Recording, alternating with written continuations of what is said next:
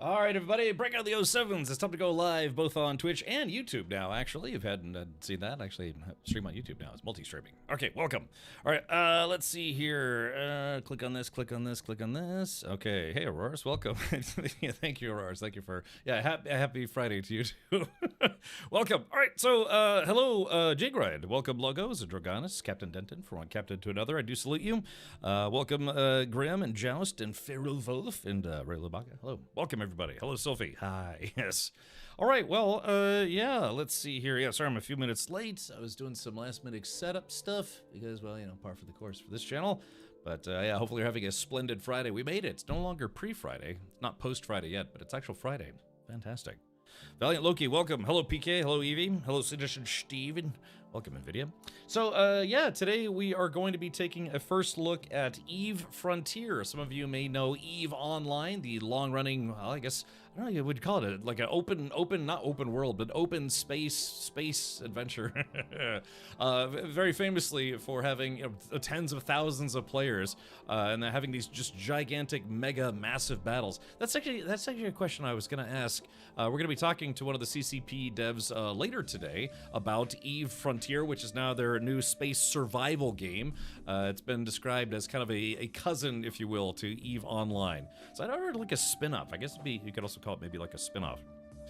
Bone Tips asks, how much is the EVE Legatus pack? That I don't know. There are Founders Access packs that you can get if you're interested in checking it out. Yeah, type in exclamation point EVE Frontier if you'd like to learn more about that. Steve Online, yes, yeah, welcome. That's, we actually, I'm sure Citizen Steve might be interested as well. But yeah, no, we're going to take a first look at it. I have played a little bit of EVE in my time, not a whole lot.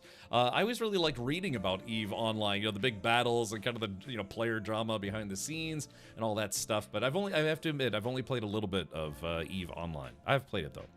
Agroboy, yeah, feel free to check that out. Yeah, type in exclamation point EVE Frontier. I'm going to be playing the game, so you can also type in exclamation point play or exclamation point join if you find that you'd like to learn more, or perhaps jump into EVE Frontier as well. It's kind of in an alpha state right now, so it was described to me as kind of like a pre-alpha or alpha state, but they are letting founders, quote-unquote founders, play it right now. One, to check out the game, two, to provide player feedback, you know, kind of let the devs know how things are feeling. I have read some Reddit threads about EVE Frontier, and some people noted that it feels like EVE, but it feels like a different version of EVE, and that more so, it seems to have more, well, to be blunt, quality of life features that EVE Online currently doesn't have, because it's like a spin-off EVE game, so they're kind of going in a new direction with EVE-style gameplay. So, like I said, I haven't played EVE Frontier yet, but we're gonna kind of do the whole new player experience today, if you will. Never played EVE. Always thought I'm too late to the party. I don't know. I don't know what the current player. What are they? So concurrent players would be like. I mean, again, EVE. That's what EVE got known for, was doing these mega massive battles. So I guess when there's like giant faction wars building up, a lot of people dive in, and then when that's all, everyone's blown each other up, and that's concluded. Yeah, maybe people put the game on hiatus. But yeah, I think it might still hold some Guinness World Records for most concurrent players at one time. Like, you know, in like one section of the game, I think. I might have pulled that figure out of my butt. It felt good at the time, but, you know, something like that.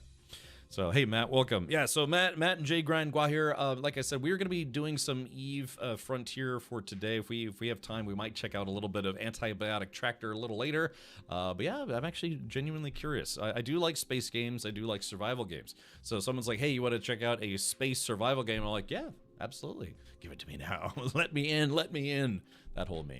Okay, let's see. Righto. So again, tomorrow we're going to be checking out EVE Frontier today. However, tomorrow I will not be streaming. I know sometimes I stream on Saturdays. I don't really like, you know, announce it super ahead of time, but sometimes I stream on Saturdays. And I'm going to be going to a NASCAR race for my very first time ever. I was actually invited by NASCAR to come and check out the Coke Zero 400 that's being held at Daytona International Speedway. And again, it's a track that I've always wanted to go to for various reasons. You know, the Rolex 24-hour or other races that they have there. Two, I've never done NASCAR before. And three, one of the biggest racing organizations, when they extend you an invite to come out to one of their events, events, you'd probably want to go out to one of their events, kind of build a relationship with, people who manage cars that go fast. I do, for those of you who might be new here, I do a little bit of amateur racing on the side, very, very infrequently, but I've done, like sports cars, track days, all sorts of stuff, so now I myself am getting into some amateur racing. So yeah, my very first race was last year, and my car basically died. So, well, it's a slow start, but it's nonetheless a start. Yeah, we need some space steaks. Let's see. Aurora's asks, what starter region are you picking? I don't know. That's a good question, because I do know in EVE Online you have to choose your faction. There's like 5, 6 different factions, and you have to choose your starting faction, and they all have like their pros and cons. One's like a horrible space cult. The others are just general industrialists.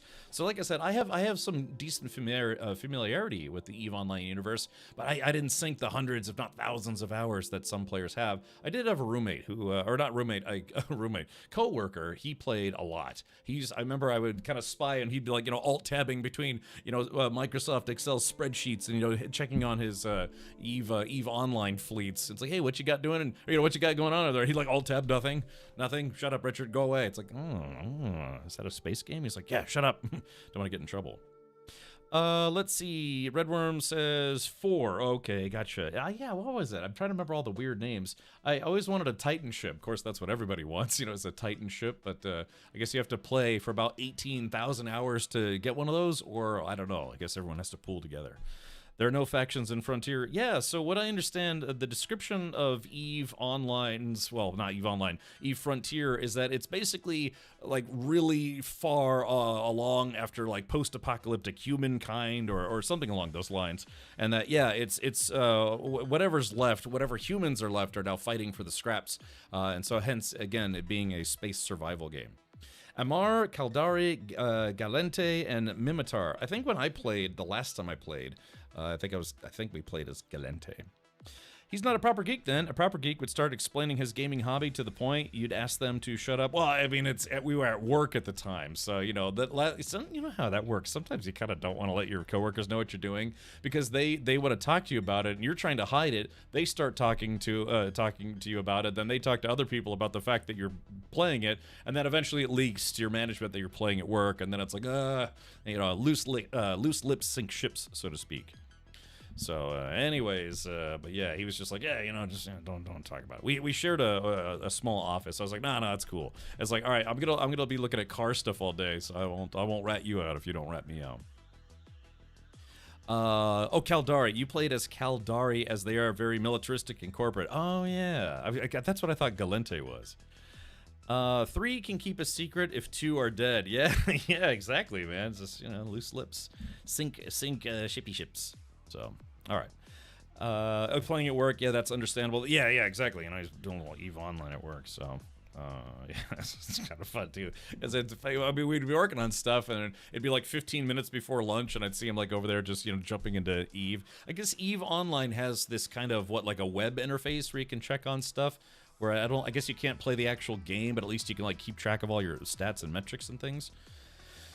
I don't know if EVE Frontier is going to be like that, but we're going to find out here in just a moment. All right, let's see. Click on this. So anyways, yeah, if you want to check out EVE Frontier and be kind of on the, well, I guess game building process, they are making this game right now. Again, this is what we're going to be streaming today, is kind of like a alpha test. Kind of like how you've probably seen games, they have like an alpha testing phase. They might have like a couple alpha testing phases and then a beta phase. So this is, I believe, what's called Cycle 2. They had, Cycle 1, and, players were like, doing what they're doing in EVE Frontier, getting their grace points, what have you. But apparently Cycle 1 has officially concluded, and Cycle 2 just started literally about 2 days ago. So kind of getting on the ground floor without having to worry about, like, I don't know, getting gang banged in space, trying to just, get everything together. So.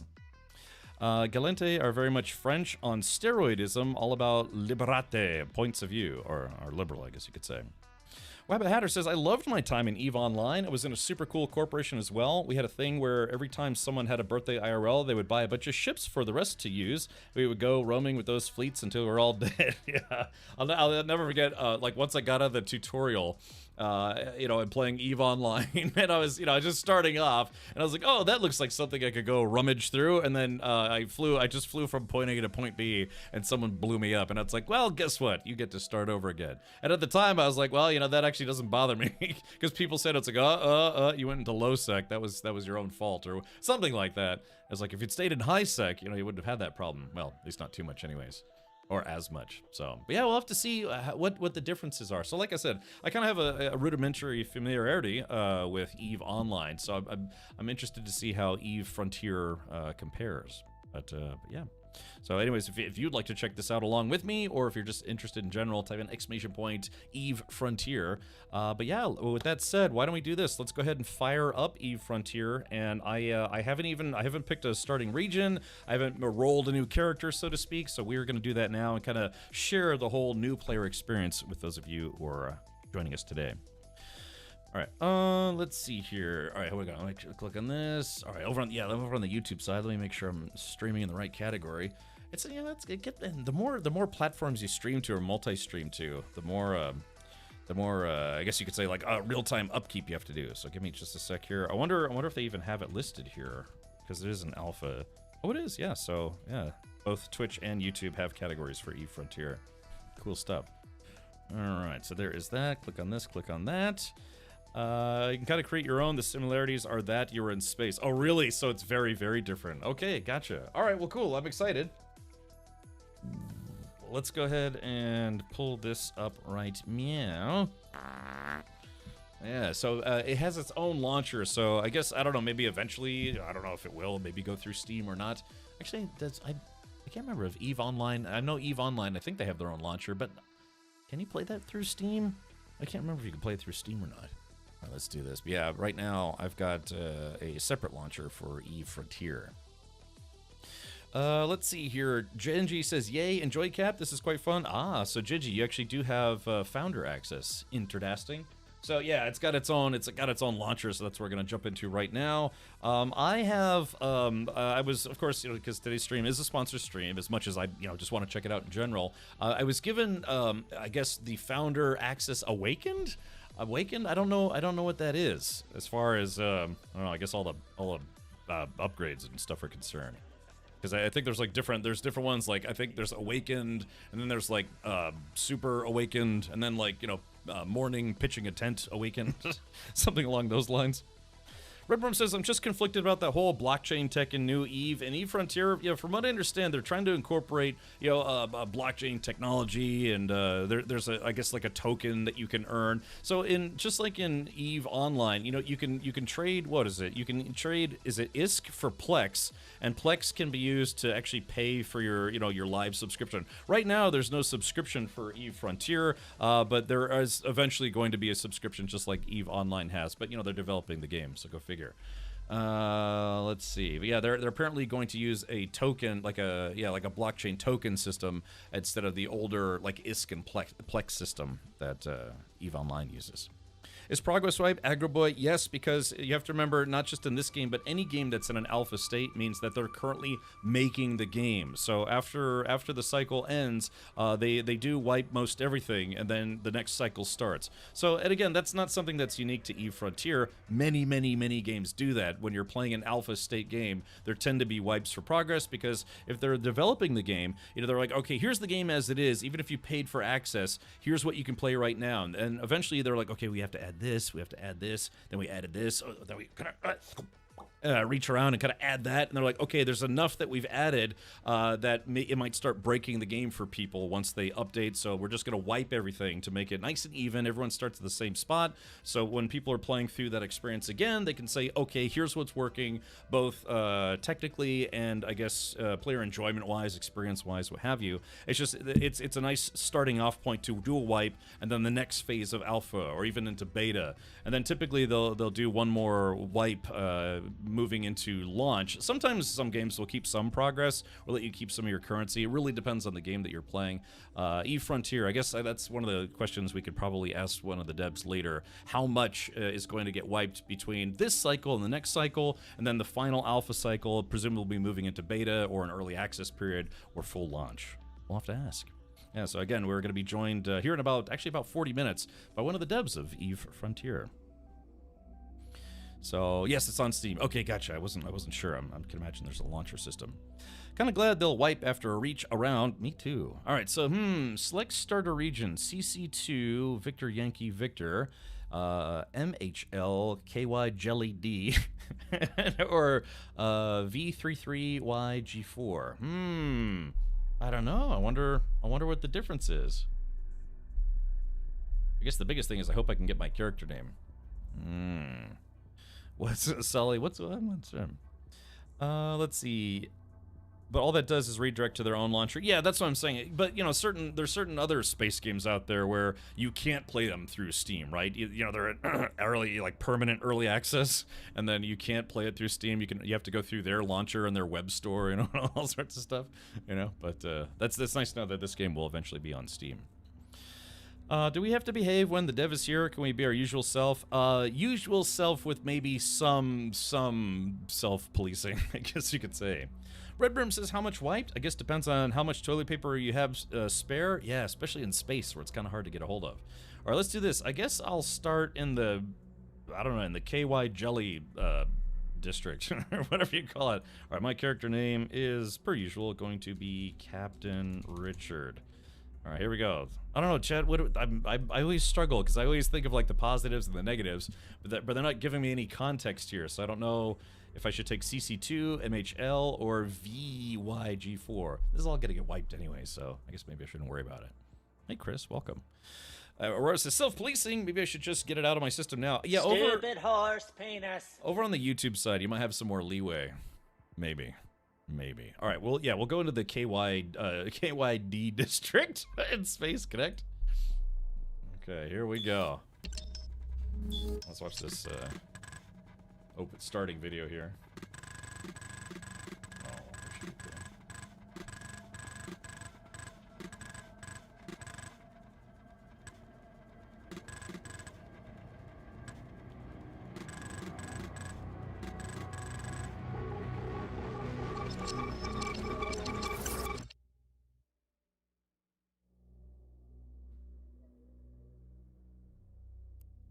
Okay, apparently I'm incarnating. Alright, Awaken Sleeper. Oh wait, that's a different game. Okay, here we go. Alright, let's see, how do I come to a full stop here? Alright, let's see.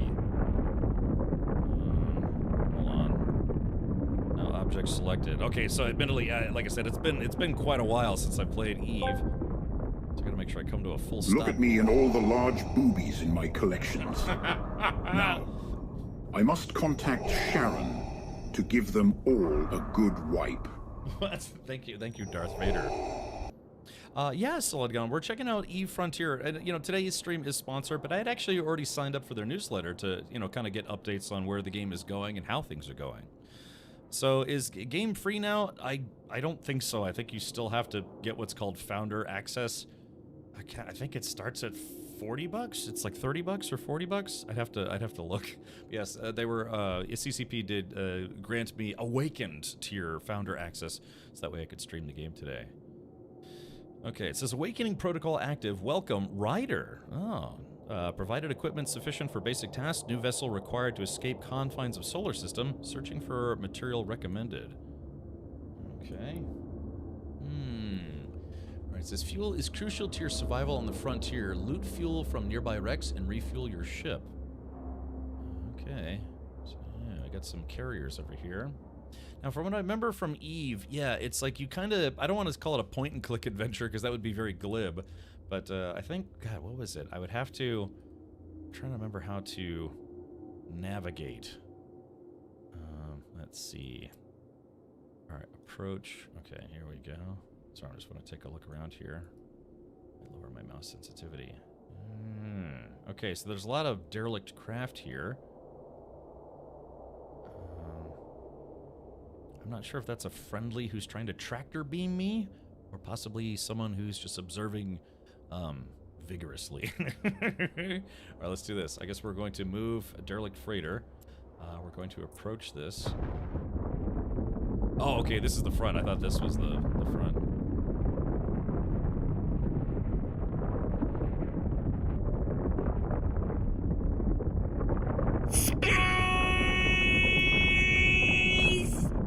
I agree.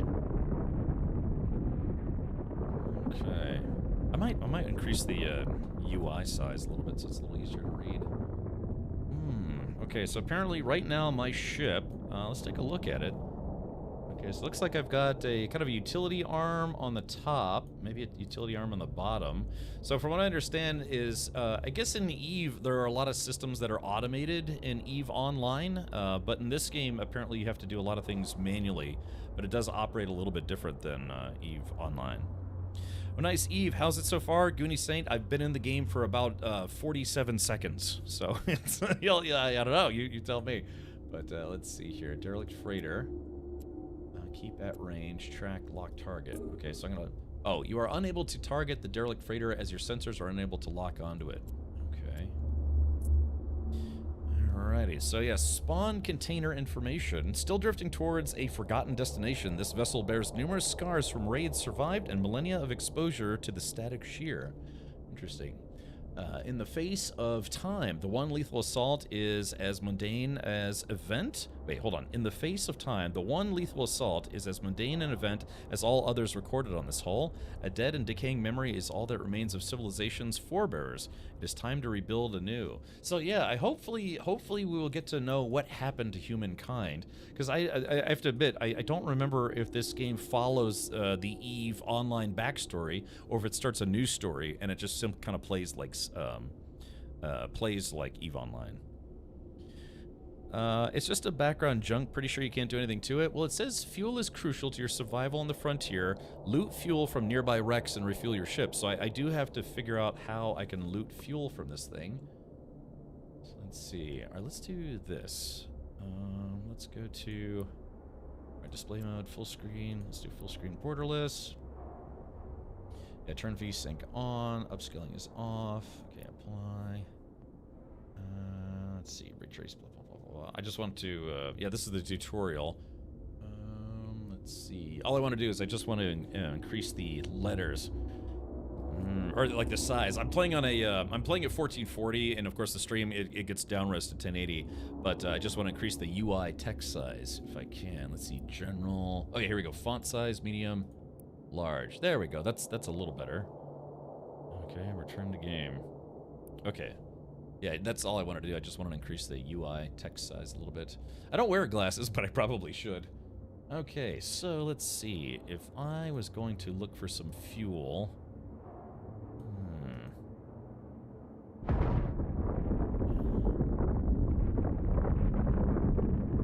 Okay, we're off to a great start.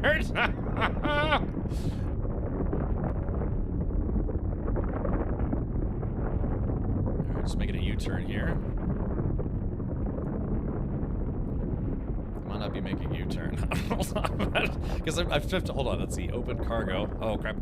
Hold on. I gotta go back. Hold on. I'll stop. Let's see here. I may have gone the wrong direction here. Here we go. Let's see. Let's see. It is. If only it said E open cargo when you're parked next to it. I was trying. Hold on. Like I said, the movement in EVE is not like a traditional space game. So you kind of have to think of it almost like piloting a submarine in a way. I don't know if any of you ever played Silent Service. Okay. All right. So here we go. We're gonna go back to this ship. I hope. I wonder if there's got to be like an all stop option. Hold on. Let's see. Fitting. Shitting. Oh. Let's see. Hold on. Approach. Orbit. Keep at range. Lock target. Track.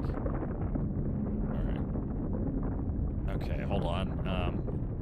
Well, let's close this. I need to learn how to, like, basically move in a classic sense. Hey, Hinkin, welcome. Hinkin, we are doing a sponsored stream with Eve Frontier. Eve Frontier is the new spin-off space survival game made by CCP. CCP Games, the makers of Eve Online. And I just got into the game about like 4 minutes ago. All right, let's see.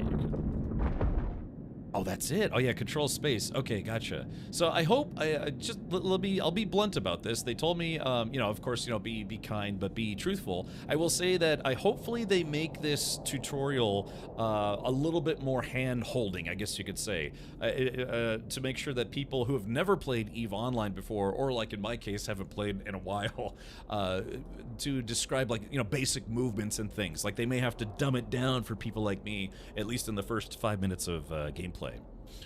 So, all right, yeah. So you can click on it and press approach. Yeah. So some of you Eve veterans may have to help me with some of the controls, because I have to admit I haven't played Eve since, like, I think what, early last year, or maybe 2023. It's been a while. It has been a while. Okay. All right. So there we go. So now I'm on approach. Yeah. The control space thing, that's gonna help me out a lot.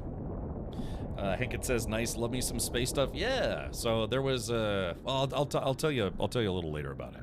But yeah. Oh, it was 2 years ago. See, Redworm remembers better than I do. All right, let's open cargo. Okay, so I've got some carbonaceous ore, common ore. She's a common ore. Let's see, metal rich ore. Ah, they named it after me. Fossilized exotronics, unstable fuel. Well, there we go. I guess that's what we're looking for. All right, let's loot all. And I guess, okay. How do I know what all I took? All I had, I gave. But all they had, I took. I was listening to some Crowbar earlier today. Those big fat guys who play metal. I'm here for Yves. Where is he? I'm not sure. I'm not even sure where I am. We're in some kind of, we are now orbiting the Chalupa Nebula, and so I'm just trying to, let's see, fuel. I gotta get some unstable fuel. Okay, so, let's do this. Alright, I guess we're gonna head over here. Alright, approach. This is more like you're on the frontier, small groups, but you can salvage and build stuff. Yeah, that's the general idea. Like I said, it plays like Eve, but it's supposed to be more of a kind of a space survival game. Right-click on your ship and open cargo. Okay, hold on. We're going to come to a full stop here. I like the fact that I don't have to move my webcam. At least I hope I don't have to move my webcam. I kind of fit naturally just right in this little area. Okay. If I can name my ship, we'll do the thing we always do. I let subscribers name stuff in my games. I'll let somebody name my ship, kind of like we do in other space games. Okay, open cargo. Alright, same thing. Loot all. So, okay, so it's interesting. So, when you click on it and loot it, or when you click on it to loot the cargo, it tells you the inventory. I guess this is all the inventory, like my inventory. Yeah, it kind of feels like a space junkyard, right?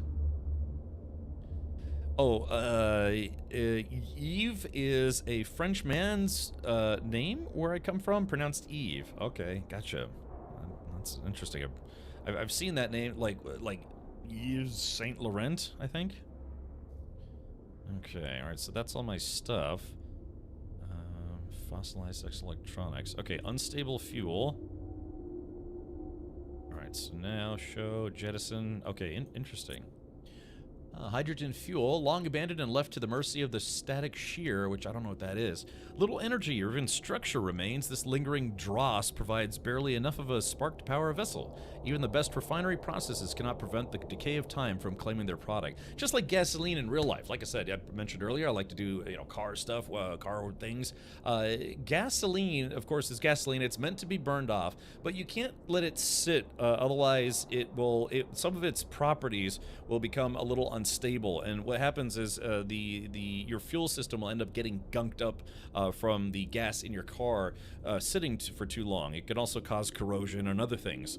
So what you have to do is, if you're going to have fuel sit for, I guess, any time without being used longer, say like 3 to 6 months or longer, then you can put what's called a stabilizer in it, fuel stabilizer, to stabilize the fuel so it can sit for longer without, I don't know, I guess like decomposing in a way. Yeah, Yves Saint Laurent. Okay, gotcha. In other countries, gasoline is called benzene. It's true, yeah, again, and that's what they call it in Germany, which is where I used to live. So, okay, gotcha. Alright, so now, if I have unstable fuel, how do I shot web? Okay, it says I have no fuel, but I don't see, let's see, unstable fuel, but I don't see a way to use it. Attributes. Yeah, volume, mass, fuel quality. Yeah, it's only 8%, so yeah. There's a brand of fuel stabilizer simply called Stable, and that, I put that in my race car, because my race car sits quite a lot. No. Well, I was driving it the other day. Like I said, I still need to fix the brakes on it, but I was driving. I mean, the brakes work, but there's something wrong with them, and also I need to get an alignment. As much as I'd like to do an alignment myself, I'd have to eyeball it. Okay, so here we are. So I'm in a ship. I think, you know, it kind of reminds me of, if anyone has seen, except there's no rock here, in a weird way, it kind of reminds me of the ship from Knights of Sidonia, if anyone's ever seen that anime. Oh, can you drag the fuel to where it says no fuel? Ah, that's a good question. All right, unstable fuel. Oh, there it goes. Aren't you clever? Agroboy says, "What is your car?" I have a 2008 Volkswagen R32. It's not the Nissan R32 Skyline. It's the German R32. Like, think of like a Golf R. So that's what mine is. It's a two-door, has all-wheel drive, has a V6 motor. It's, I don't know, like 250 horsepower. But the interior's gutted and it has like a roll cage, racing seats, all that stuff. But it's got a dual clutch, so it's got the flappy paddles. Let's see. Oh, yeah. So thank you. Yeah, thank you. Okay, so apparently my ship has fuel now. Okay, gather resources. You'll need materials to build and survive. Search for wrecks to loot or asteroids to mine within your system. Ah, okay. All right, so let's keep looking here. I wonder if there's like a scan type function so I can go bling, you know, one ping only. All right, let's see. Okay. Oh, here we go. Oh, wow, look at this. Yeah, the Koyagzuk. Yeah, Koyagzuk. Apparently there's another ship here. Okay, so this is, oh yeah. Oh man, how far, wow, okay, so this is like zoomed all the way out. Interesting. So we're in a single star system. I say that because, you know, you sometimes, you know, there's like binary, trinary star systems. Interesting. Yeah, it looks like they have different layers and things that you can go to. So is there a way to unhook my camera from my ship?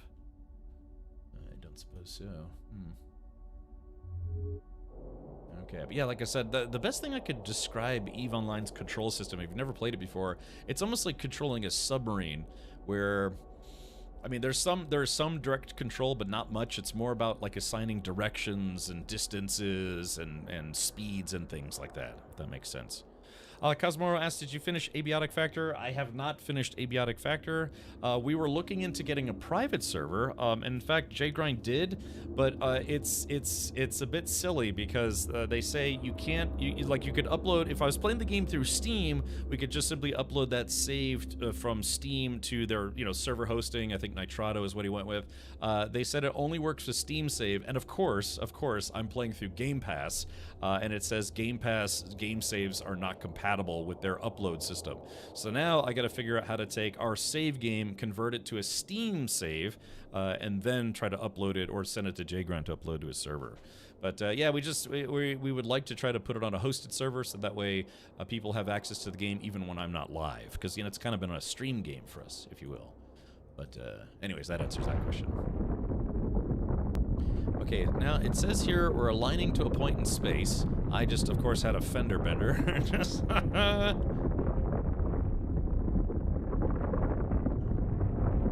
Yeah, I'll have to figure out how to name this ship, and I'll let somebody name my ship. Just remember, CCP is going to be watching, so maybe something, you know, not super vulgar. A little vulgar, of course, but not too vulgar. Okay, so we have to find another ship that maybe has supplies on it. Alright, all systems nominal. I am running no shields and no armor. I'm currently at max speed. Alright, we're gonna go all stop here. Yeah, thank you for the tip about the stop button. Like I said, it'd be nice. I'm assuming maybe there'll be like a ping system where we could try to ping. And, yeah, because there are a lot of ships here, but not all of them seems to have an accessible cargo. The captain's junk, yes. So Penis Envy is out as a name? I don't know. I mean, if you had, like, Robocop's wiener, it probably looks like this, you know? So... Alright, let's do this. We're gonna try to head over here.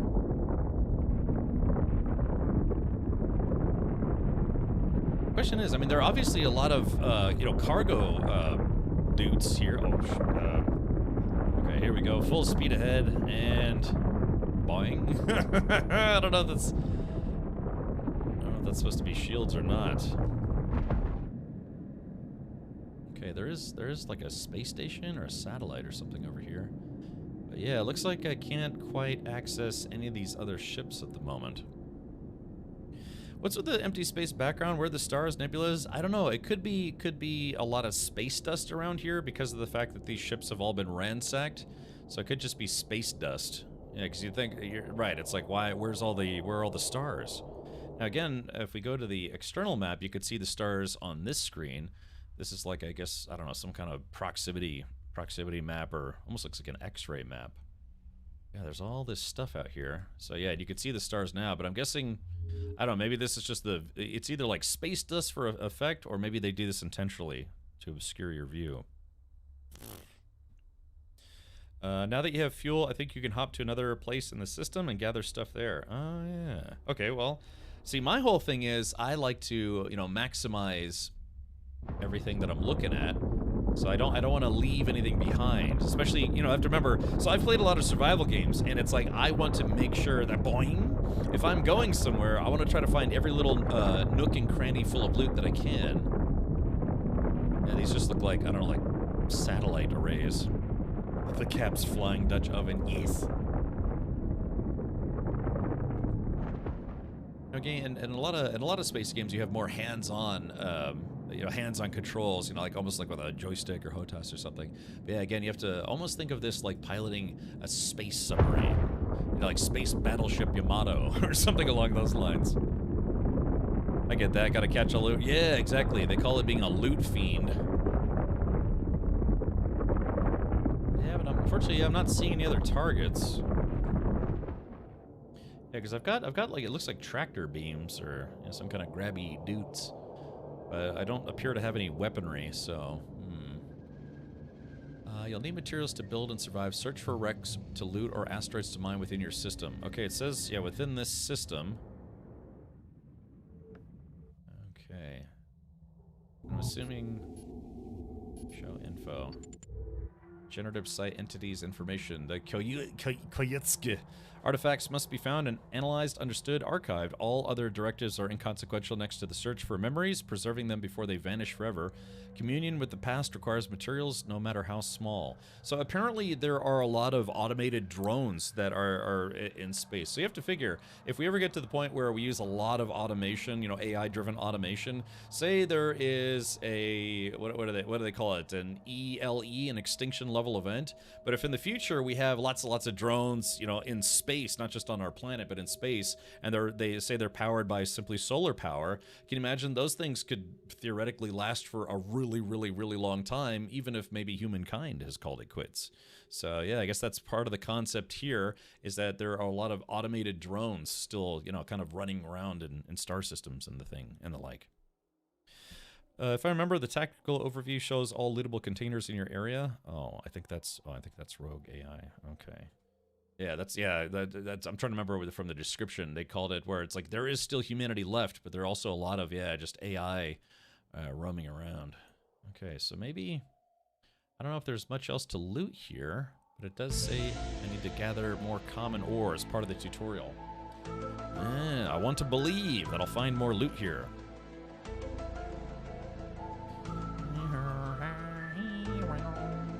Okay, so looks like this is the immediate area. It scans out to about 150 kilometers. So let's go out to the star system level. Okay, so here I am. Here's a kind of a 3D space map.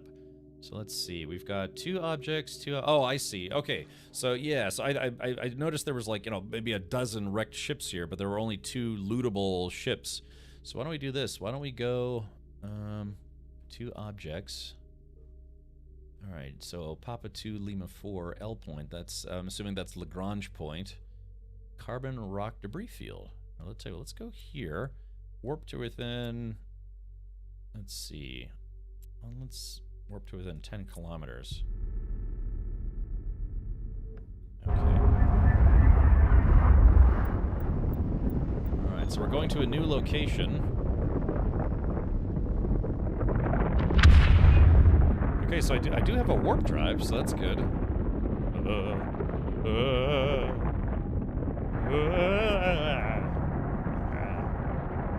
Yeah, I'll have to name my ship. What good is a ship without a name?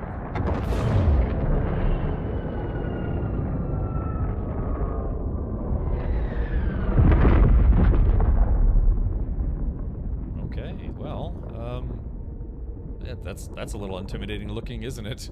Isn't it? Okay, so are these? Oh yeah, that is a wow. Look at the size of that. If I didn't know better, I'd say that was a ship, not a space station. That's no moon. What does your ship look like? This is what my ship looks like. This is it, right here. So it's kind of like a flying, I don't know, flying 2x4 or something. Or yeah, it looks like a, I don't know, like a rail gun without a handle. Yeah. So is the early access? Yes, this is still considered alpha. They are going in what they call cycles. So this is alpha cycle 2, which just started 2 days ago. Okay, so let's do this. Let's try to get to the quote-unquote sunny side of whatever this is.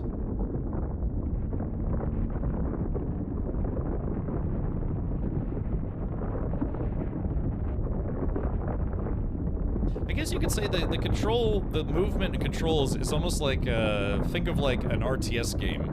And as opposed to controlling it yourself, you're kind of basically telling your unit or units where to go, right? So it kind of feels like that in a way. All right, so we're going at max speed. Looks like it's probably going to take us a while to get there. Space is a big place.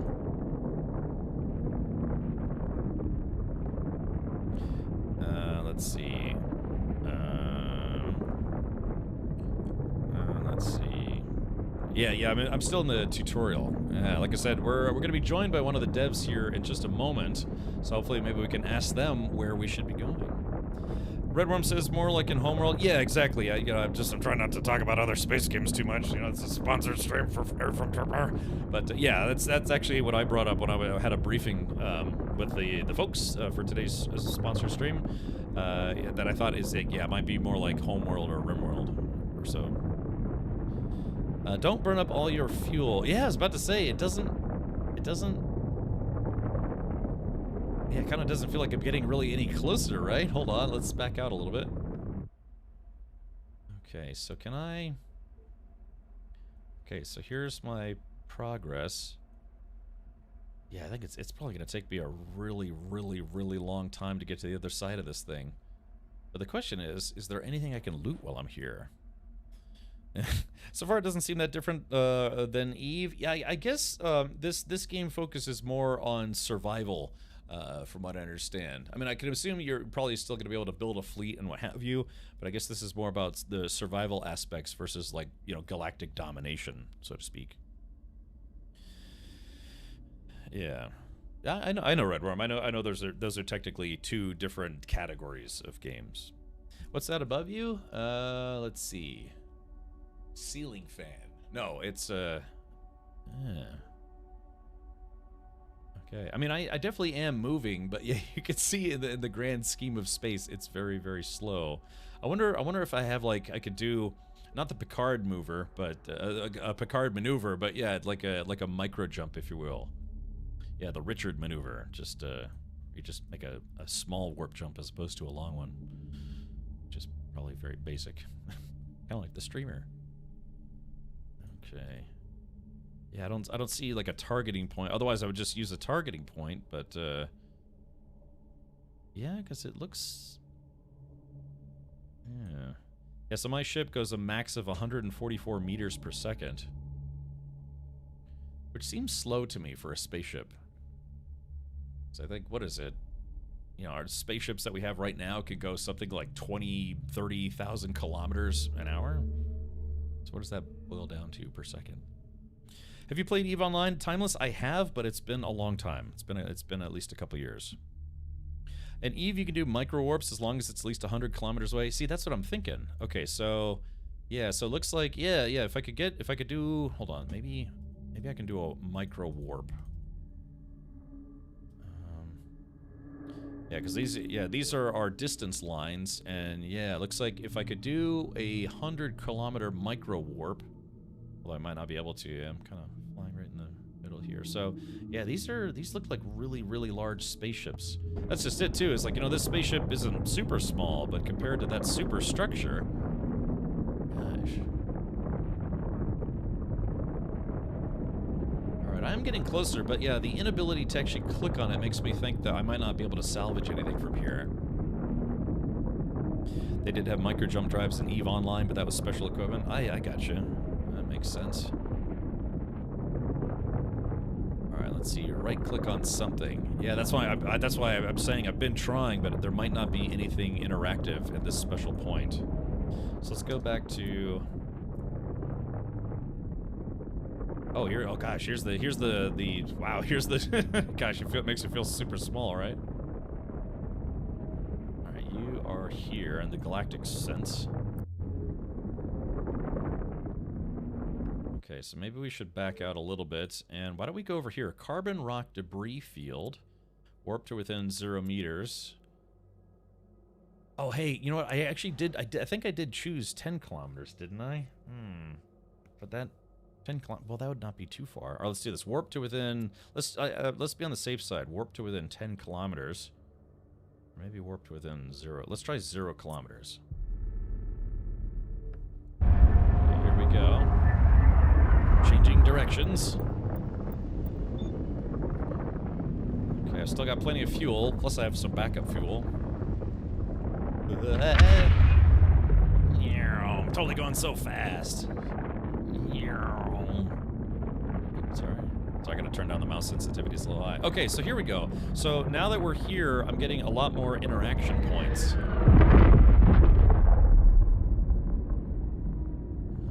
Okay, wait a minute, hold on. Yeah, we have something here. Okay, yeah, that last zone, there's two very large derelict spaceships, but yeah, it looks like I couldn't do anything with them. So let's approach this loot in space. Max Elwood says, oh, was ist das? Ist EVE Frontier. Yeah, we're playing. This is an alpha right now. They're doing alpha testing. Players can, you know, pick up founder access, as they call it. Type in ! join or ! EVE Frontier if you're interested about learning more about how you can play this as well.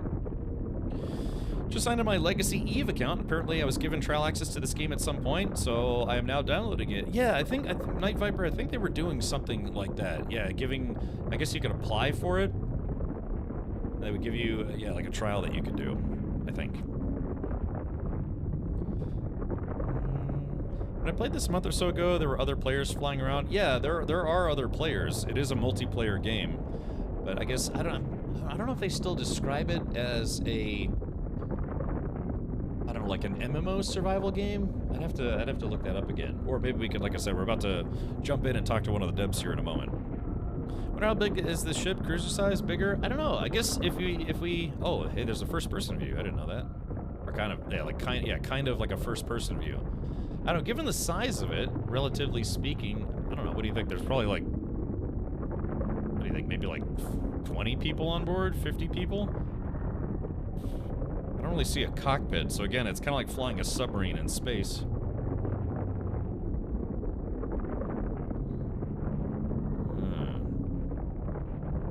It's described as a space survival MMO on the Frontier page. Okay, well that makes sense. Yeah. If it's Eve, just the player. Well, Eve is not a single-player game, so when you say just the player, what do you mean? Oh, you mean it's just the player controlling this ship? Oh, okay, gotcha. Yeah, plugged into all the systems with your brain. Okay, here we are. Let's do this. Hold on. I am going to... So I'm just going to turn my ceiling fan off. Have you gotten into combat? Gingy, no. Wait, Gingy, you've been here the whole time. Or have you? I guess you're like, hey, look, it's Eve Frontier. I don't know, maybe you stepped away to make a sandwich or make some pudding, if you know what I mean. Okay, so here we go. Approaching the portable printer. From what I take, unlike an actual Eve, all ships here are 100% automated, so in a sense you're even more of a literal ship than in base Eve. Well, the story of this... Hold on, let me see if I can pull up the actual story of this. Let's see.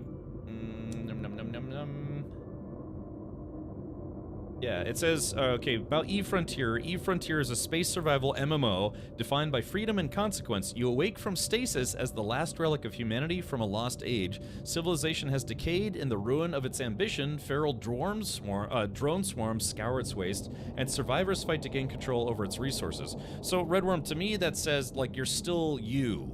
Or you're still some semblance of human, as opposed to just, yeah, basically like, you know, just like a brain connected to a bunch of computers and stuff. From what I understand. I don't know. Maybe that's part of the lore. Hey, Kiasco, welcome. All right, with that, let me see if we're ready. Oh, yep, here we go. So we're going to be talking to Dgent, Dgen, from CCP Games. Let me jump in right here. Hello, this is Captain Richard, tuning in, or checking in, or signing in, what have you. This is Dgent. Hey guys, hey, how are you doing? Nice to meet you. Nice to meet you as well. How are you doing today? I'm doing great. Super stoked to be here.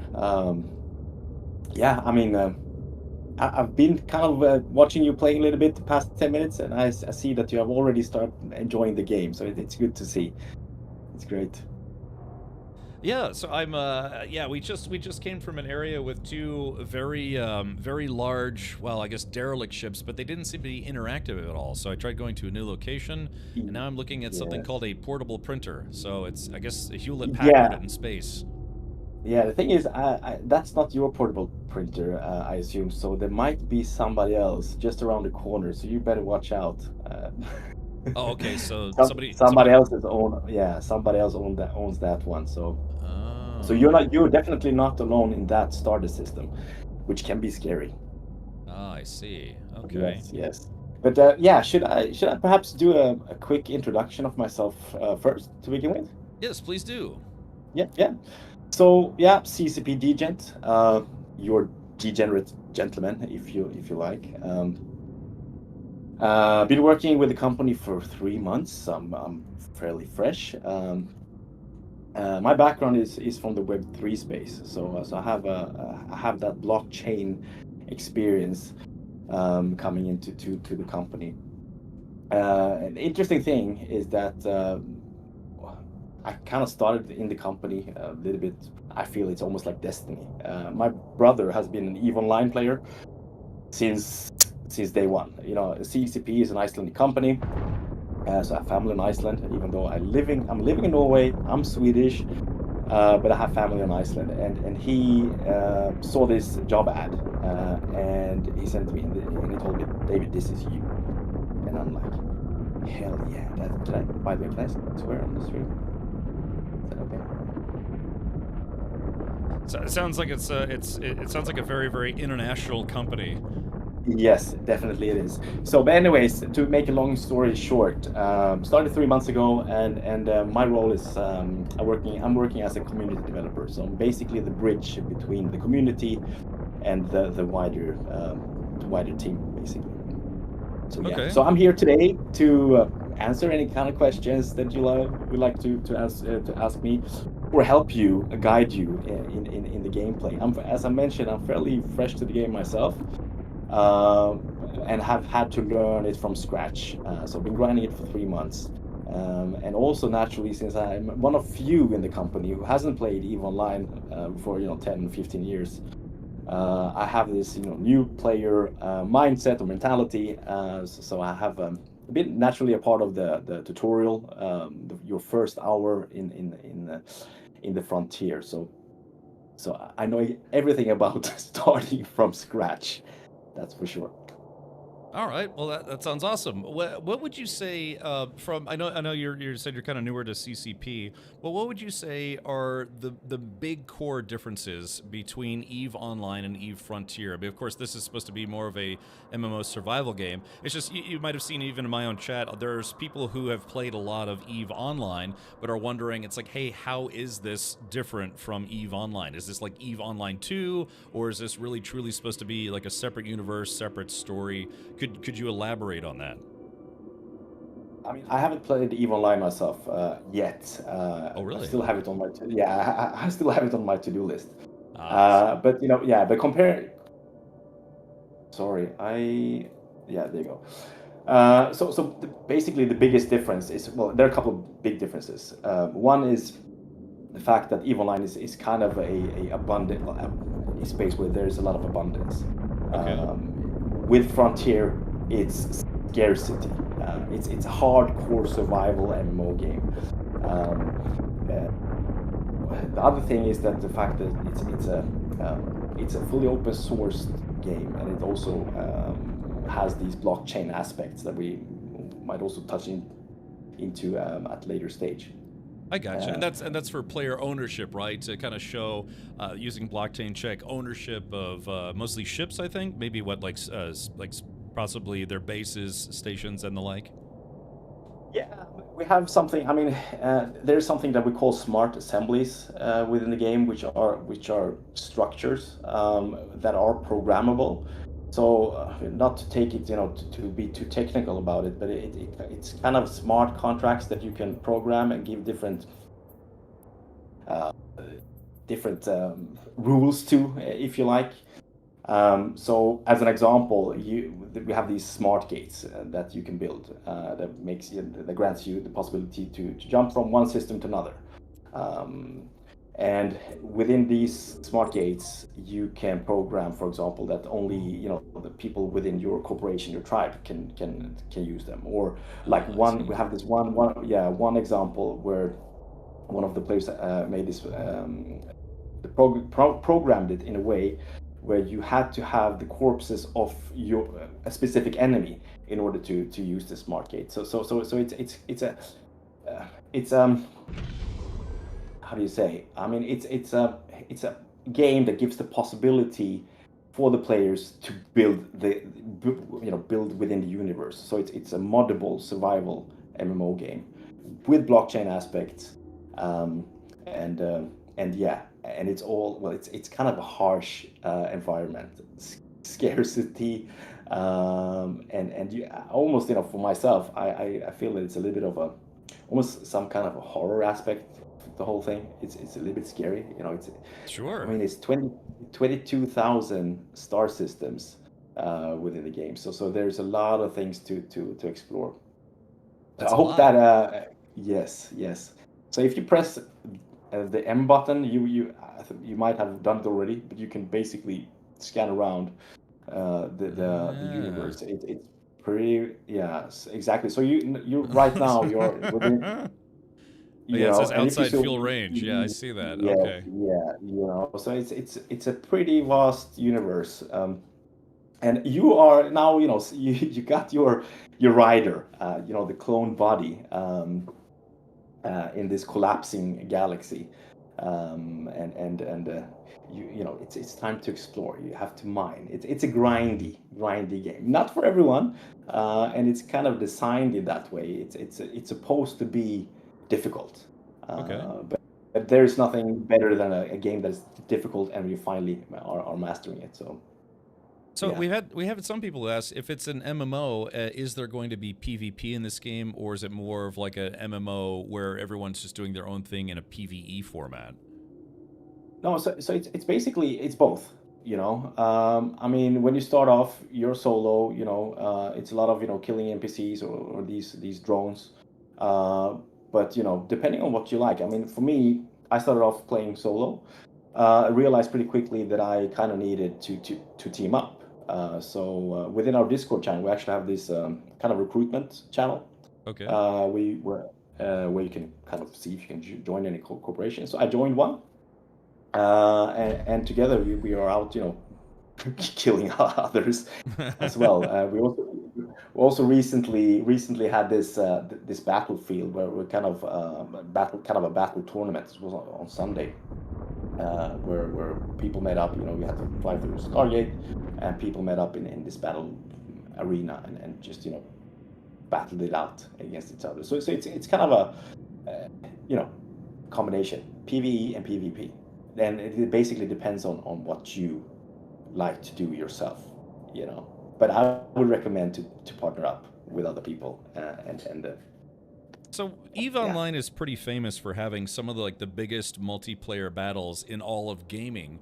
Is that something that Yeah. you're expecting to also happen in this game, or is it supposed to be more about small pockets or tribes, I believe they're called, where it's not going to be the 5,000, 8,000 players? Is it more going to be almost more like skirmishes in a survival game? Is that the plan, or are you expecting to have the same thing, big battles, if you do get tens of thousands of players playing this? Well, I mean, it's still very early, right? So the game is in alpha, and still under development. But yeah, I mean, the whole idea with the Frontier is to kind of be the next, 2 decade strong.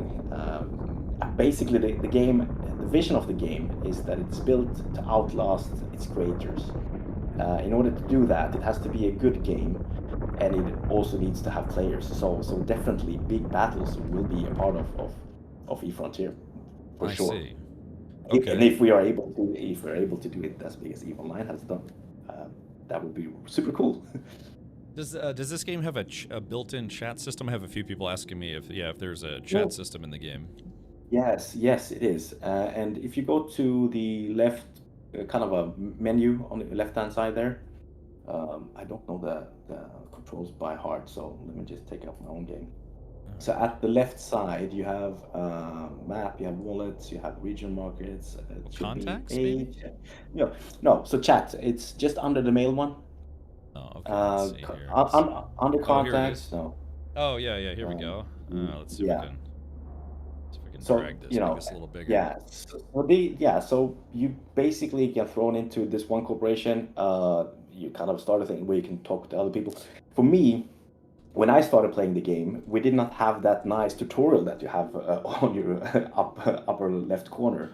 There were nothing like that. So I kind of, and the fact when you start new at CCP, people kind of expect that EVE Online from before, right? But I Yeah. didn't. That's kind of the impression that I'm You getting know, here. yes, right. But I came in no experience whatsoever, and I was chasing my colleagues back and forth, and everybody's busy and they have their things to do, they have to build a game and they have stuff to do, right? So I needed to kind of basically learn myself the first baby steps, and I used that corporation chat a lot. I gave a lot of, and people are super friendly. I got Word documents where I can kind of see where to start, what to think about, what to do, what not to do. And then, as I mentioned, I went to Discord and became a part of one of these corporations. So it's a very, very, helpful and very community-driven game. Okay. In that sense, but also how we develop the game is I mean, my job as a community developer is to be that link between the community and the tech team. So every week we have this presentation where we take all the feedback from the builders. But I mean, we have builders within the game, we have PvP players, we have corporations, we have founders, etc. And based upon the feedback, we do. That's kind of how we develop the game. So the game is basically co-developed with the community, which I Okay. think is super cool. So I don't know if you're familiar. Yeah, there are some pretty big groups out there. There's like I think a test in Eve online. I think was like the Goon Swarm. And do you know if any of those guys have been helping to promote or maybe provide feedback for Frontier? Well, that's a question I don't have answer for. Oh, okay, gotcha. Yeah, too new for that as for now. But I mean, I know for a fact that there are a couple of corporations that are super big within the EVE Online space. Yes. That also are active within the Frontier. Brooks, man, I should know this. Hold on. That's okay. It's a learning process. Yes, So I I'm mean, noticing we have approximately 200 Hello, Ed boys. Many doors, yeah? Hold on. Too much for couch potato Ed boys like yourself. Thank you for that. So it looks like in chat there are about 256 people. Now, is this everyone who's in my specific star system, or is this everyone, I guess, that's doing testing right now? Yeah, so that would be within. I think that I'm not 100% sure, but I think that is kind of within your closer range, to be honest. But I'm Okay. actually not 100% sure because that part of the game, I'm kind of past that, so I'm not a part of that anymore. Oh, fair enough. Fair enough. Within my chosen corporation, so I'm not 100% sure. To be honest, but I see that you have still haven't mined anything. Yeah, I'm struggling. It looks like I have a small cutting laser. All right, let me reapproach this. Yeah, It might be a little bit loud yeah. here. So, I mean, at the tutorial, it's a great tool to kind of start learning the game. But you need to get some common ore. Yeah, I found some in one of the wrecked ships, and yeah. So now, my ship right now, it's going about 144 meters per second. I can only imagine that A, there's going to be better ships, but B, is there a way to upgrade the components of the ship so it can be a little quicker or have shields and armor, which apparently doesn't have right now? Yeah, I mean, you have the afterburner, which is also kind of, so if you go to the kind of, so within that bar just down in the middle of the screen, you also see that yellow kind of a arrow. You need to press that one in order to activate your lens first of all. Oh, okay. No charges loaded. So press the yellow one. Okay, so that's the synthetic mining lens. Okay. Yes. Now you charge. There you go. So now you in slot 1, that is the mining lens. Let me just zoom in because I can't see 100%. And the slot number 2, I think, is your hull repairer. So basically, if you got shot at, you can repair yourself. Not 100% always, but oh, there it is, the afterburner. Okay, cool. I don't need it now. I think we're on. Exactly. Roger. We're on approach. Yeah. So when you're out scouting and kind of looting, it's a good tool to have. But that's kind of limited for this ship. But I mean, there are tons of ships within the game, and this is your. I mean, it's like my good colleague CCP Jotun usually says. You get thrown into this vastness of space, all alone. You basically feel alone, with a Swiss Army knife and a flashlight, and you figure it out, survive. That's kind of it. Okay. Hey, I play a lot of survival games, and sometimes you don't even get that. So just having a ship that's at least a little capable is it's not bad. Yeah, but imagine me then. For me it was like being an ape getting a Swiss Army knife and a flashlight, and I didn't know how to use the Swiss Army knife at all. So, but anyways, but now you're mining, right? So if you press I on your keyboard.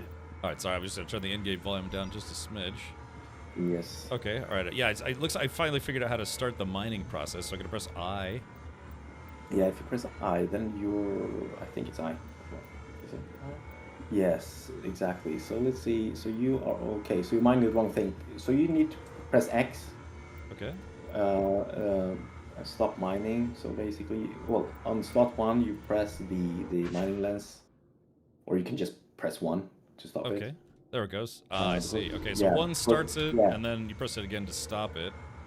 Okay, that seems pretty straightforward. Yeah, exactly. So what you need to find an because this asteroid gives you carbonaceous ore, and you need common ore. So what I would like you to do is to zoom out and see if there is an interesting asteroid that might be able to give you common ore. And I will help you a little Oh, bit because yeah, so we because there okay. are different asteroids, different materials, and to begin with, we need some common ore. Ah, So if you okay. zoom out to the not the tactical view, but the systems view, which is F3, I think.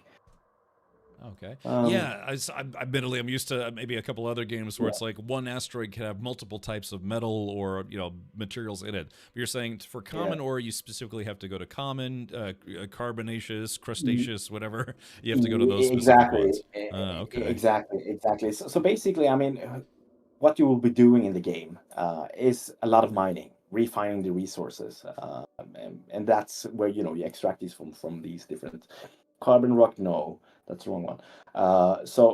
And this is how you get fuel. Fuel is a very important aspect of the game. I If you run see. out of fuel, you're gone. Carbon rock. No, that's the wrong one as well. Okay. So it So has you to need to be mining.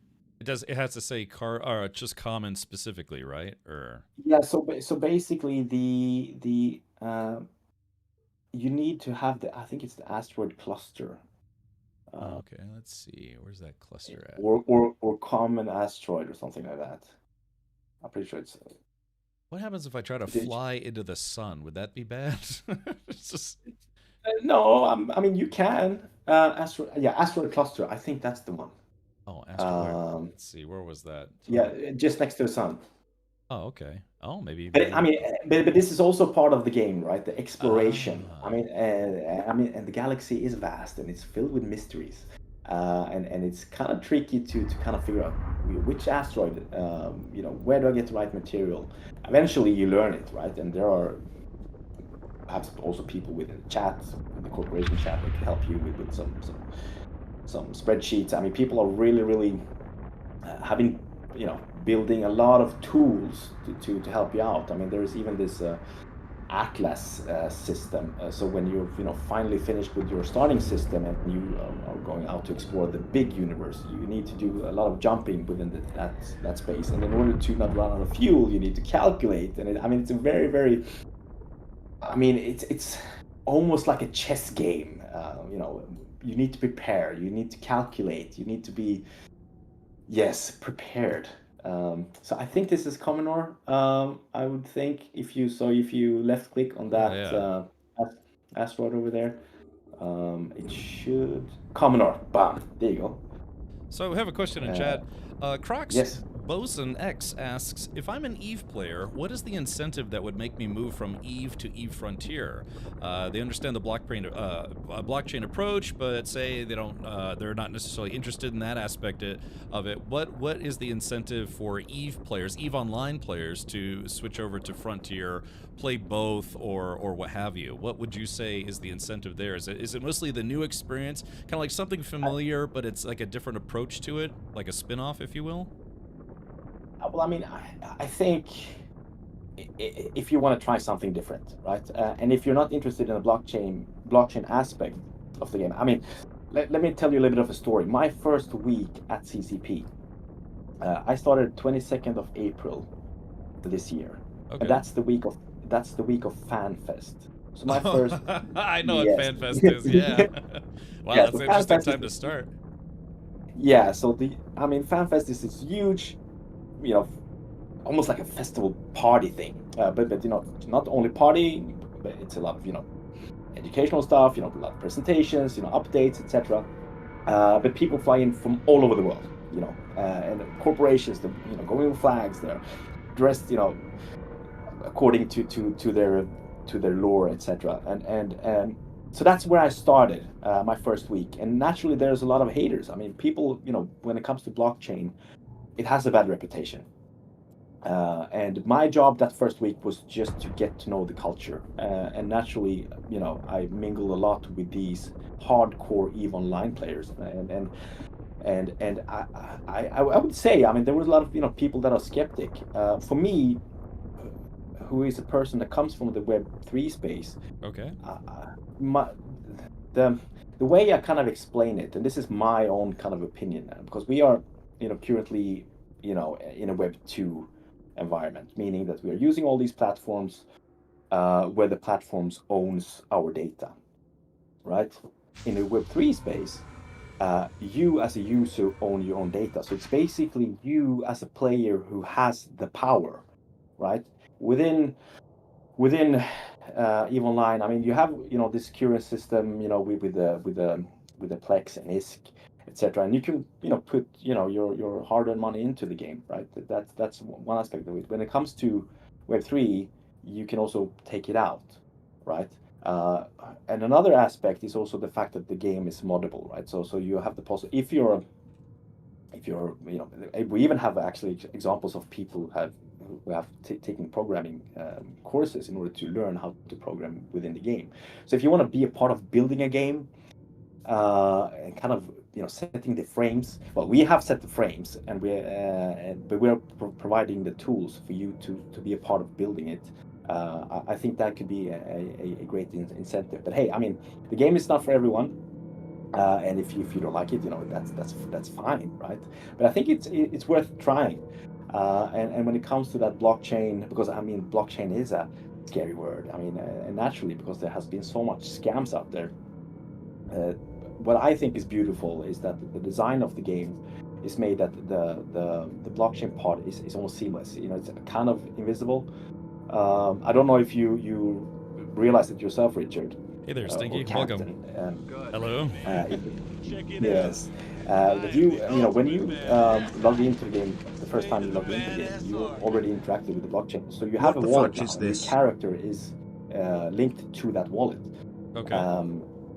And on the left-hand corner, you have this. You can see it yourself. You have the wallet, and you can also take those private keys, and you can import them into your ledger, for example. And so I mean, yes. So I mean, it's for me. This is a great way to express how great blockchain technology is. So okay. Now, So can you explain what the future plan is? Because there's of course EVE Online has ISK, which you can convert, I guess, into Plex, right? And Plex can be used to purchase game time. Same thing, I believe Plex can be converted back into ISK, if I'm not mistaken. What is the concept for this game where it's going to use? I guess, what is it? What's the token going to be called? Is it called the Frontier token or the EVE token? It's the EVE token, so it's EVE basically token. so it's a dual token system. But I mean, this is still under development.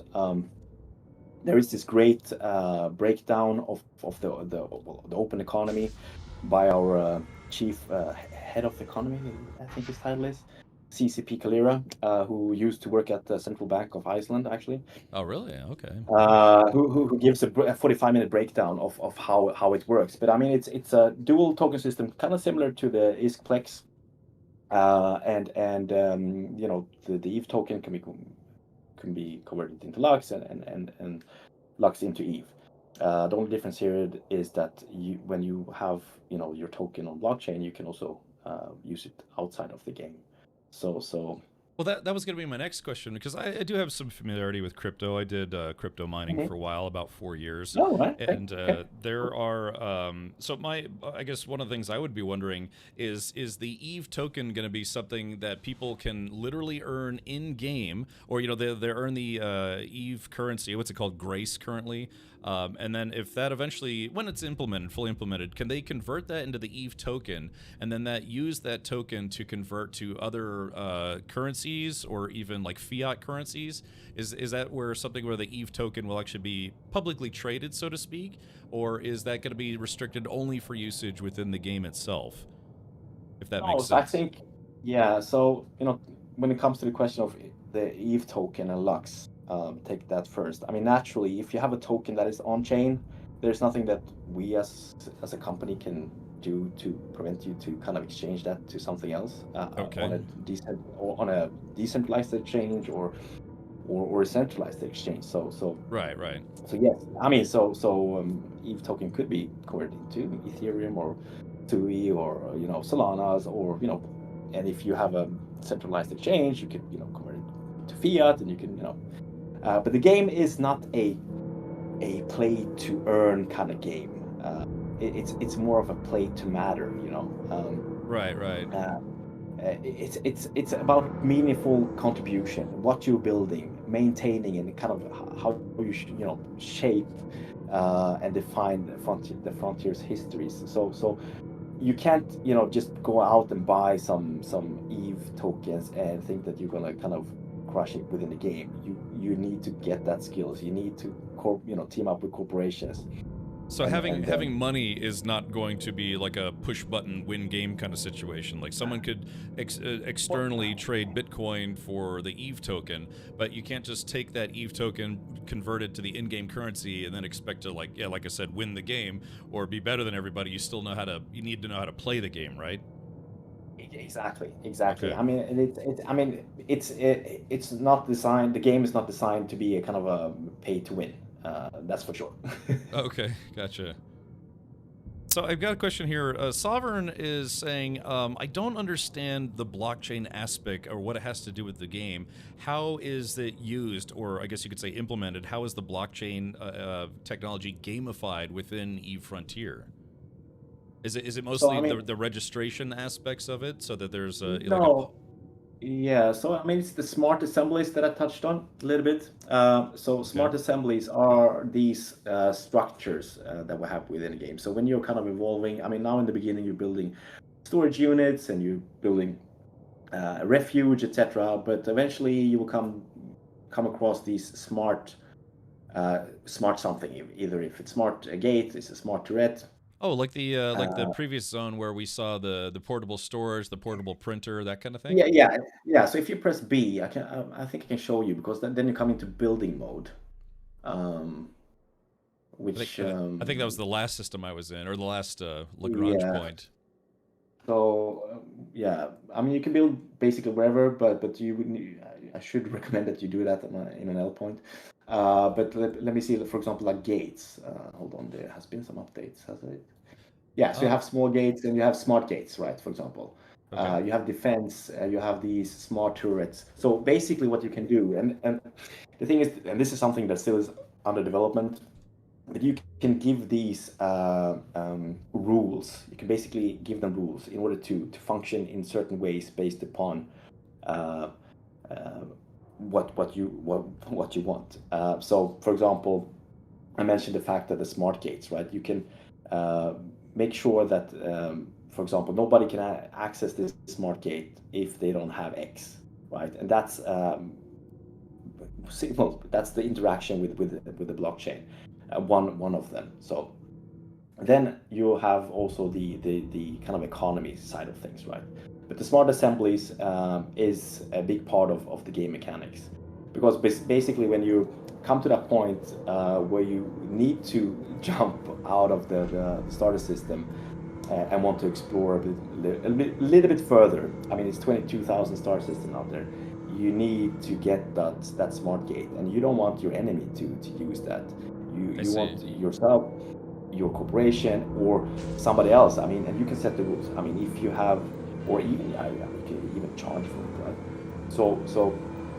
So basically, smart assemblies, and for me, who comes from the blockchain space, it's kind of, I don't know if smart contracts says anything to you, but it's basically programmable smart contracts within these game mechanics of the game, if that makes sense. Okay. I think I might be upsetting the. Oh yeah, I think I just destroyed one of the drones. I think I upset the Oh, locals. yeah. So yeah, so you kill the drone with your mining lens. That works. Okay. Not all of them, but that one, yeah, that works definitely. Okay, so I have a problem. My ship has run out of storage space, and I still, as part of the tutorial, I'm still about 17 common ore shy. So how Okay. do I have to Yes. What do you eject need to cargo, do? or Yes. So you need to go back to your cargo inventory, and you need to yeah? throw something out. No, Um, I'm yeah. a loot goblin, so I hate throwing things away. Hope maybe I can build some Yeah, storage. yeah, but you can. Yeah, but the thing is, you need common ore in order to build that storage unit, if I'm Oh, mistaken, okay. or if it's carbonaceous. But as for now, I would kind of perhaps leave the fossilized part. But the thing is, you can pick it up later, Okay. All right. as long as And that's another aspect of the things. These smart storage units are also programmable, so you can basically have nobody else picking things up than somebody in your corporation, whatever. But now, as you loot, you jettison, I think it's called.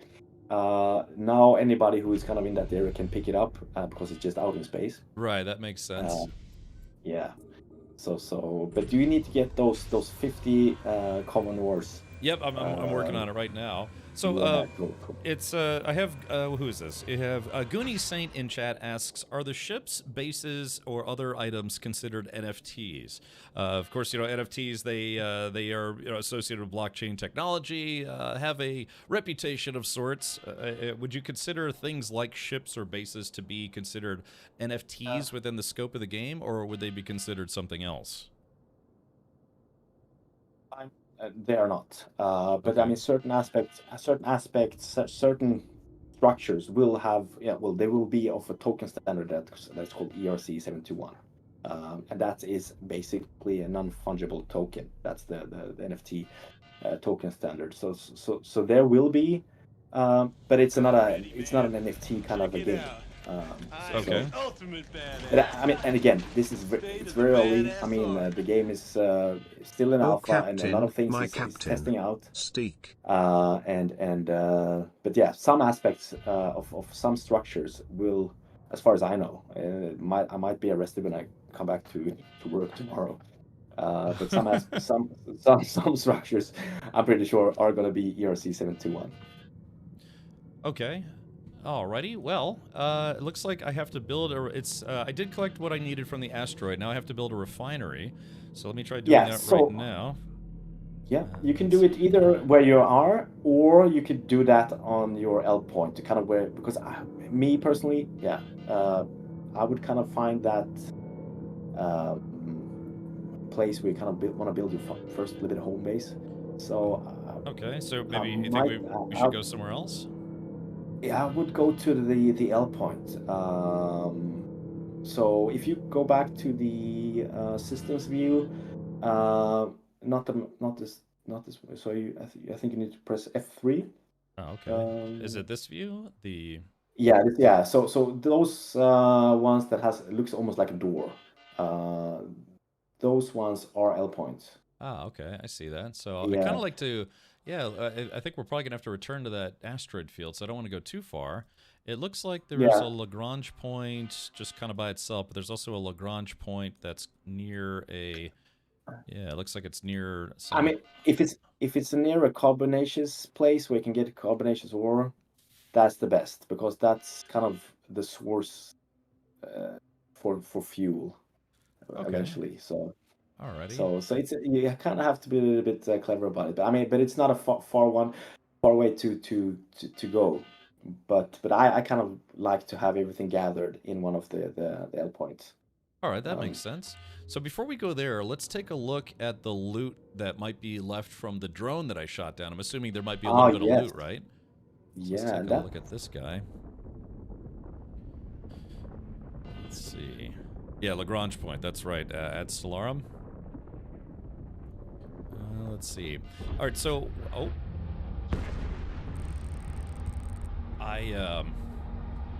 you got killed.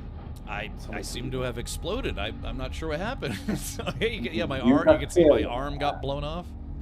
You got killed, and this is a part of. It might be another guy who showed up. You remember? But this is the part of the game. Okay.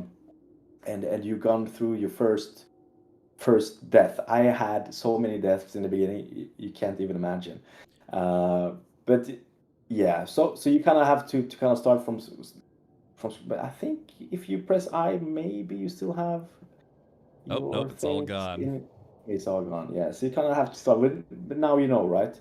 Sure. Yeah. You know I noticed, yeah, I think my structure damage was very low. Remember what I said? I shot one of the drones and I upset the neighbors, the locals, and so yeah, they had attacked me for a while, and I think one of them got the killing blow on me. So I have speaking of this, Wabbit Hatter in chat asks, how are player-built buildings kept safe? Can anyone just come and blow up my stuff?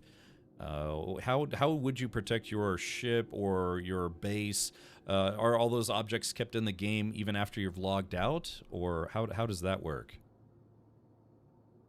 With these smart turrets, eventually, at this early stage of the game, Smart there's turrets, not a okay. lot of smart turrets. At this part of the game, it's not so common for people to kind of shoot down your bases, but it happens, right? But it's also very fuel consuming for others, and it has a big shield. So Okay.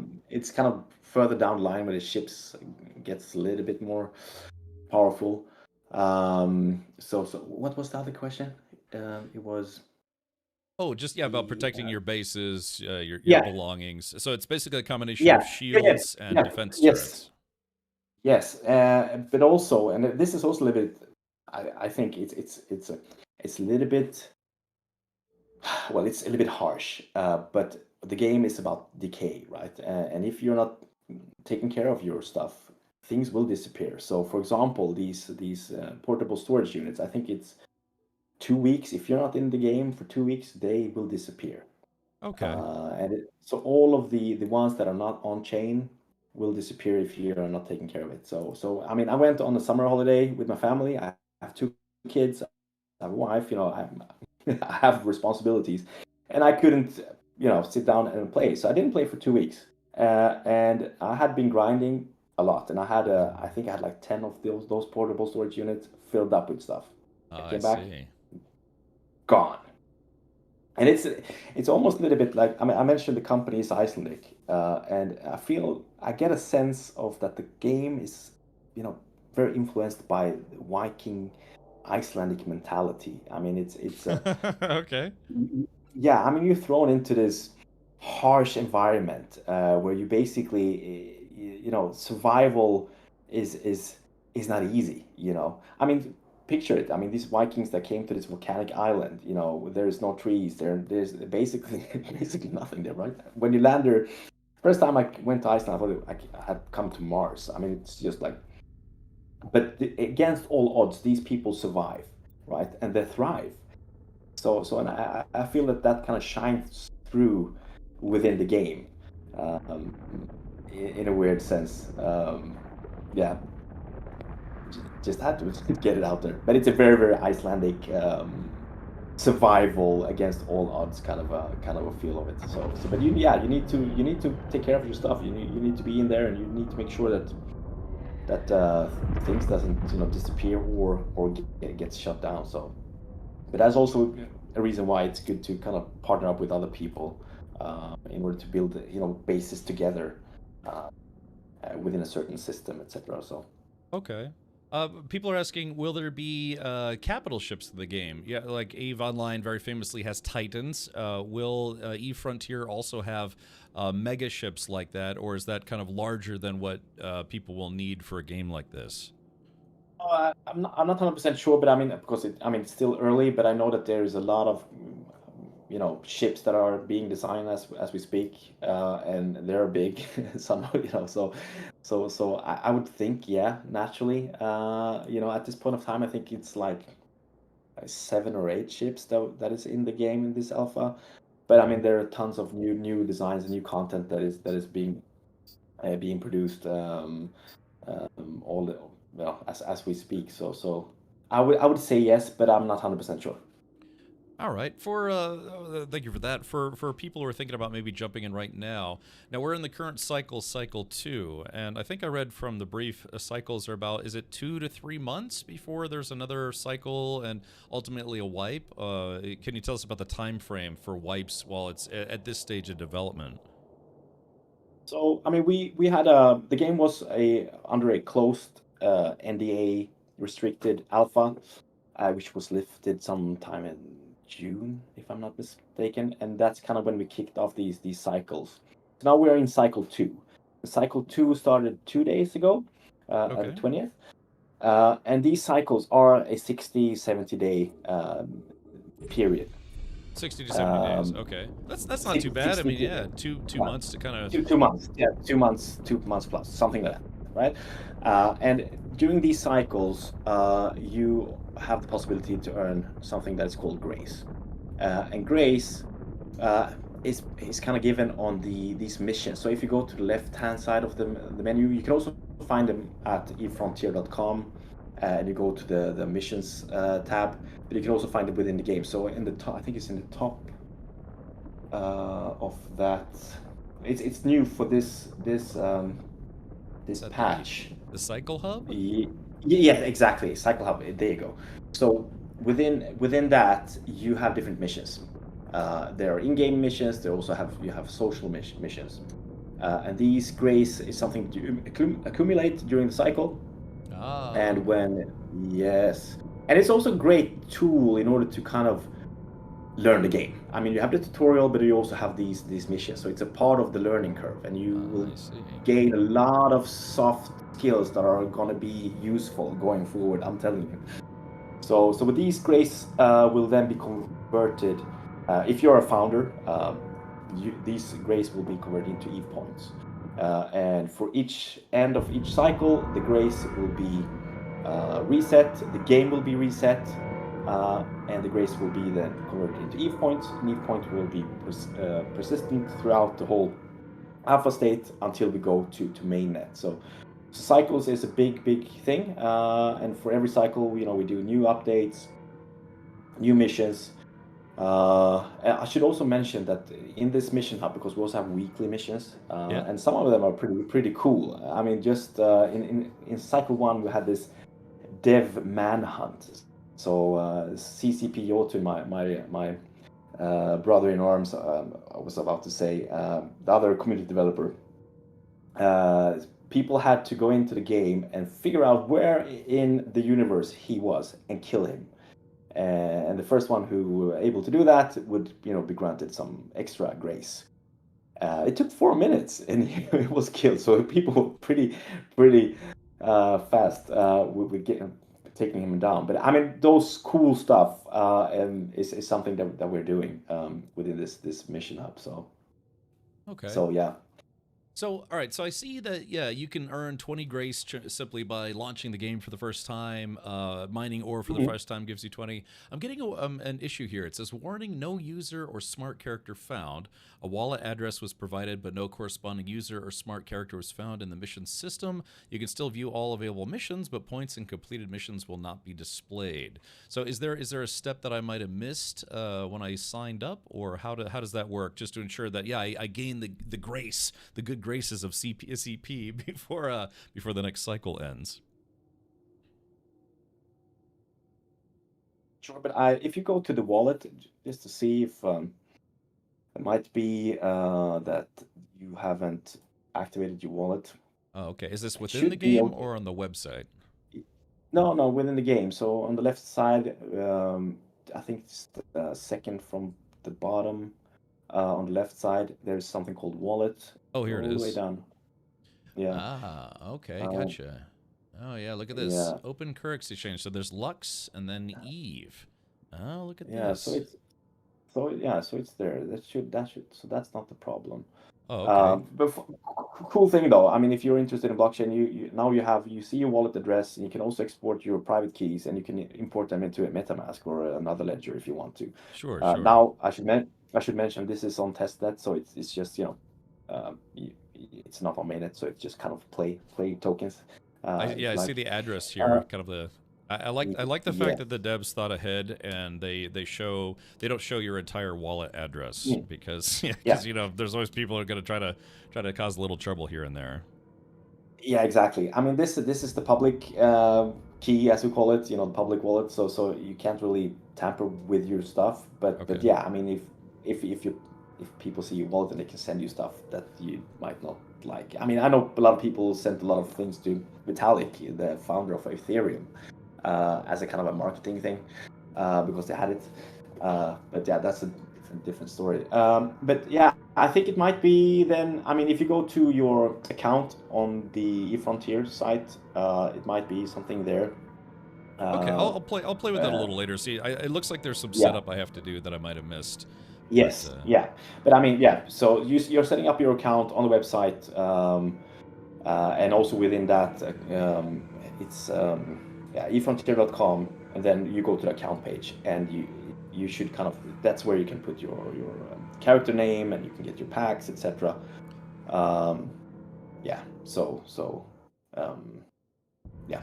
So I came back to all right. So I got blown up, and I decided to I got some fuel, and I was able to come back to the same location. Is there a way to find where you exploded? Because I'm assuming that if I got blown up, then there might be a wreckage, and I might be able to get some of my stuff back. Or is it if you get blown up, are you able to recover the things that you lost, or would these mining drones have taken all my stuff and said, "Up, yep, we got you," that kind of thing? I haven't experienced getting my stuff back when I've been killed. Oh, okay. But I have looted stuff from people I have killed. Oh. So yes. uh, but it's a good question. But do you remember where you were? Were you at the asteroid cluster? Yep, I went right back to the same exact place, Okay. and Okay. so Yeah. Okay. So if it's there, you should see it at the tactical view. But how it do I doesn't look activate like the tactical view again? Is that F F2? F2 or zoom out. Yeah. Okay, so let's see, reflex. Oh, chat invite. Oh, so this is an actual player. Okay. All right. So yeah, I see the drones. Yeah, that's Oh, it was. yeah. So somebody invited you to chat. So you came across another guy, and he might want to talk to you because he's friendly. You Oh, now okay. clicked away the chat, Well, that's so it okay. might, or Uh, it might be somebody who is in the stream. Somebody was talking about asking about kill and death mails, and that's also part of Eve Frontier. And you can see your kills on your character. oh, okay. Also a part of the also part of the left hand side of the menu. Um, but that's also stuff that we could do. You know, within the, for example, you have to have X kill mails in order to access this and that, right? And that's something that you can program within these smart assemblies, the blockchain aspect of things. But what is cool though is that we're using a zero knowledge proof kind of a technology.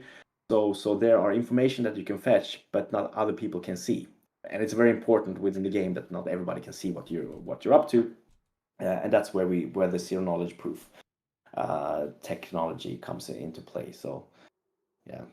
Okay. So, Tugamur Correction says that I can have whatever's left in their container because they are leaving this system. It was their starter system. So, yeah, you're right. It was worth talking to this person. So now I know Yes, there you whatever go. goodies they have left behind, I can swipe them. Also, Kiri, thank you so Yes, much for the yeah. 54-month sub. Thank you for that. We're on the horn right now with G. Is it Dgent? Gent or the gent. I mean, it's a little Dg- bit what. Yeah, but it's basically. Well, my name is David, hello, and David. yes, and I've been in the Web3 space for a while, and I'm a dgent. So I felt that the name, because everybody who starts working at CCP needs to pick their own CCP name, and I felt that Dgent, the degenerate gentleman, was kind of the perfect name for me. So yeah, played around with the name. So Dgent, yes. Okay, cool. All right, so it says here that there's a container somewhere, and Yeah.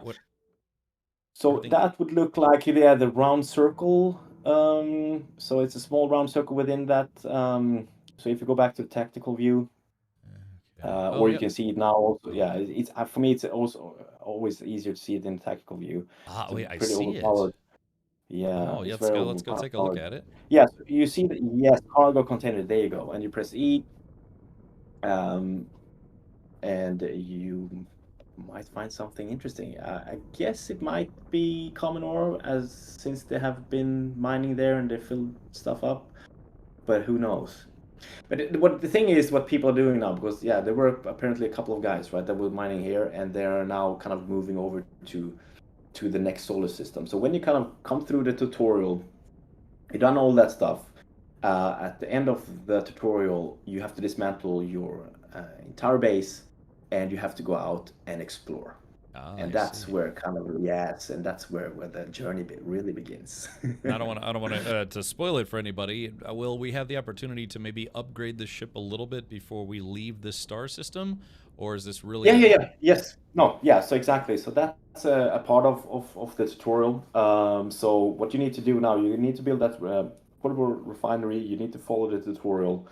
Okay. You need to produce some fuel, and then you will be forced to, well, not forced, but you should be doing the reflex ship.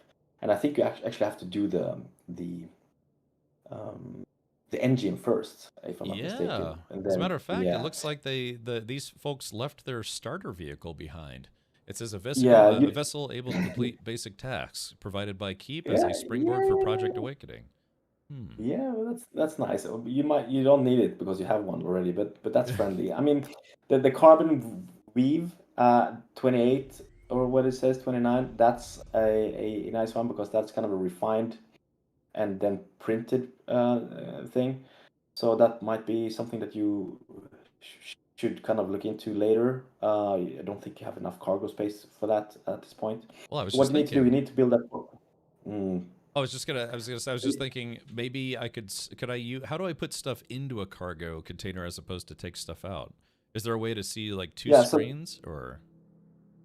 yeah, so that's not your cargo containers. I'm not sure that you can put. Well, yeah, you can put stuff in there as well. So if you go to, I mean, on the left corner in the inventory, you have your ship, the vent. Yeah, this is my stuff Um, right here. yeah, exactly. And And you can try. I mean, if you move you can move the fossilized, for example, down and see if it works. Oh, yeah, that's not a window, but I was thinking you can move things in between. oh yeah, Um, it's there it is. you kind of drag and drop, right? Yeah, yeah. Cool. Okay, so you can, yeah, okay, so you can do that. That's cool. But when it's outside in this cargo container, that's kind of, as you saw, that's something that anybody can kind of pick up, and you kind of want to have stuff for yourself. Okay. So I wouldn't put too much in there at this point of time. But I would get some. I would get 50 of that common ore. I would get 50 of the carbonaceous ore, and then I think it's 50 also of well, you should get 50 of all three, the metallic ore as well, All right. I think I could do that. metal rich ore.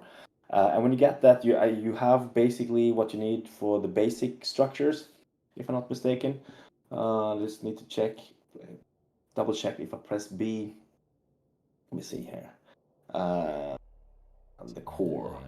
So you want to build a portable refinery. That's 50 common ore, right? Then Sure. you have the portable printer, which is 50 carbonaceous ore, and you need portable storage, which is 50 common ore. So you need 100 common ore in order to get those portable storage. And the refinery is where you refine the material, and that's how you can get water, and that's how you can get yourself some real fuel because you have the starter fuel now, but it's the D. I think it's called the D1 fuel. And these, the fuel qualities will also evolve within the game. So later down the line, you will need to mine these what are they called? They're called. No, I'm totally blank. It's not the asteroid, but it's the. Oh, I'm blank. Anyways, there is this other thing that you need to crude. So there you go. The crude material. You need to mine the crude, where you can get specific fuel, which is for the a little bit more advanced ships down the line. So it's a lot of mining and different asteroids and different um, fuels that you kind of need to gather. Okay. So, all right. So it looks like yeah, I see basically the progression path. Now, would there Mm. be a way for me to make this if they left this cargo pod open to the public, would there be a way for me to set it as my own, or do I simply need to make my own, and then that way I could prevent people from taking all the stuff? So he left me, he or she, I guess you should say, they left me their stuff, but now I want to keep it for myself, and like I actually what if I don't want to share right now? Is there a way to lock this down, or do I have to create my own and then set the permissions to no one can access it except me? Oh, yeah. So what you need to do, you need to build that portable storage unit. Okay. which will cost you 50 common ore, and then you have to move them over into that portable storage unit. The portable storage unit, as I mentioned, is not a part of the smart assemblies. Okay. So that's not programmable in that sense, and that is one of the things that can disappear if you're not there and taking care of it in 2 weeks.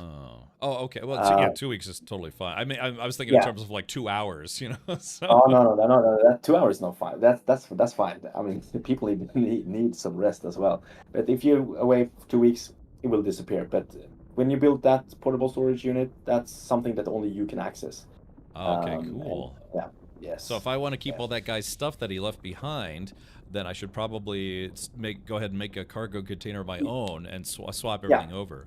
Now, do I have a yes. tractor beam? If I want to move that cargo container to a different location, is there a way to drag or tractor beam that cargo container with me? No, not at this point. So that's kind of why you kind of need to be clever of where you put these portable storage units. And at this point of time, since you don't have built any cargo grids, extra cargo grids to ship, etc., it only takes, I think it's 520 cubic meters, is it? So might have to go back and forth, pick things up, and put it over to the portable storage unit. And these portable storage units, I think they can handle 5,500 um, cubic meters, if I'm not mistaken. So I think one should be enough for what they left.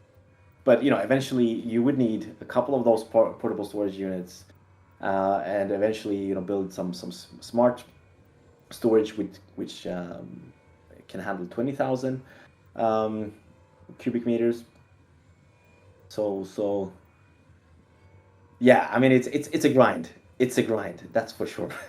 Yeah, I mean, you know what's weird? I'll tell you. I'll be very honest with you. For some reason, this game feels easier to play than Eve Online. I mean, control-wise, it is a. I don't know. It feels weird. I remember the controls. I thought they were a little more difficult. Some people said that there's a lot of quality of life improvements in Frontier over Eve Online. Yeah, Is that something you guys have been working on? I know you're kind of newer, but in a company sense, is that yeah, something that people have been yeah. working It will. on? Yes, yes, absolutely. I mean, when it comes to Eve Online, it's difficult for me to kind of compare. Um, but what we do, and this is, I mean, the company CCP is a very people-driven, focused company, and especially when it comes to community. And as I mentioned, one of the big part of my job is to take feedback from the community. And there is a lot of people that have ideas and thoughts and complaints, and something can be very positive and something can be very negative.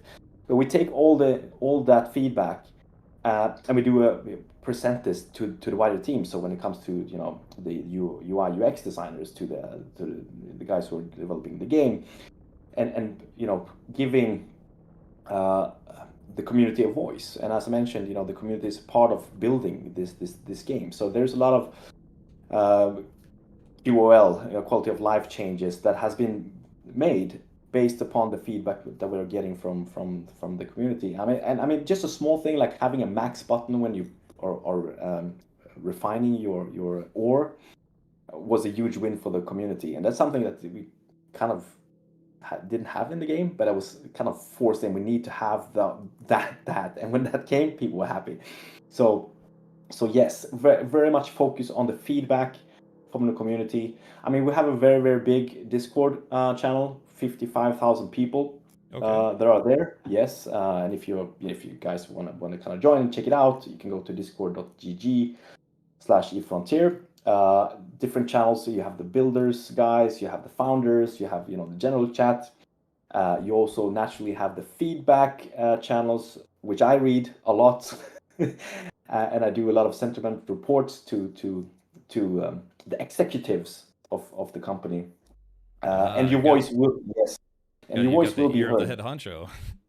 Yes, no, but so basically, I am the bridge between the community and the executives, in that sense. And your voice will be heard, and I kind of urge people to kind of join and be a part of this fantastic journey, because you are with us shaping this universe, and with that, possibility to mod the game. It's open sourced, and the blockchain aspect. It's basically a game that is not designed, but it's kind of, well, it's made in order to outlive its creators, I through understand. its through its users. So I think they kind of said the same thing about World of Warcraft. You know, they want that to be a forever MMO. And you know, Eve Online has been around for what, over 20 years now. there's 65 million players, I think, something like that, since it started. And I mean, the kind of the idea and the vision. And I heard our CEO, CCP Helmar, say this. I mean, he wants to build the next, next generation of MMO games, that will outlive us all. 100 years. That's kind of where he's talking about, right? So it's a huge take on. But I'm pretty sure that if somebody is able to do it, it's CCP. That's for sure. I mean, we have so much, data and information of, from what we've been doing with EVE Online. But yeah, I mean, it's a great journey to be part of. And as I mentioned, I've been working there for 3 months, been thrown into the fire at FanFest, in streams. But I mean, I love my job. I get to play, video games. Frontier, as a part of my job. I get to hang out with the cool guys, like the captain over here. And having that, because I love interacting with communities. And I mean, yeah, it's a dream job, and it's a dream to be a part of, and especially that it's an Icelandic based company, where I have family, is absolutely amazing. So yeah, I see that we're getting a little bit close on time. Okay, gotcha. I didn't ask where you based, by the way. I'm based in the United States in Florida, so kind Oh of wow, America's wiener, wow, you Florida. know. Florida man.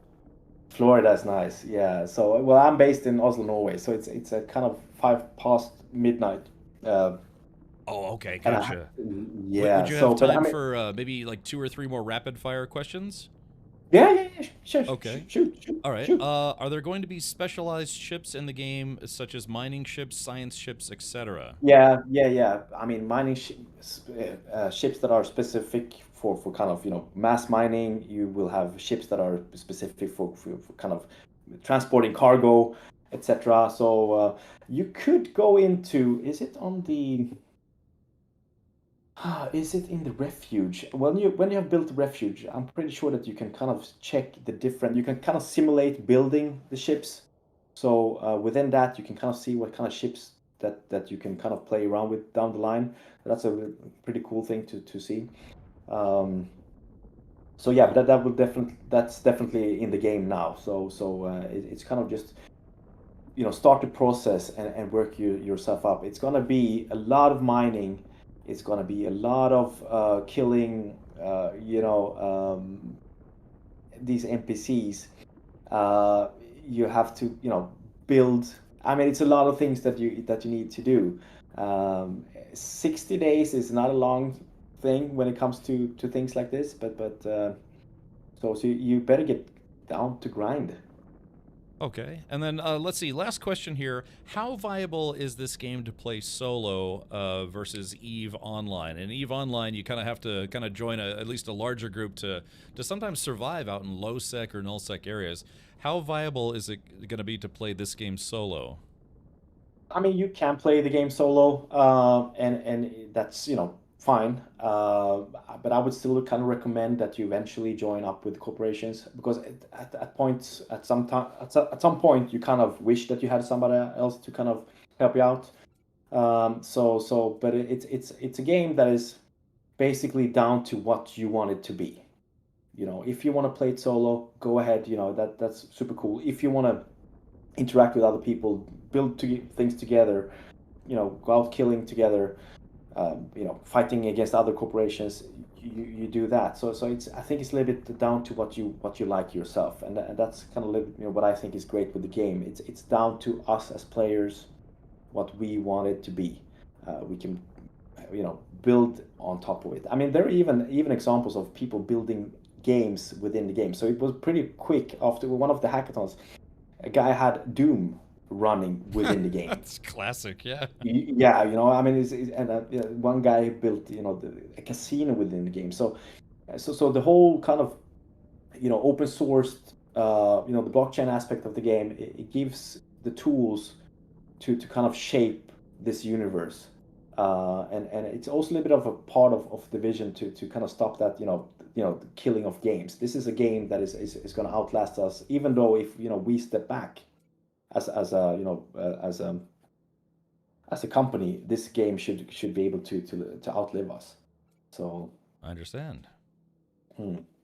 Alrighty, well, David, aka Dgent, thank you so much for spending some time with us to answer both my questions and questions from chat. Again, this is David with CCP Games, based out of, is it pronounced Reykjavik? Or Reykjavik? Reykjavik. Reykjavik. That's Okay. Reykjavik. Yeah. I've been Iceland. to the Yes. I've been to the airport there, but I can't say I've actually traveled around. So I'll have to stop by and maybe come visit you in CCP Games sometime. You should, and FanFest is a good time. But if you can't time it for FanFest, our office is always open. We have tons of players who are visiting the office, and the community development team is always busy with showing people around, and I mean, it's a great environment. Absolutely. Actually, I think it's one of the top 3 or 5 best places to work in Europe. So I mean, it's an amazing company. And players are welcome to come and have a look and have a walk through the offices as well. So if you're in Reykjavik, you should kind of hit us up on Discord. It's a deal. Yeah. Cool. It was a pleasure being here. Lovely to meet you all in the chat, and super cool to see that you're trying the game out. And I recommend you to kind of follow the tutorial and the mission subs in order to continue the journey. Sounds like a plan. Cool. Have a great Friday, guys, and enjoy the weekend. All right, thank you. And yeah, it's probably already a Saturday for you, so please do get some rest, and hope to chat with you again sometime. It's Saturday and then Sunday. Cheers. Bye. All right, take care. Alrighty, well, yeah, that was. I think that was a pretty informative Q&A session. So yeah, shout out to David over at CCP Games for taking some time. Again, yeah, I think it's, gosh, what is it? Yeah, so for CCP, it's like, I think 11, a little past 11, but for him, it's past midnight. I love EVE Online, so I'm definitely going to try this out at some point. Yeah, again, they have what they call Founders Access. It is paid access to the game. If you want to jump into it now, I guess I know they had a kind of like a not streamable, kind of like a private test session. I don't know if you had to buy into that, but right now it's Founders Access. You can type in !join or even simply !EVE Frontier if you'd like to get some links to see. I think the access starts at, I can't remember if it's 30 or 40 bucks. And that'll be Founders Access all throughout, I guess, presumably alpha and beta development. It is eventually going to be a live service game, meaning a monthly subscription, just like EVE Online. And from there, unfortunately I don't have any figures in that regard. I can't remember how much Founders Access is. Of course, CCP Games, as part of the sponsor stream, provided me with a game package. 40 bucks. Okay, gotcha. Oh, highest is 99, and okay, so it starts at 40 bucks, which I don't think is unfair. I don't know how long this game is going to be in early access. Unfortunately, yeah, I saw somebody who was like, "Hey, what's the release date?" I don't think there is an official release date yet because it is still under development. Oh yeah, sure thing, Indiana Jonesy. It's been a while since we had a game dev on the channel where I have to turn on the the brain to butt to mouth filter, just a little filtering there. But yeah, I appreciate everyone staying engaged and asking a bunch of questions. I know there's a kind of a big. Oh, Roris asks, does he have game keys? Well, I think I could reach out to their PR team to see if maybe in the future I could maybe see what we could do there. But yeah, as of today, it is basically paid alpha access, if you will. I guess you could kind of call it early access in a way. I think they officially call it alpha access though. I think maybe. Okay, Cascode says, well, time to continue with X4 until this releases. Okay, gotcha. Yeah, I mean, if you don't want to play a game, you know, in early access or alpha access or what have you, it's, oh, let's see. Yeah, I mean, it's kind of a toss-up, right? Because it's like, well, you could play it right now, but it's not going to be a complete game. I've played a lot of early access games, a lot of them. One permanent early access game, quite a lot, as some of you may remember. But yeah, you know, eventually they do release to 1.0. Well, most of them anyways. So yeah, no Steam keys. It's not on Steam yet. Well, yeah, they have. So what they have is they have their own launcher, and so yeah, you know, they did give me a key to to be able to stream the game today. So yeah. Does your character and stuff carry over after alpha, or is it a wipe situation? Goonie, it is a wipe situation, and again, that's not really unique to EVE Frontier. Most game companies, when they call it alpha playtesting or beta playtesting, even if it's paid, it's still an alpha or a beta, and you honestly should expect wipes. Now, if it's what they declared early access and it's still in an alpha state, then I'd like to think that from there, then yeah, you know, your progress would just continue unless they are forced to do a wipe for some reason based on some of the upgrades or, you know, updates to the game, I should say. But right now the plan is they call them cycles, and right now we're in cycle 2. Cycle 2 just started 2 days ago, and as you heard, Dgent say each cycle is about 60 to 70 days long, so you're looking at roughly 2 months of game time to get a taste for the game, play as much as you want, send some feedback hopefully to the devs, maybe jump on their Discord, tell them, you know, what's working, what's not. Sometimes you don't have to, it doesn't have to be just about stuff that's broken. It could be like, hey, this process is good, but it could be better this way. Then you give them a wall of text, you're like, oh, okay, maybe you're right.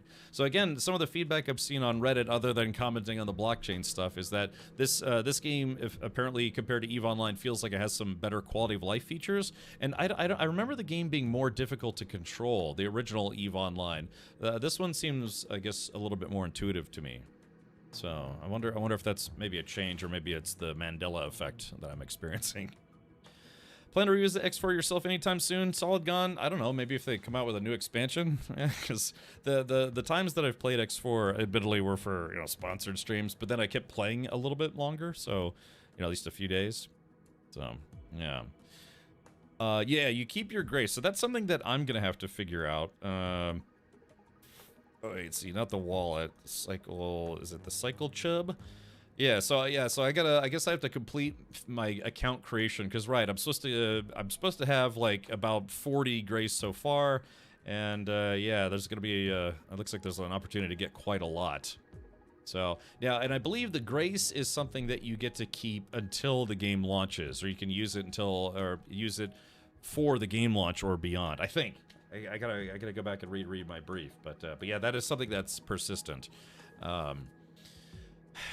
There are other quote unquote other space games that kind of had a similar system where they had like it's in-house currency, I guess, if you will, and then there was like an in-house account currency for a certain space game, which I probably shouldn't name right now. Sponsor stream. But yeah, where it's like okay, you'll have this currency when you start the game, you know what I mean? But you can use it now, and then when it wipes, you get it all back, and you can keep using it until the game launches. So probably the same concept there. Redworm says it's largely the same. I don't know. I remember struggling with the controls of EVE Online a little bit more. All right, so yeah, so we got a little bit lucky here. Another player was willing to part with their, I don't know, their goodies, willing to give me some stuff. So let's see.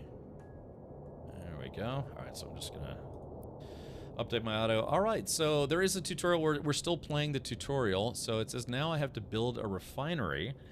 I did take all of the stuff. Let's see. Let's go to... Okay, so let's close out of this guy. Alright, so yeah, that other one, I emptied out that other one. The only thing that's still left in that other storage container is their old ship, which I guess we probably won't need for today's stream. Unless... I'm kind of a pack rat. I like this. Dismantle to cargo container. Interesting. Alright, so here's a question. I wonder if the stuff Okay, embark. So this is all the stuff. Okay, so yeah, so this is all the stuff. I wonder if I can build a refinery even if this stuff is in my portable storage as opposed to my actual ship. Subnautica spoiled a lot for me before release, so I'm cautious now. Really? Perseus Moon? How? Explain. I mean, well, maybe don't explain. Or it's spoiler-free, I guess you could say. Avalanche Masters has been lurking and contemplating life choices. Phone project is behind schedule, which means I have to go into work tomorrow, and because I'm salary, no extra pay. Yeah, that's typically how it works. Again, I mean, most of the time, if you're salaried but you put in overtime, they just give you that back to you as extra vacation time, or you can quote-unquote, say if you have to work till 2 extra hours on a Tuesday, you could take maybe 2 hours off on Friday, or the next Tuesday, or what have you. So far, none of the streamers promoting this have played after the ad session is over. It goes to show how playable it is in the current state. Well, I guess I should play more Biodon, and I could relate my thoughts. I have to be honest, one of the reasons why I didn't play a lot of EVE Online is because I felt it was going to destroy my life. Not in the bad way, because I knew I was going to get hyper obsessed with it. That's just it. I could see my future. I was like, oh my god, I'm going to lose all my free time to this game. And I was kind of playing a lot of space games previously. And so, like I said, I was like, I think I even said that live. And I know this is a promoted stream too, but I was like, I have to be careful here because this is exactly the kind of game I could get horribly addicted to. So, but yeah, you know what? From what I did play in EVE Online, I did get ganked though. I think I was trying to go from point A to point B, and I got ganked at one point. Okay, so let's do this. Yeah, we're just gonna follow along the refinery here. Yeah, I don't know. I mean, I do like space games. And I do like survival games. I think that's why I was kind of intrigued even before, CCP was kind enough to sponsor today's stream, was that I love survival games and I love space games. So a space survival game where it's kind of more spaceship driven, I guess you could say, as opposed to your individual person. Well, sort of in a way. Yeah, that's why I had actually already was part of their newsletter. I hadn't gotten founder access prior to today, but I had signed up and was getting their newsletter. I was, kind of following progress that way. If you run out of fuel, how do you refuel? That's a good question. Because I guess I didn't have enough fuel to make a warp jump originally. Like when you start off, yeah, you have 0 fuel in your fuel tank. So I'm guessing that, I don't know, you probably have, I guess you could do, what is it, like impulse speed in Star Trek terms? Of course, it would probably take you a really, really, really long time to get to where you need to go. So that's a good question. I wonder what happens if you run out of fuel. Do you have to like shoot a drone or something? Like I could try to shoot another drone, but I kind of got my butt kicked about 30 minutes ago trying to, yeah, see there's all these little drones here. The thing is, if I fight one, I'm gonna have to fight all of them, and I currently don't have any armaments on my ship except for 2 mining lasers. So why don't we try that? Maybe if I can get some guns or something, I could try to, yeah, see if we could blow up some drones and see if maybe they drop fuel. Because the way I got my fuel originally was I got it, yeah, unstable fuel. I got that from a derelict ship. So, No, taking that Eve is realistic skill. If you can't warp, you are dead. Yeah. So how does that work? Yeah, if you run out of fuel, and you're here. Let's see. Close this. Yeah, I'm assuming, I don't know, you'd probably have like impulse speed, because again, when I first started, I didn't have any fuel, but I had like impulse speed, where I could go, 144 meters per second. So I'm assuming I'd have to start maybe blowing up some drones, and then see if they drop any fuel, because I'd like to think they also need fuel if they're flying around. Violently exploding is always an option. True, that is true. Okay, all right, hold on, let me update my stream title. Yeah, we were doing an interview with one of the devs from CCP, but yeah, today is a first look at EVE Frontier. Is it warp fuel or initial ship fuel? I don't know. I mean, I guess we'll keep an eye on this. All right, let's do this. I'm gonna just simply fly over here. So this is, yeah, I guess this is, just standard fuel. Yeah, fuel selection menu. No compatible fuel. Okay. Yeah, it doesn't seem like I'm using up any of my fuel right now. Just, cruising along at regular speed, I guess you could say. Yeah, maybe that is only for warp. Normal speed, it will take literal decades to reach somewhere. Sounds like a plan. Let's start today.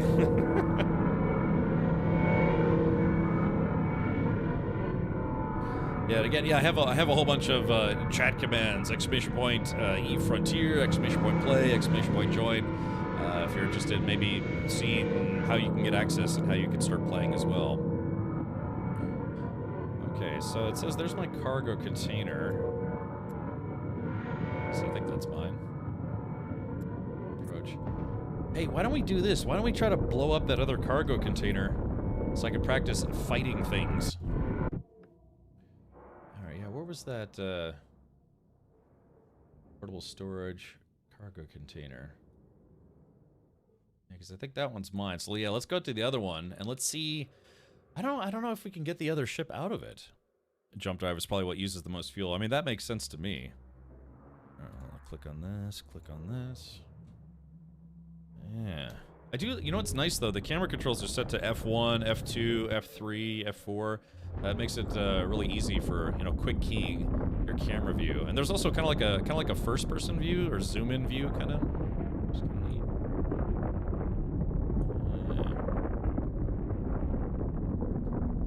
Okay, so here's the object of my desire. Open cargo. So how do I... Yeah, how do I... Is there a way... Okay, show, view market details. No, yeah, there's no orders. Because, you know, it's literally the starter ship, but, okay, so let's try this. Alright. Alright, we're gonna lock target.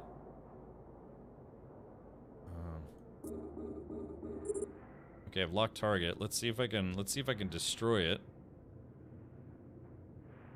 Oh, it's not letting me.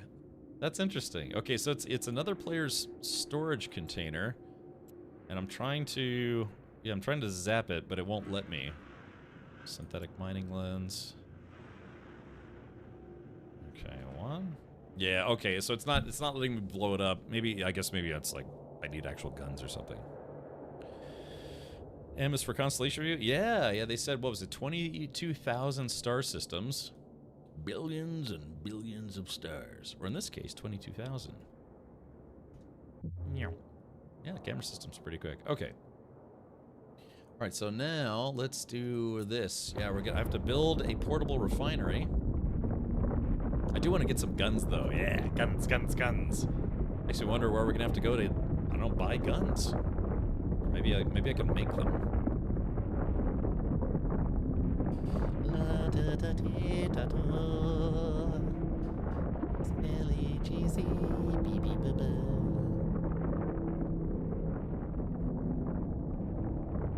How's the audio? Is the audio okay? I kind of turned it down a little bit. It was kind of loud earlier, but it's not too loud. Hopefully we'll be okay. I want a bigger ship too, because there's all this loot and I can't bring it with me. When do you get to build a portable Taco Bell? I don't know. I went to Taco Bell yesterday. They got these new steak burritos. They're not like new. It's like Taco Bell new, which means, oh, we took our pre-existing ingredients and we changed them a little bit.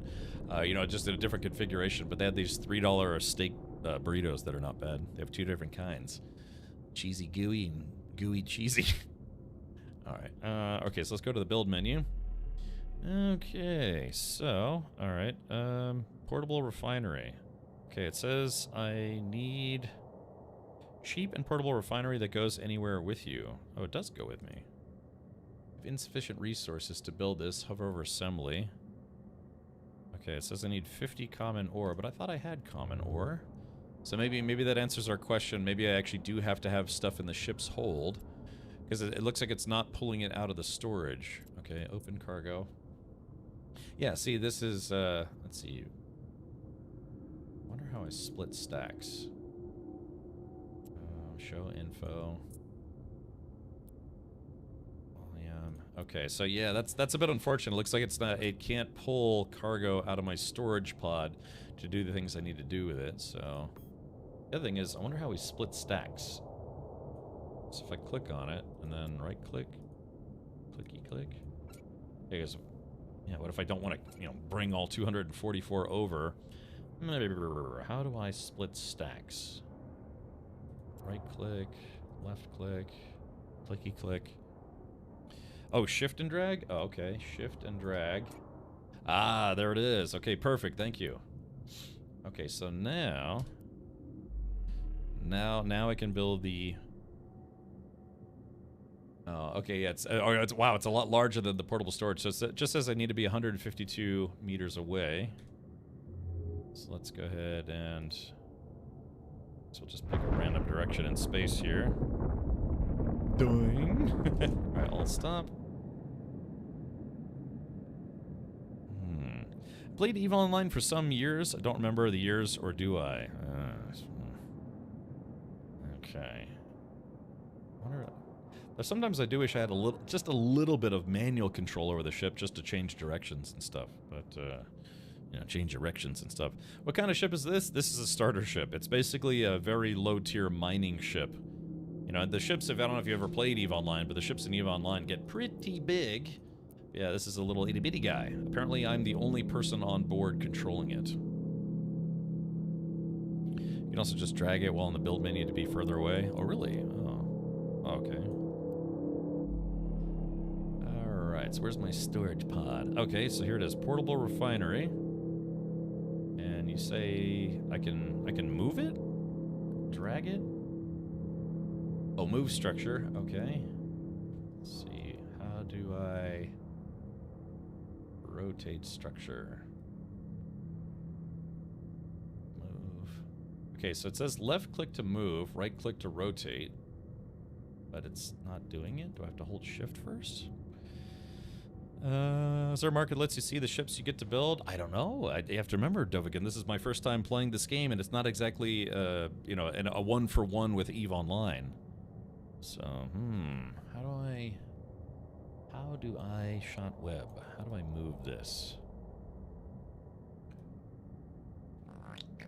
Good question, though. Okay, so how... Oh, I had to click on it first. Oh, I see. Oh, I drink pee. Okay, so there is that. Oh, okay, I just had to click inside the box. So let's go ahead and... Yeah, kind of maybe like right there?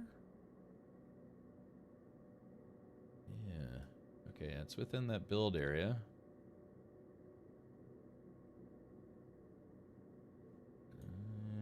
Let's see, maybe put it like right there.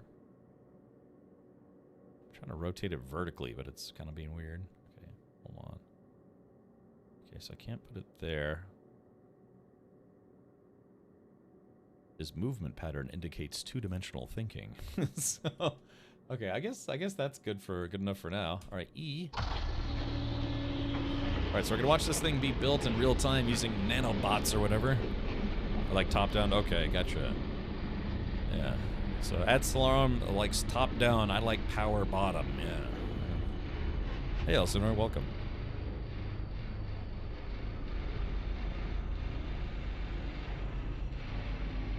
Let's take a look here. Hold on, give me a sec.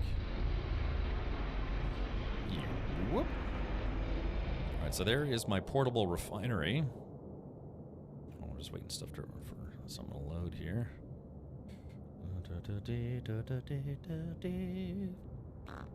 Okay, very cool.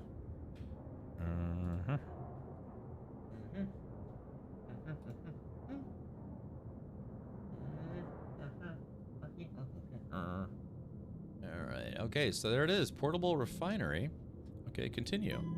Without fuel, your ship is severely limited. Produce fuel to replenish your reserves. You may need to refine other materials before you can produce fuel. D1 fuel. Okay. Ah, okay. Job amount. So what do we need? Job amount. Ah, here we go. D2 fuel. Job amount. I guess, what's the max? Okay, it's only one at a time. So, job monitor. D1 fuel. Time per run. Outcome. One salt. Items. D2 fuel. Okay. So, D2 fuel. Okay, so that's the job. So how do I start this?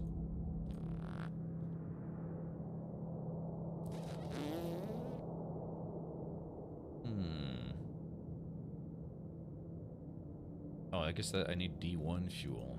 Alright, output. Okay, so... Oh, wait a minute. Okay, gotcha. So, water ice turns into D1 fuel. Okay. So, max. Alrighty, so let's see. So how do I... Oh, check the inventory of portable storage. Ah, there we go. Okay. Job out max. Do I really want to do max? I guess that's just one job, or two jobs.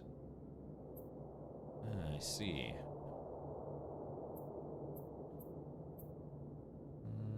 Okay, to make just one... to make one D1 fuel, it looks like I'm going to need to have 600 water ice, which I don't have. So that's why I can't start it. So how do I get water ice then? I'm assuming you build bigger ships to fly. Yeah, that's the big thing that they mentioned in the design brief that I read, is that they want you to build stuff in this game. It's supposed to be that, yeah, you have to go farm all the stuff that you need to make the things that you want, which is very typical of survival games, right? I mean, picture being stranded on an island in a spooky castle, or in this game's case, out in the middle of nowhere in space. You have to go farm the materials you need to make the things that you want. Yeah, just wait until you get the D3 Mighty Ducks fuel. Yeah, quack, quack, quack, quack. Doing the triple deek or whatever it's called. Okay, so yeah, so I need more water ice to make D1 fuel. I have unstable fuel, but it's apparently very inefficient fuel or something like that. So that, yeah, so we need to find a water asteroid. Barf. Whoops. Okay, so yeah, Degent had suggested we go to a Lagrange point, but I think I like the concept of being here by the sun, because, well, it's, you know, it's easy to remember because it's, you know, by the damn sun. Oh, okay. Oh, buddy. Oh man, I had to get up early all this week. Today was my last day of having to get up early. That makes me happy. But working on stuff. It's been a jam-packed week. So this, other than, you know, this week being busy. Next week, what is next week? Next week is the end of August, so it'll be a pretty light week next week. I might stream this next week, but gosh, September is going to be crazy busy, just crazy busy, man. It's gonna be brutal. Woo! Go around asteroid fields and try to find ice asteroid. Yeah, that's the plan. Okay, so that's where we're at right now. So as you can see, this is a starter ship, right? I've got no shields, no armor. I've got about 750 hit points. I have one hull repairer, I guess, or two of them, or I don't know, maybe one. And plus I have some afterburner, which probably burns extra fuel. So, let's do this. Okay, so that's a common ore asteroid. So we have to go out a little further. Let's see, that's a Lagrange point. Let me anoint your Lagrange point. Okay, let's see, escape. Let's see, 6 objects. That's no moon. Let's see, moon? Yeah, there's a moon, but yeah, we need to find asteroids. I wonder what's the fastest way to find asteroids in this game. 2 objects. Oh yeah, here we go. Carbon rock debris field. They said to check the doors. Okay, no objects there. 3 objects. Planet, Lagrange point. Unremarkable asteroid. Okay. So yeah, it did say that there is a little bit of grind to the game. So let's see. 7 objects.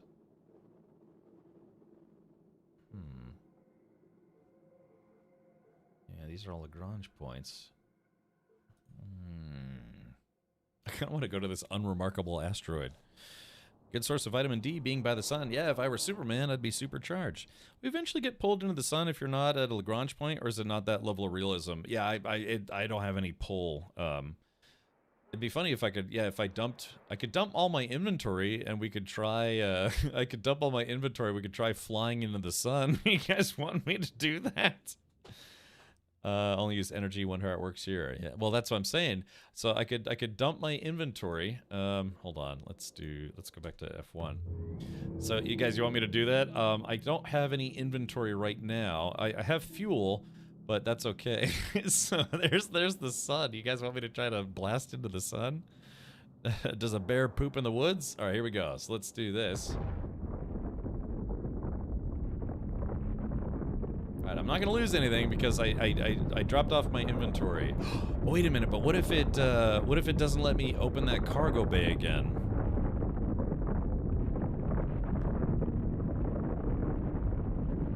They said that stuff does actually have collision in this game. At least that's what they said.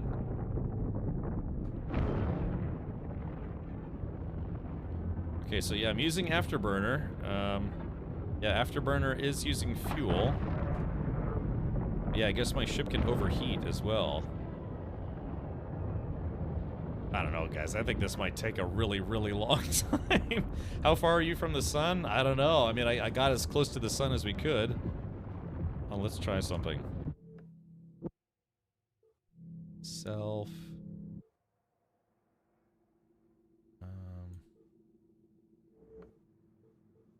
Oh, I think we might be kind of far. Oh, there's the star right there. Okay, we're gonna warp to it. Okay, yeah. All right, so there's the star. Okay, yeah, we're getting. Oh, dude, it was 240,000 kilometers.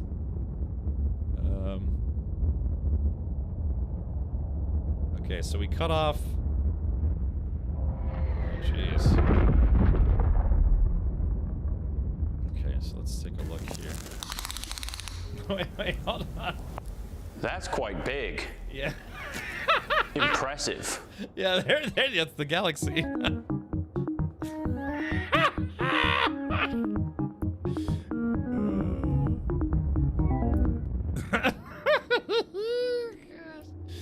Why's everyone gotta be weird in this channel? Okay, so here it is, the star. Alright, warp to. Alright, here we go. Warp to within. I don't know. Hold on. Warp to within, set default. Okay. I don't think it'll let me warp any closer. Warp to within 0. Yeah, it looks like it's got some kind of protective mode on. Now I can try to manually fly into the sun. But that's 10,534 kilometers. And my ship only goes 144 meters per second. So that would take an extremely long amount of time.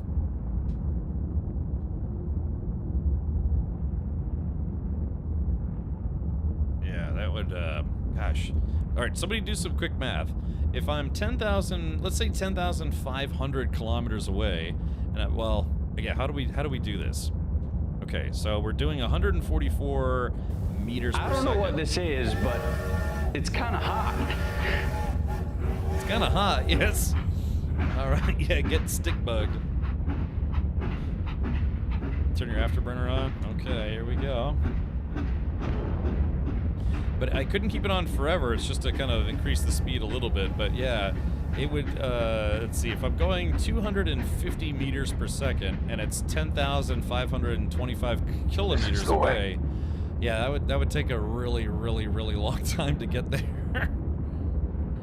Yeah, it would take approximately 20 hours, 6 minutes, and 54 seconds. Woo-wee! Could you imagine? What I could do is I could leave this on over the weekend. Oh, that's hot. That's hot. That's hot, yeah. Woo-wee! Alright, yeah, I guess, yeah, we're definitely not going to fly into the sun anytime soon. I'm guessing, it's a shame, though, too, because I have the ability to warp within 100 kilometers, but it just won't do it. It's probably like a, you know, like a ship self-preservation system. Yeah, over 20 hours, right. That would be cool. Yeah, I would just leave the stream running, and then it would just, yeah, I would just go do something else for, you know, a day. I could do that. I could leave the stream running when I leave on Saturday and then come back. And then, yeah. What's great too is we would just turn the stream off and there would be a Twitch VOD, and then I would just fast forward to when the ship blew up. So your clone is probably bubbling in his pod. I don't know if I'm a clone. That's just it. Again, I think we have to think of this story as being a little different than the story in EVE Online. Sawbuck says, join us in an English language group, Cap? What is there? Do you have an in-game group already? Is this like when Picard got replaced and tried to get the crew to fly into a black hole or something? What episode was that? I don't remember that one. Escape from Tarkov finally releasing in November. I had no idea it was still in early access.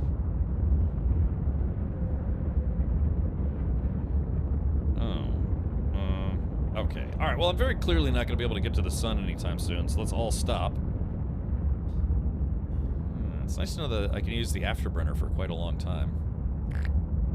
Okay. Could you imagine ever being able to get this close to the sun? Do you think we'll ever be able to get this close? I mean, we fire probes and stuff at the sun right now with the, you know, I guess with the understanding that, yeah, it'll record as much data as it can before it gets burned to a crisp. So I must have missed it. Is EVE Frontier a different game than the EVE Online game? It's, I guess, I don't know. I don't know if it's correct to call it a spin-off, but it's basically, it's in the EVE universe, but I guess this is supposed to be after humanity has mostly died off, if you will. So, yeah, again, I can read you the description of it. Let's see here. EVE Frontier is a space survival MMO defined by freedom and consequence. You awake from stasis as the last relic of humanity from a lost age. Civilization has decayed in the ruin of its ambition. Feral drone swarms scour its waste, and survivors fight to gain control over its resources. So I guess that to me kind of implies that, yeah, I mean, humankind is kind of on its way out, and this is your opportunity to try to survive in a galaxy that apparently doesn't want you anymore. At least die painlessly. To shreds, you say? yeah, terrible stuff, really.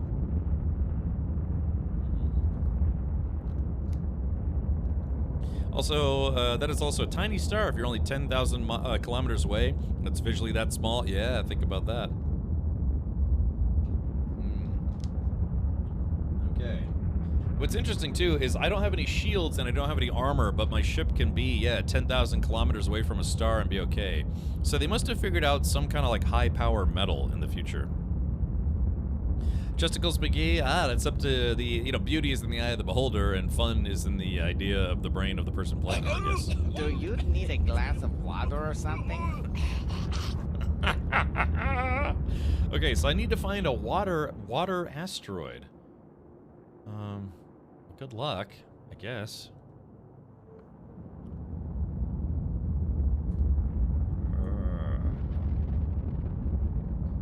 Okay, planet. Thing is, yeah, I don't know. Yeah, that's a good question. I don't know how to find water in this. Yeah, the moon is about 390,000 kilometers away. 10,000 kilometers is nothing. I mean, yeah, I mean, the Earth is what? Like about what, like 48,000 kilometers wide? Or, no, diameter? Circumference? You mean ice asteroid? Yeah, something like that. Gatos is flying to sun. Well, Gatos, we did the math, and at my current max speed, it would take me over 20 hours to do so. And as much as I want to do a 24-hour stream just going in one direction towards a fictional star, I have things to do tomorrow, so... Yeah, more ceramic composites. Oh, yeah, maybe.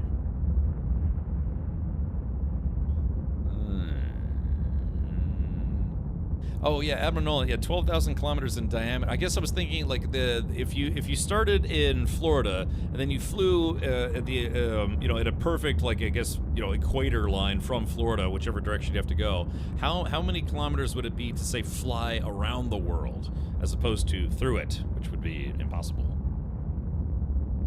Okay, so what do we do here? I guess we just, I don't know, maybe just pop around a little bit, see if we can find 6 objects. 3 objects. A Ferris cluster, a moon, and a planet. Yeah, how am I supposed to... yeah, I know. Carbon rock debris field.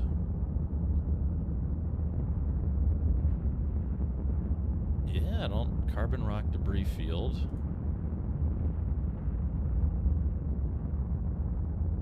Yeah, I don't... 2 objects. Unremarkable asteroid. Yeah, I don't... 2 objects. Carbon rock debris field. Yeah, how are we gonna find water? I don't know if I have enough fuel. Yeah, I'm still overheated, by the way. Well, I don't know, Chad. How do I... Power of one. The power of two. The power of many. That probe got to 3.8 million kilometers. Really, that's as close as it got before it got cooked? For context, our sun has a diameter of about 1.4 million kilometers, which is about 109 times that of Earth. So if that sun looked at that small from 10K away, it'd be like 1/10 the size of our moon. Okay, interesting. Which icon did you select for starting location? I chose the KY star system, like the KY jelly system. 40,000. Okay, I was off by 8,000.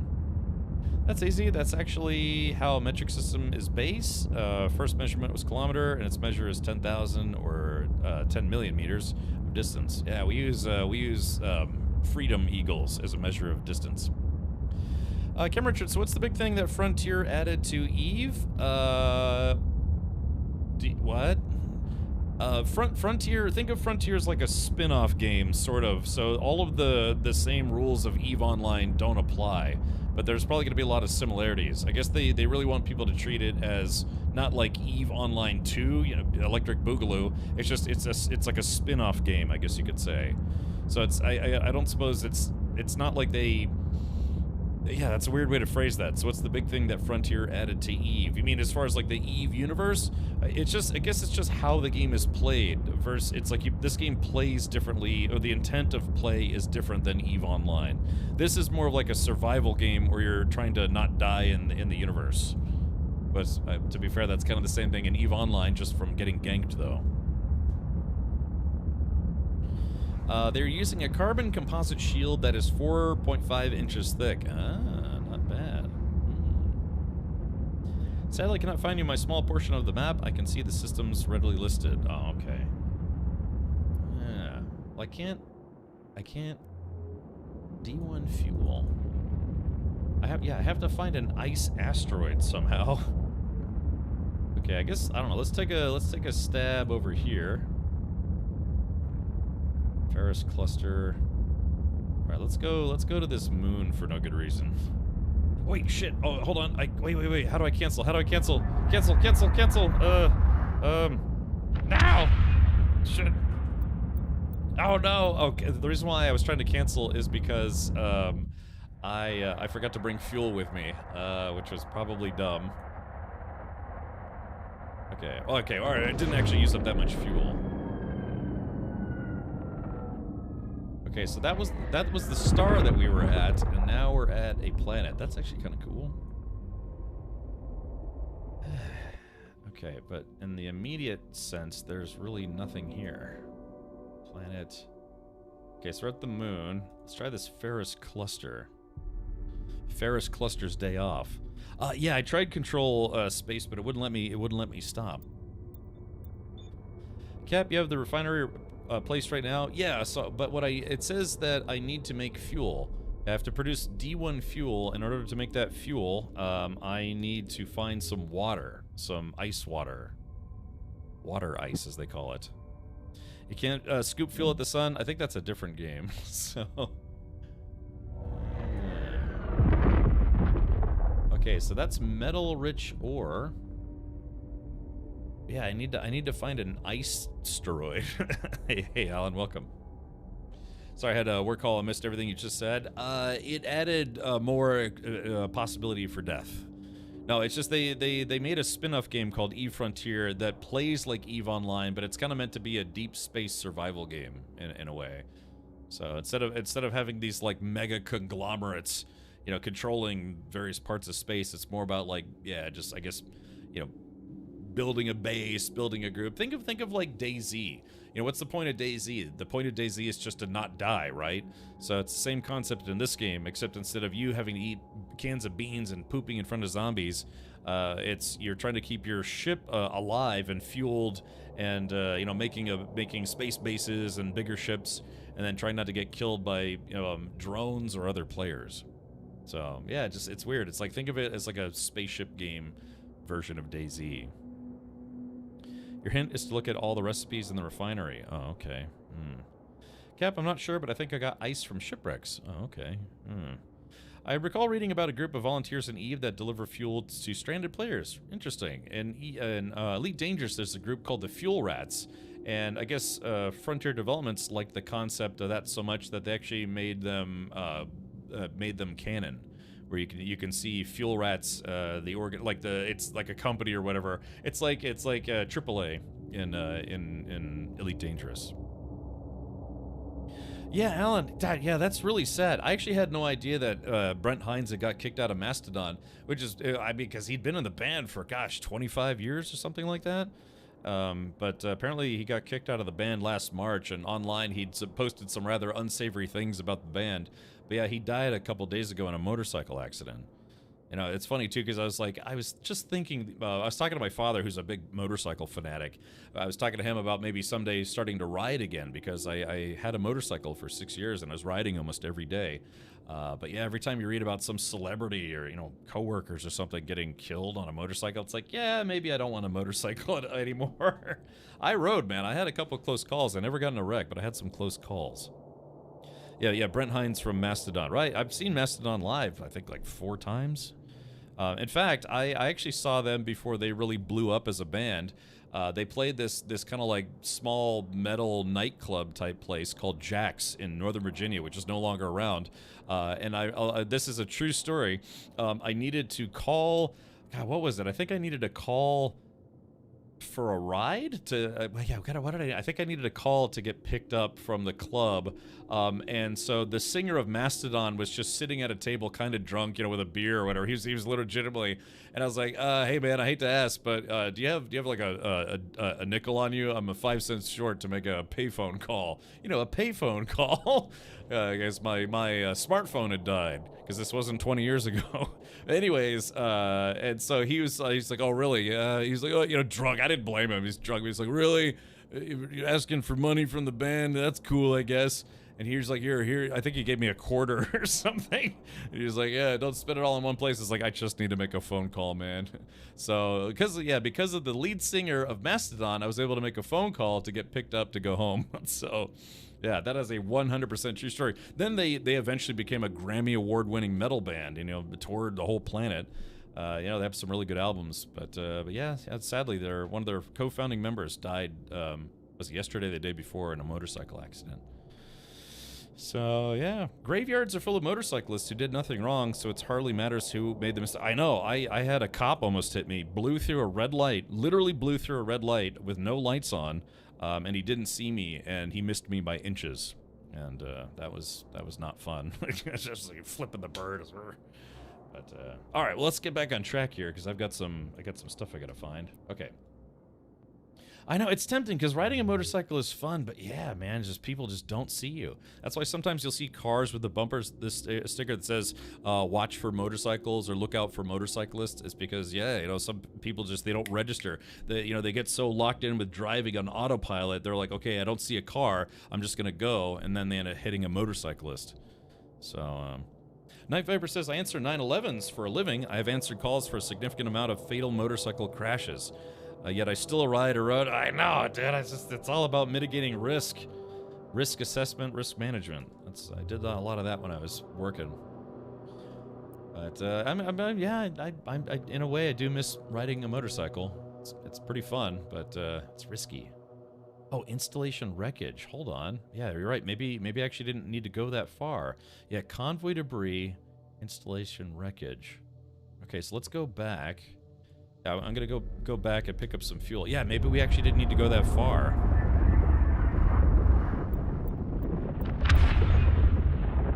Well, Dovikin, when you're a motorcycle rider, it's up to you to be responsible for riding the motorcycle. But yeah, you're inherently trying to trust the system of people driving cars around you, and that can be a very difficult thing because again, people they drive on autopilot and they just don't see motorcyclists.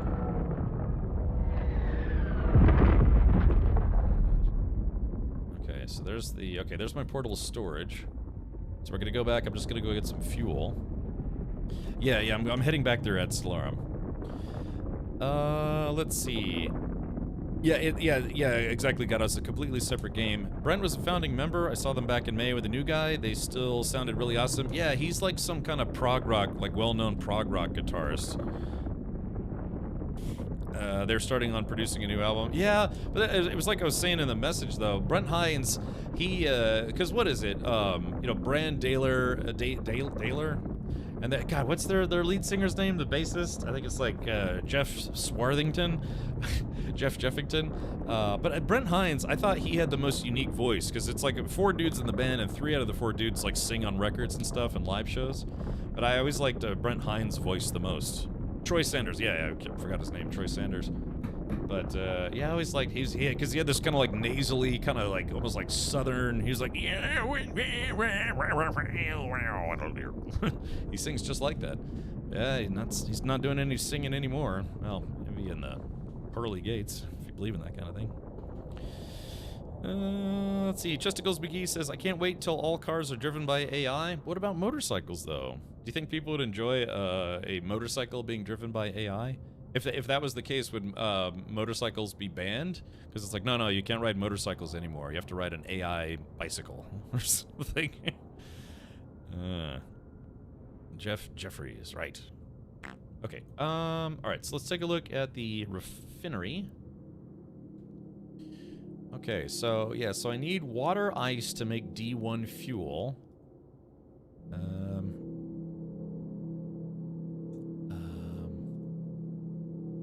Okay, why? Oh, inventory. Okay, carbonaceous ore. Oh, wait, hold on. What's this? Oh, yeah. Okay, so carbonaceous ore makes carbonaceous minerals and water ice. Oh. Common ore makes carbonaceous minerals and silicate. Metal-rich ore makes silicate and metal-rich minerals. Salvage materials makes reinforced alloys. Mummified clone. Ooh, I guess they are clones. Mummified clone also makes water ice, and then D2 fuel makes salt. Ah, so if I get my carbonaceous ore. Oh. Let's see. Okay, carbonaceous. Here's all right. Carbonaceous ore. So that's okay. So that's one job. How much carbonaceous ore do I have? Okay. Let's start it. Oh, okay. Well, yeah, that actually went very, very quick. So carbonaceous minerals. Okay. Ah, look at that. So now that's portable storage. So deliver. Okay. Okay, cool. And that went, it brought it right into portable storage. So now let's, water ice will turn into D1 fuel. So let's go ahead and LARP. Oh, but yeah, but I need a lot. I need a lot of water ice to be able to make D1 fuel. So let's take that out for now. Carbonaceous ore. Minerals, common. Oh, okay, so gotcha. So it's not that I need to look for water ice asteroids. It's that I need to find carbonaceous ore. Oh. No, humans still drive motorcycles, but you don't have to worry about dying anymore. Unless your AI is surfing TikTok. Well, what about me? What Justicles McGee? But I mean, if someone's like, well, hey, you can still have a Corvette, you're just not allowed to drive it anymore. Well, that would be kind of sad, wouldn't it? Let's see. I think Brent had a side project called Fiend Without a Face. Oh, yeah. Okay. Yeah, that sucks, man. He was only 51. What's up, man? You in Nullsec? Mercy Death Kills. I am playing Eve Frontier, so I have no idea if there is a high sec, low sec, or null sec. Again, apparently this game is supposed to take place after humanity has largely died off. So yeah, I guess, I don't know, maybe maybe Eve Frontier is like a post-Eve Online game, timeline-wise. Yeah, I guess at this point it's all null-sec. you have another chat you're reading, Alan? Yes, I multi-stream to both Twitch and YouTube. I cannot show YouTube chat while live.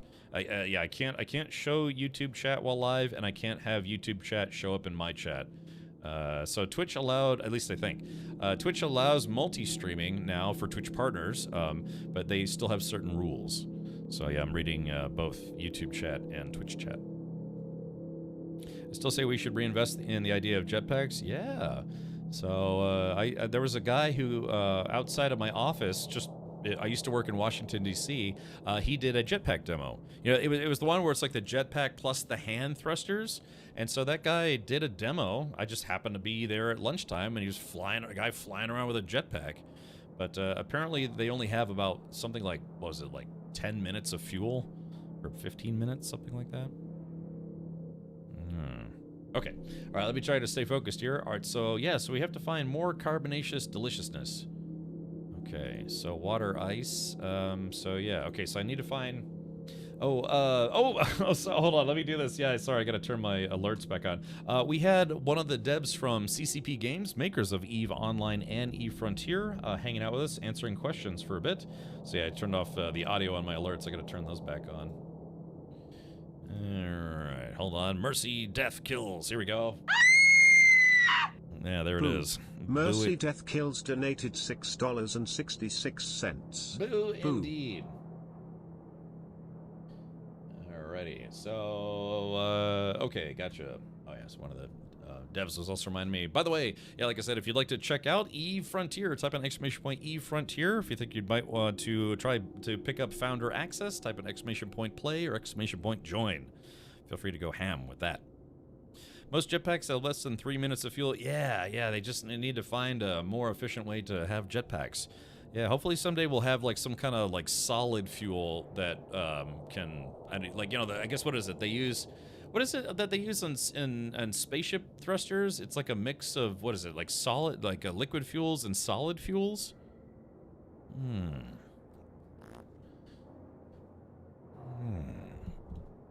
Okay, EVE forever. Oh, okay. All right, let's do this. So we have to find carbonaceous deliciousness. Okay, let's see, F3. All right, so 2 objects. Okay, moons, Ferrous cluster. That's got to be, ferrous would probably indicate, what, metal? It'd be nice if this game had a search function that just would point you to exactly where you needed to go. Oh, wait, carbon rock. So carbon rock. Carbon rock would maybe have carbonaceous?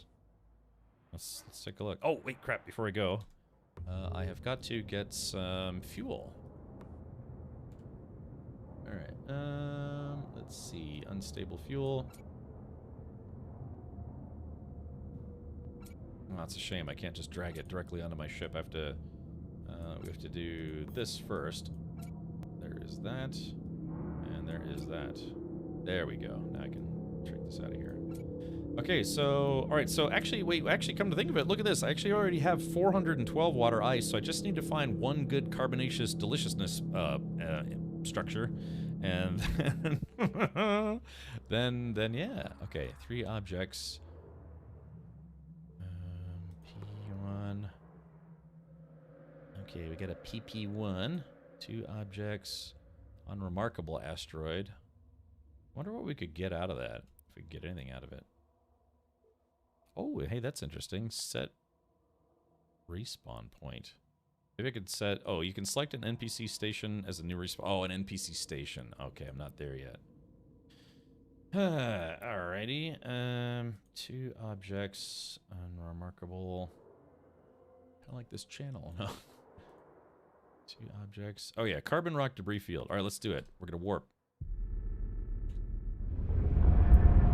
Okay, so this is, yeah, so this is not exactly a base, but I've got a refiner and storage. So think about any survival game you've played, right? You know, you have to, in this case, you don't have to get shelter from the rain or from beasts or whatever, but yeah, you know, you have to find something to put the stuff you find into, cargo containers. You have to make a refiner. You're probably gonna have to make some other kind of power generator. So is this Eve spinoff in more of an RPG vibe? Not really. I wouldn't call this an RPG. They'd call it it's basically a space survival game, a space survival MMO, because you are going to be playing with other players. So 40, you have 40s that will put you over. Oh, that was carbonaceous mineral. I guess I need carbonaceous just straight up ore. That's weird. I thought. Oh, there it is right there. Okay. Yeah, here it is. Carbonaceous ore. Perfect. Okay, so yeah, like I said, we're learning. Yeah, it's weird. I guess for people who've played Eve, probably it's easier to think of this as like, oh, this is just Eve. But it really, I guess, kind of plays more like a survival game where you start with practically nothing, and then you have to just kind of work your way up in the galaxy, out in the middle of nowhere.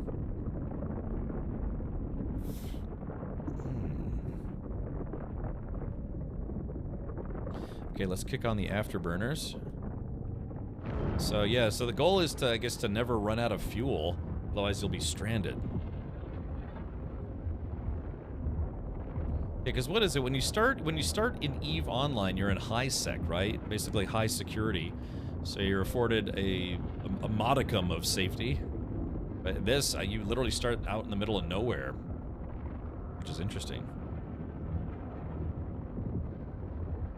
Oh, Modley. Oh, yeah, it's Eve Frontier. EVE Frontier. Have you seen the new Alien Earth series? I have, Chesticles McGee. I liked the first episode. I felt the pacing and some of the plot points of the second episode were not great. I haven't seen episode 3 yet, but we're going to watch that on Sunday for Sunday movie night. So every Sunday for the foreseeable future, we'll watch an episode of Alien Earth, and then we'll watch the, Sunday movie. So, yeah. Okay, so let's do this. All right, activating. Let's turn the afterburner off.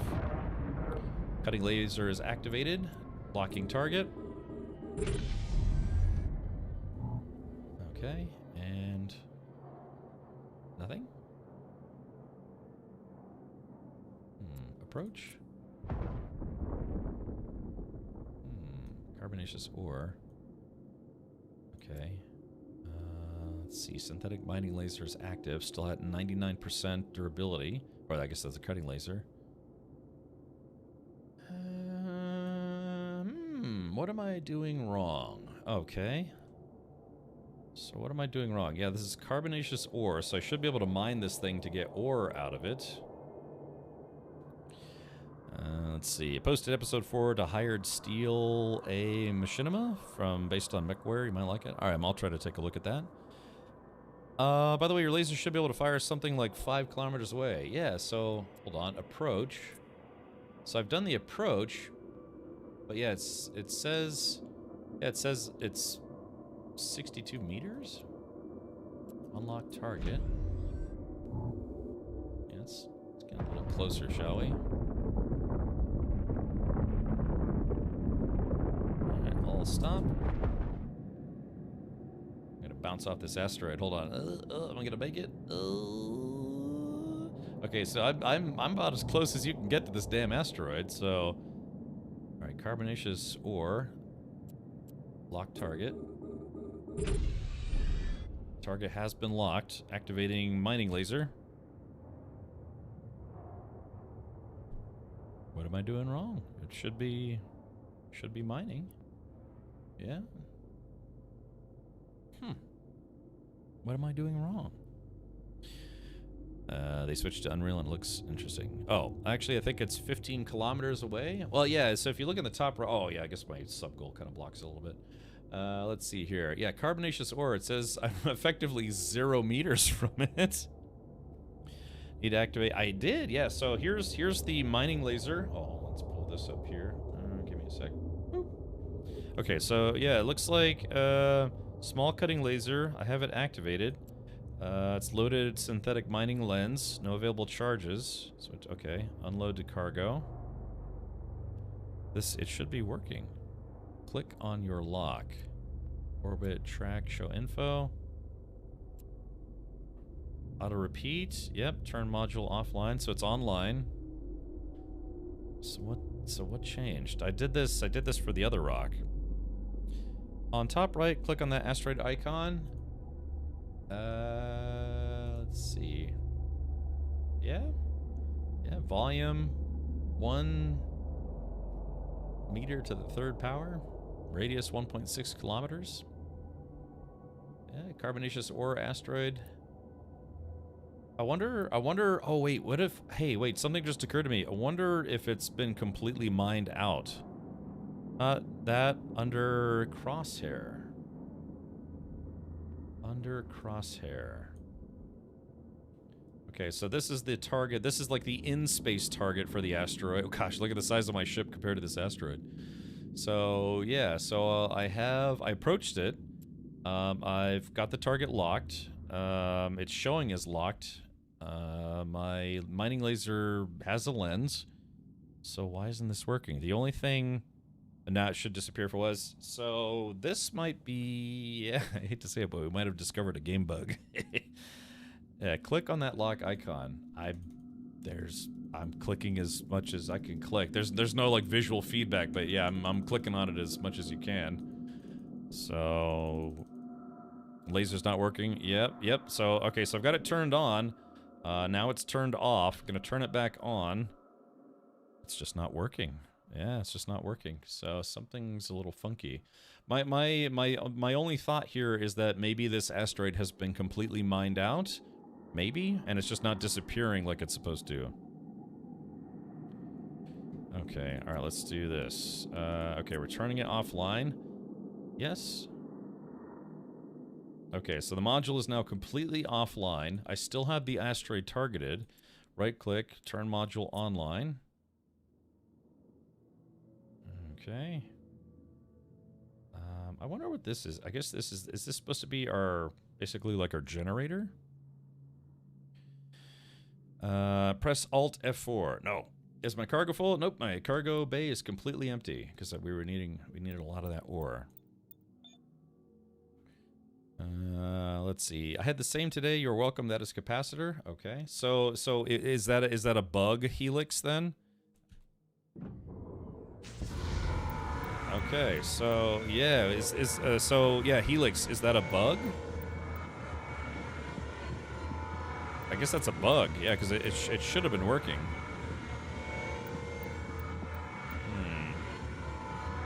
Well, to be fair, early access, or, you know, alpha, I guess you could say, it is a bug. Okay, gotcha. All right, so it wasn't that I was not braining hard enough. It was just, yeah, it was just bugged out. All right, well, this is it. This is the name of the game. So yeah, we're gonna get lots of dudes. All right, so this is gonna take about 47 minutes. No, it should only take about maybe like a minute or two to fill up my cargo hold. But you know how it is in EVE Online. I've quite literally seen people say it's like, okay, I just started mining. I'm gonna go to Burger King and back. You know, go get lunch and come back, and hopefully it'll be done by then. Okay. Oh, thank you, Helix. Yeah, I appreciate the tip there. I was driving. I was going nuts. I was like, what am I doing wrong? Okay, so there we go. Our cargo hold is a little more than 50% full. Excellent. Scummy dummy, yummy dummy, scummy dum dums. So yeah, so this is again, I can see it. I've played a lot of space games. I've played a lot of survival games. So I can see the concept here of trying to take a space game, especially one like EVE Online, and turning it into a survival game.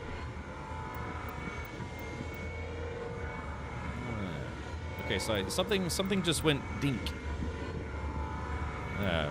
So it looks like my mining laser is actually using fuel as well. So I guess that's something I'll have to watch. All right, here we go, almost full.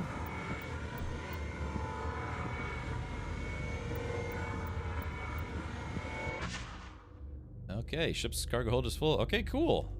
I was going nuts. Just heard. Sharon stole some of my boobies. I'm devastated. It's taken me years of brutal murder and chopping to get all those. Who's Sharon? So, replenishing capacitor likely using fuel and active equipment using capacitor. Yeah, it makes sense. Yeah, mechanically that makes sense. Okay, cool. All right. Well, yeah. At least my favorite part of this game is knowing that I'm not nuts at this point, because I was like, "What am I doing wrong?" All right. So yeah. So now we just go back to the system map. We're gonna go right back to the star, where my stuff is. Yeah. I actually did not have to go very far. All right. Asteroid cluster. This is where my base is. We're going to. We're just gonna warp there. Go back into first-person mode or third-person mode. This ship looks like a gun, but I'm trying to remember what gun it is. Like, what from what sci-fi show? Are there? Wow, cool. I don't know what it is, but this, for some reason, I feel like this game plays easier than EVE Online does. I remember kind of struggling with the controls in EVE Online, but this doesn't feel like as much of a struggle. I don't know what the difference is. Maybe I'm just not as bad at video games as I used to be. Let's see. Overhead map. Okay, so where's my... Ah, here we go. Storage. Just heard. Sharon is on her way back. I hope she stole one of Vader's bigger pears. I could really use an uplift. Mine have become old, saggy, and wrinkly. Look, I don't... Are you talking about Ozzy Osbourne's now widow? If so, too soon. Because the man just died, so... And leaving is how you get ganked. Yeah, Auroras, exactly, yeah. So... Look, yeah, Ozzy Osbourne just died. I mean, I don't really like Sharon Osbourne much either, but, you know, it's okay.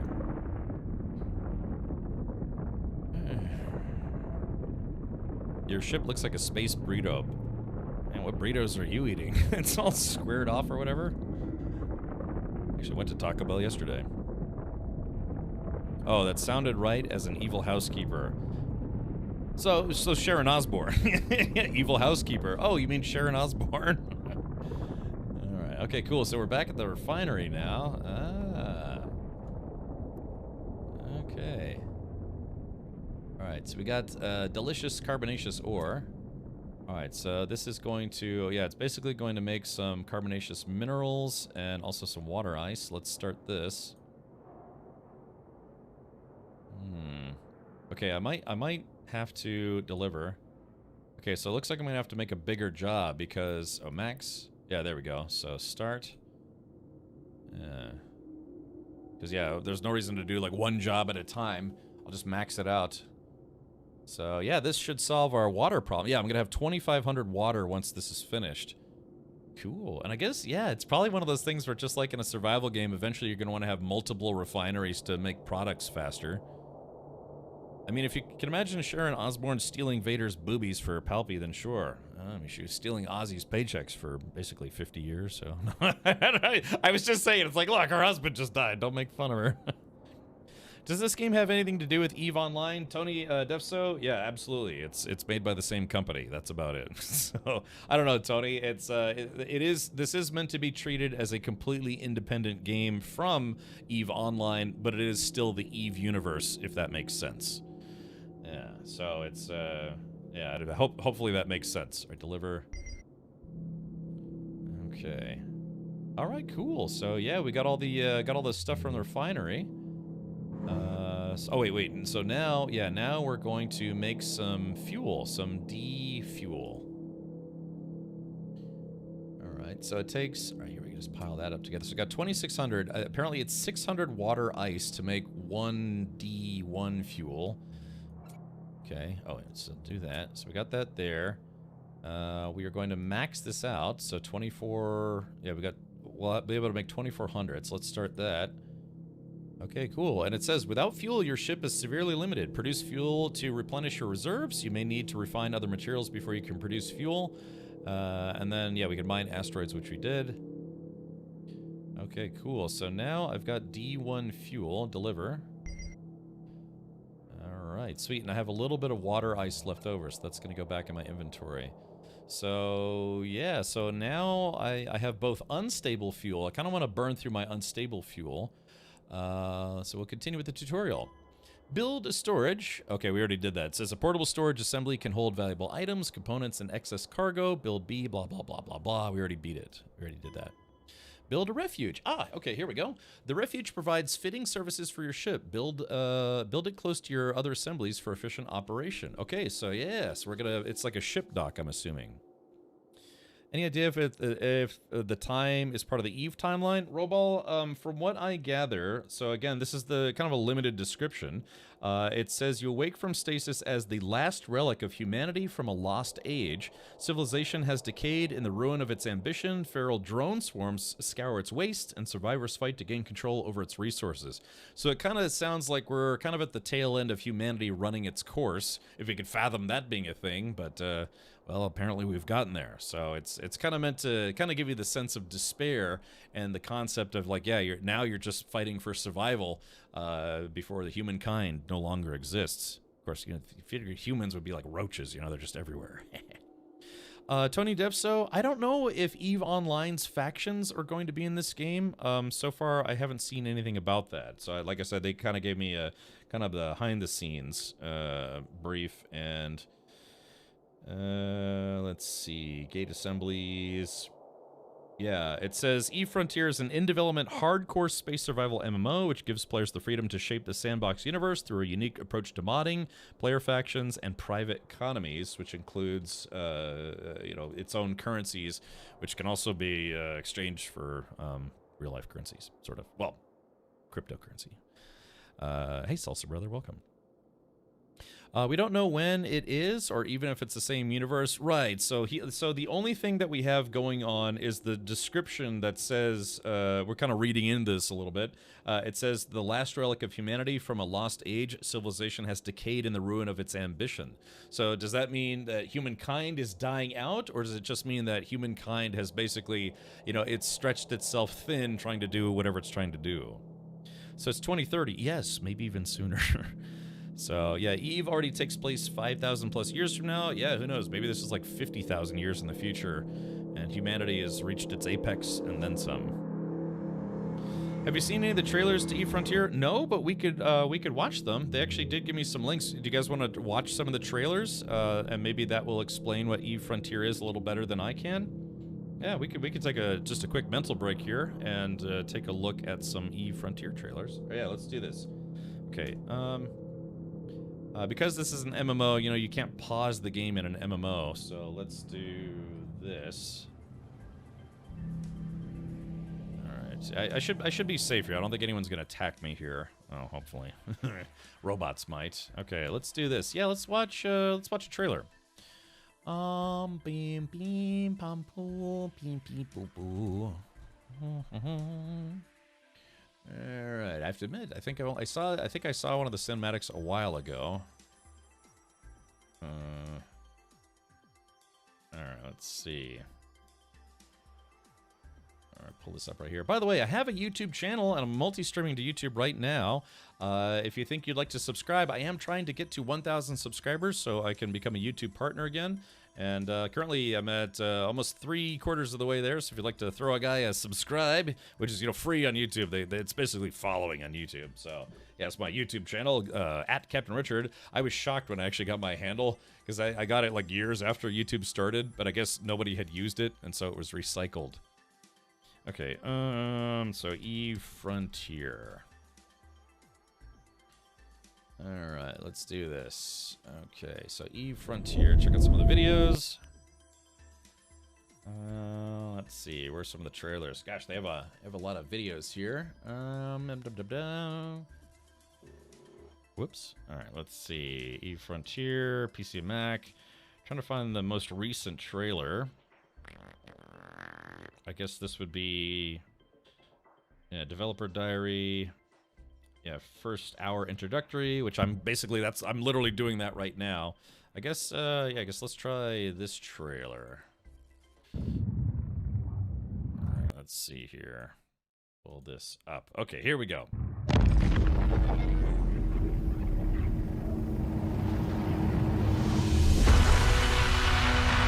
Towering structures take shape over barren worlds.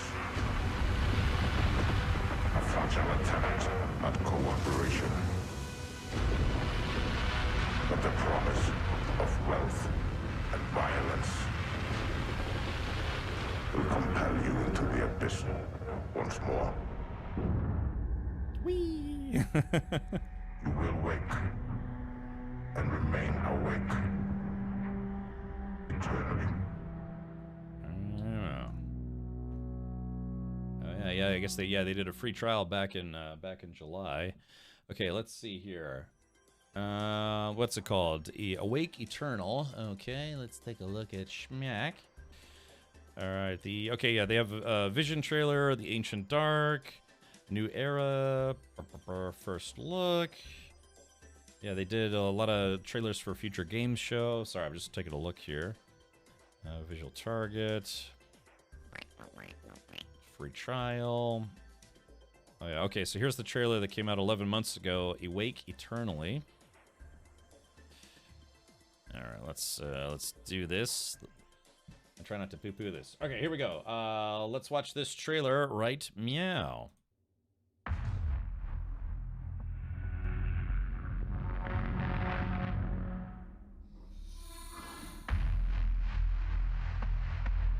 I remember watching this actually.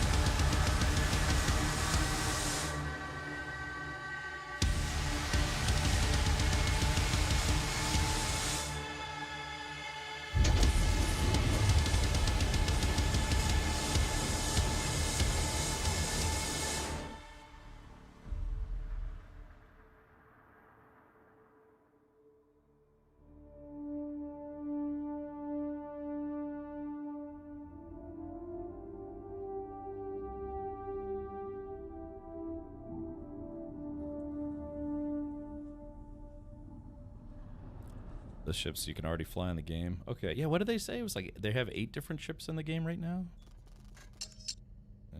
Okay, yeah, so type in exclamation point Eve Frontier if you want to take a crack at Founders Access there. All right, let's do this. Okay, cool. I guess I probably should have asked when they were going to do another playtest, but let's see. All right, so we're jumping back in. Okay. Master level will bring this up. Yeah, let me know if the game's too quiet or too loud or not loud enough. Okay, return to the game. Alright, so now I have to make a refuge, which shouldn't be too hard. Going into the build menu, let's see. Portable refinery, portable printer, network node, portable storage.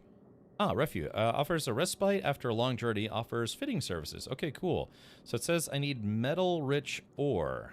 Okay, let's see if I have any of that in my metal-rich ore. I do. I think there was another player that left their storage behind. So it looks like I just need to... metal. Oh, wait, no, hold on. That's metal-rich minerals. I need metal-rich ore. Okay.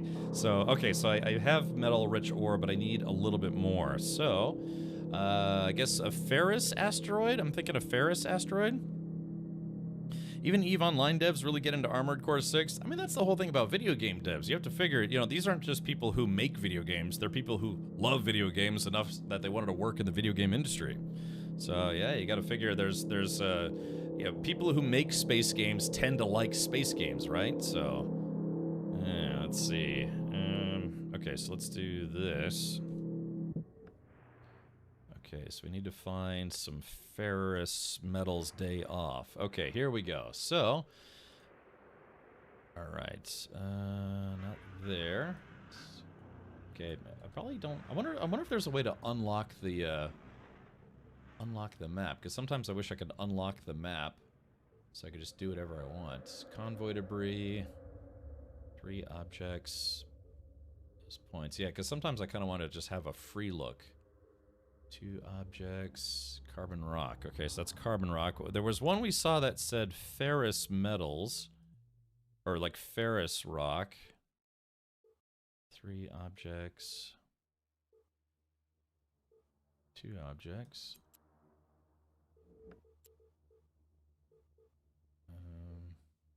Common ore. There's the regular drones. Okay, hold on. I need to go back up a menu. 4 objects. Feralized outpost. Ooh, I wonder what that is. A feralized outpost. Oh, I kind of want to go investigate, but I think that might be a bad idea. Is this like Elite, where you are your ship, or can you walk around and such? Big George, at one point in time, EVE Online actually did have a model where you could walk around as your character, but they, from what I understand, they took that out of the game, which is kind of disappointing in my opinion. But yeah, in this game, you are your ship effectively. You know, you are in your ship, but you are your ship. You can't unlock the map, but instead of totally zooming in on multiple signatures, you can right-click and see all the things in that place. Oh, okay. Oh, okay. Oh, yeah, you're right. That does make that a lot easier, a lot faster, too. Let's see.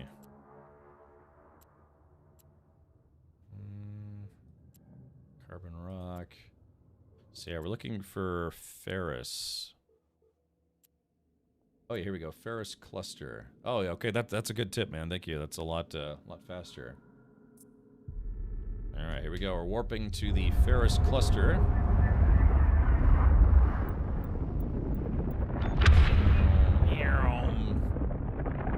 The game seems to be running pretty well. I mean, my gaming PC is about 5 years old and haven't really gotten any stutters or anything, so it's kind of nice.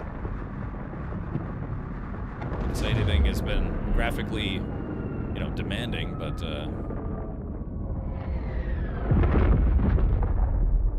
okay, so yeah, this was actually pretty easy to find. Lots of drones, though. Yeah, so you have to remember, rogue drones, leftovers from an AI age. Rogue drones is one of the factions in EVE. Makes sense they survived, yeah. They also had that in Earth and Beyond, a space game, only on stations, though. Oh, okay. More than that, EVE planned to be like SC or ED way before those even were being a thing. Unfortunately, those plans never came to be. Yeah. Well, I mean, it's hard to argue that CCP Games hasn't done pretty well for themselves. Gosh. They say total they've had 65 million players over the last 20 years.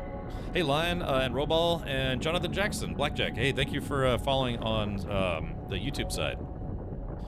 Yeah, I gave you a like. Oh, thank you, Ion.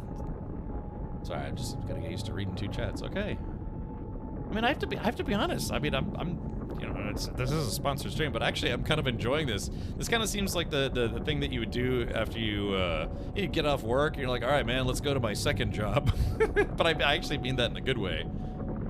Yeah, it's like me. You know, sometimes I jump into green hell. Just even if I'm busy, and it's like, okay, I got a little bit of time. Let me play a little green hell. I could actually see myself playing this game, and just to see how far we could survive. But my question though is, if I die, do I lose access to my storage containers? That's what I want to know. Yeah, so this is EVE Frontier. It's, you know, literally the same EVE logo as EVE Online. Okay, so... Oh no! No! I screwed up. Damn it, I forgot to empty my cargo hold before I left. I should still be able to get what I need, but yeah, I forgot to empty my cargo hold. Thank you, Lion Strong.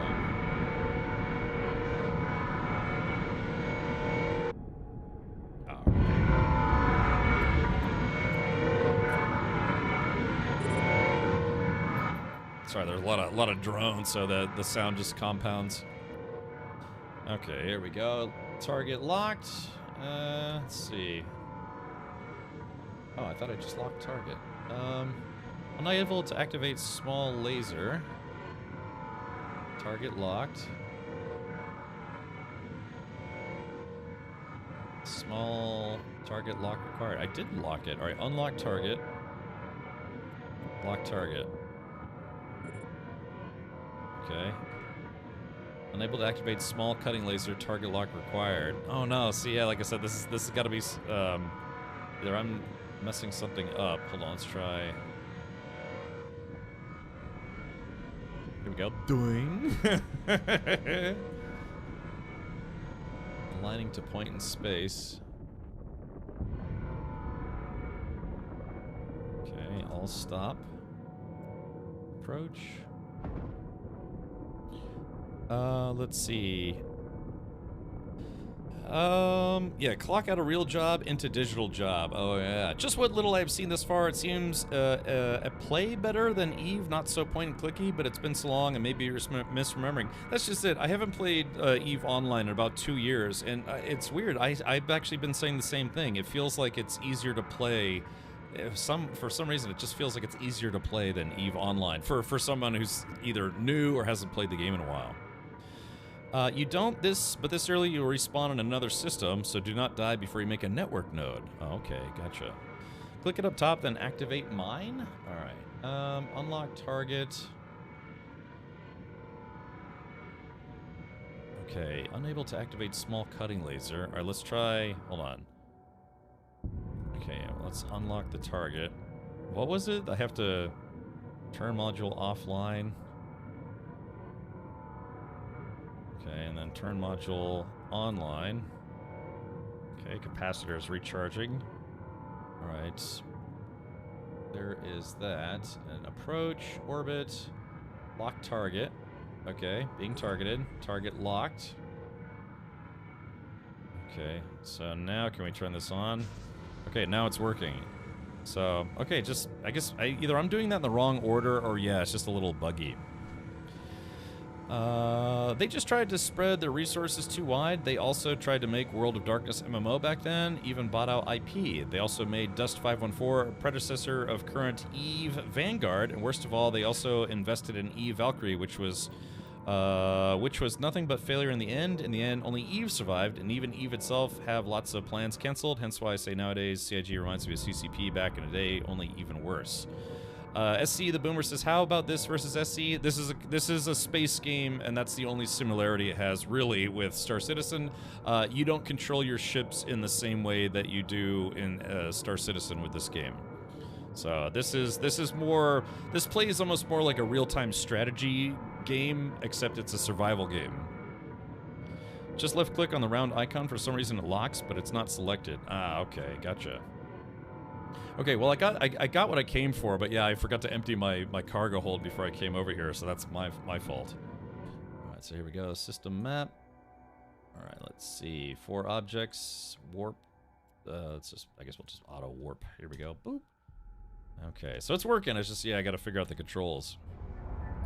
All right, here we go. But my whole thing is, I want a bigger ship, or at least I want to put a bunch of guns on this ship. So yeah, I know Eve or CCP tried to create a couple things. I was actually disappointed when Dust 514 was canceled, discontinued. That means active target. Okay, gotcha. Valkyrie is supposed to be the VR drone game, right? Yes, something like that. I have to be honest, I didn't follow that one as closely. Yeah, because what was it? Yeah, Dust 514, if I remember correctly, was supposed to be a game. Wasn't it a game where what happened in that game could affect Eve Online and vice versa? Like people in Eve Online could attack the surface of a planet, which people who are playing Dust 514, like it would actually interact or something. Yeah, which is pretty ambitious, unless I'm thinking of a completely different game. But yeah, wasn't it supposed to be like the things that happened in Dust would also affect Eve Online and vice versa, I want to say? Can you manually fly the ships in this? Oh wait, can you manually fly the ships in this? It would be cool if you could fly them yourself too. That is something that I wish you could do. If they had an unlock mode. The best way that I can put this is you're basically flying a submarine in space. And if you know anything about how submarines are controlled, yes, they very obviously have manual controls, but because you're underwater and you can't really see anything, it's more about plotting your course as opposed to just be like, okay, well, let me break out the submarine winch windshield. Oh yeah, oh, better put on my blinker. There's a BMW submarine trying to pass me. You know, no, it's more like you're plotting a course. Well, you know, they have lots of scanners and sonar and all sorts of stuff. So this, in a way, it's kind of weird to describe. It almost feels like you're flying a submarine in space. Eve players could do orbital bombardments for dust players. Yeah, and I thought that was a super cool concept, but yeah, I guess they just didn't run with it long term. In space, there's no up or down. But you know, there's air in space. That's a true story. They have a museum and everything. It's the Air and Space Museum. Yeah, I've been there before. I stole that joke from The Simpsons. Okay, all right, here we go. Where are my storage dudes? Okay, there's right there. Approach. Yeah, so I don't want to be glib and call this a point-and-click adventure in space, but yeah, it is a lot of pointing and a lot of clicking. So, but it's not. I assure you, it's not a point-and-click adventure in space. You know, it's more advanced than that. Yeah, exactly. Yeah, did you know that there's air in space? They even have a museum, the Air and Space Museum. Alrighty. Okay, let me kick in these afterburners. Get there a little faster. Yeah, it gives me about, I don't know, what, like another 100 meters per second. Gingy says, did you want to team up? I am still in the tutorial, Gingy, so you'll have to bear with me. I'd like to finish the tutorial before I do anything else, because, well, I need to learn how to play the game, so... otherwise, it would just be you doing everything and me watching you do everything and not learning. So, yeah, it's, you know how that goes. It's just like you have somebody saying, oh, yeah, I just started too. I only have 800 hours in the game. It's like I have like 80 minutes in the game. So, no, but that's fine, Gigi. Yeah, maybe in the future. But yeah, I haven't even finished the tutorial yet. But yeah, that's a good question though, because they do recommend getting a group together at least, just like in survival games. It can be beneficial. Think of like DayZ or otherwise, or your Valheims. You can play solo, but being in a group kind of makes things go a little easier. So I wonder how the grouping mechanics work in alpha access, so to speak. How long did it take to download and install? I think it's about 33 or 35 gigabytes, and I'm on fiber, so it took, I don't know, like 10 minutes maybe. Okay, first things first, let me open, oh, we're being raided by Vertigo! All right, exclamation point defend in chat. Yeah, we got Xenomorph Sinbad. Here they come. There they go over there! Get them!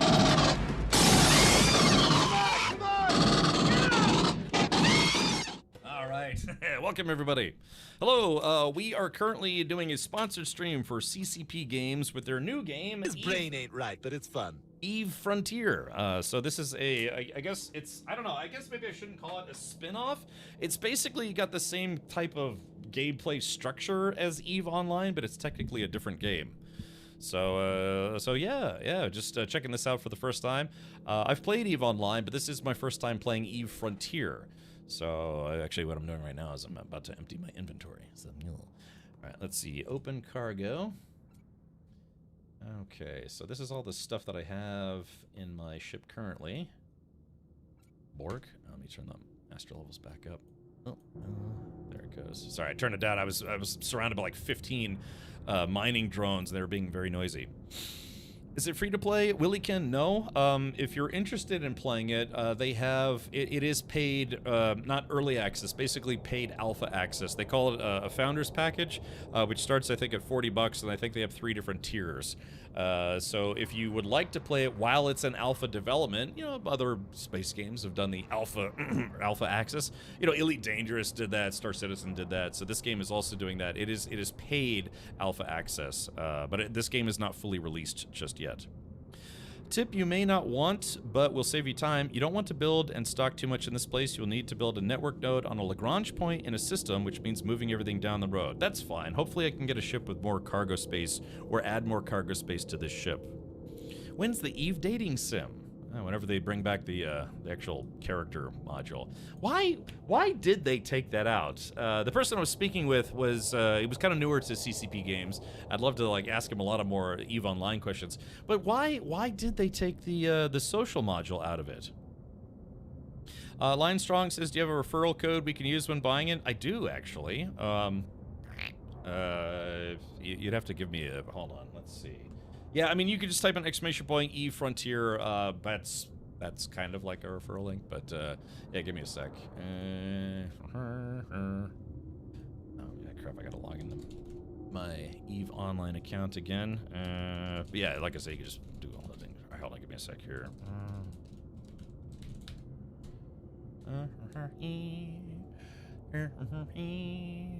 Yeah, it's a space survival MMO. Yeah, because if you're thinking about picking up Founders Access,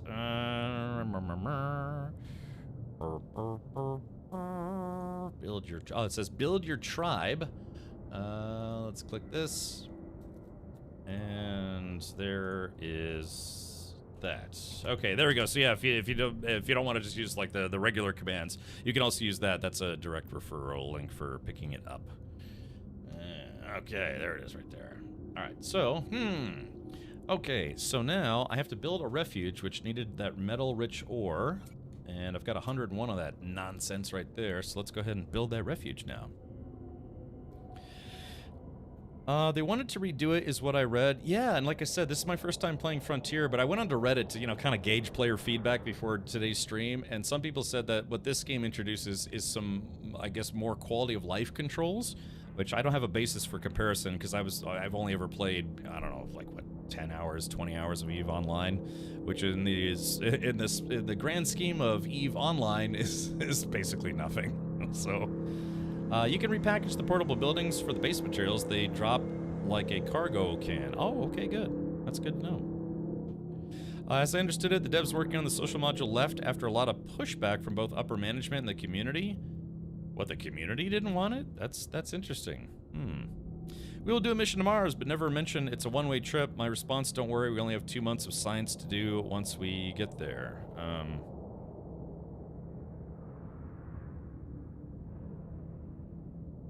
wonder, well, anyways. I was thinking it's, yeah, if it's a one-way trip, and the people who go know it's a one-way trip, I wonder how, so Rumble is, had to write it down somewhere. No, that's fine, because it's an interesting concept. If you know, we send people, we're trying to put people back on the moon. It's called the Artemis program, if I remember correctly. But yeah, if we send people to Mars, it can't be a one-way trip just for them to be like, hey, we're at Mars, and then, you know, they die. They'd have to be a way for them to at least survive for a while, right? So, never mention the one-way trip. Oh, yeah, okay.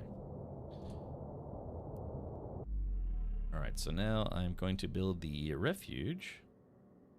Oh, look at this. Okay. Alright, top down. Alright, so here's the top down build. Okay, so yeah. Alright, there it is. Okay, so it's kind of on the plane here. I wonder if can I move this up and down, or is it only... Yeah, that's interesting. Yes, is everything on the same plane? That's... Okay, build. Alright, let's watch this thing being built in real time. So I guess this is going to be my home away from home.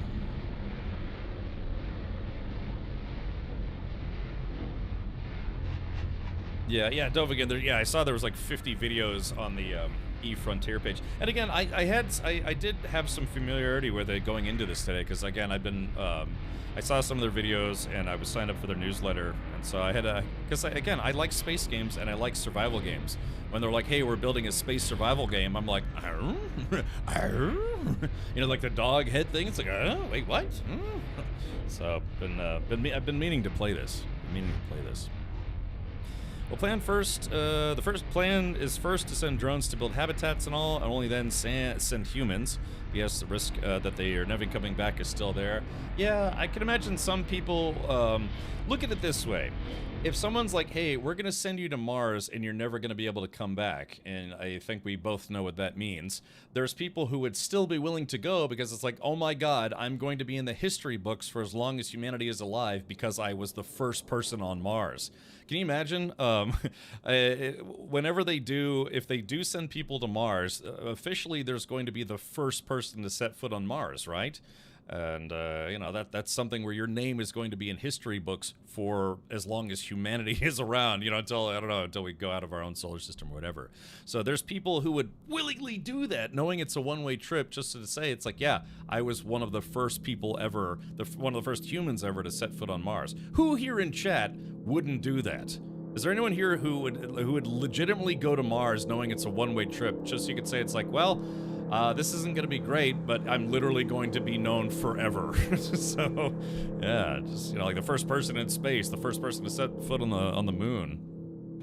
I don't need fame, would not do it. Yeah, I mean, your people would come interview your family. It's like, well, we can't really interview them because they're on Mars, but we can harass your family because your family's probably like, wow, we're famous now. So, yeah.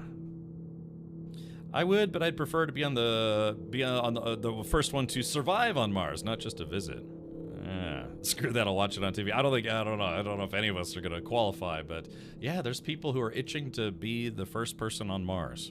First person on Mars. And depending on how that goes, you know, it could be a first person on later planets where humans can actually go to them and not die instantly. Gingy, hey, sorry, gotta watch out for, remember, subscribers can post links whenever they want, but if you're not currently a subscriber, which is okay, you do have to request permission first. Project Hail Mary. Okay, alright, let's do this. So, refuge, interact. Okay, let's see. Okay, continue. We have to make a portable printer.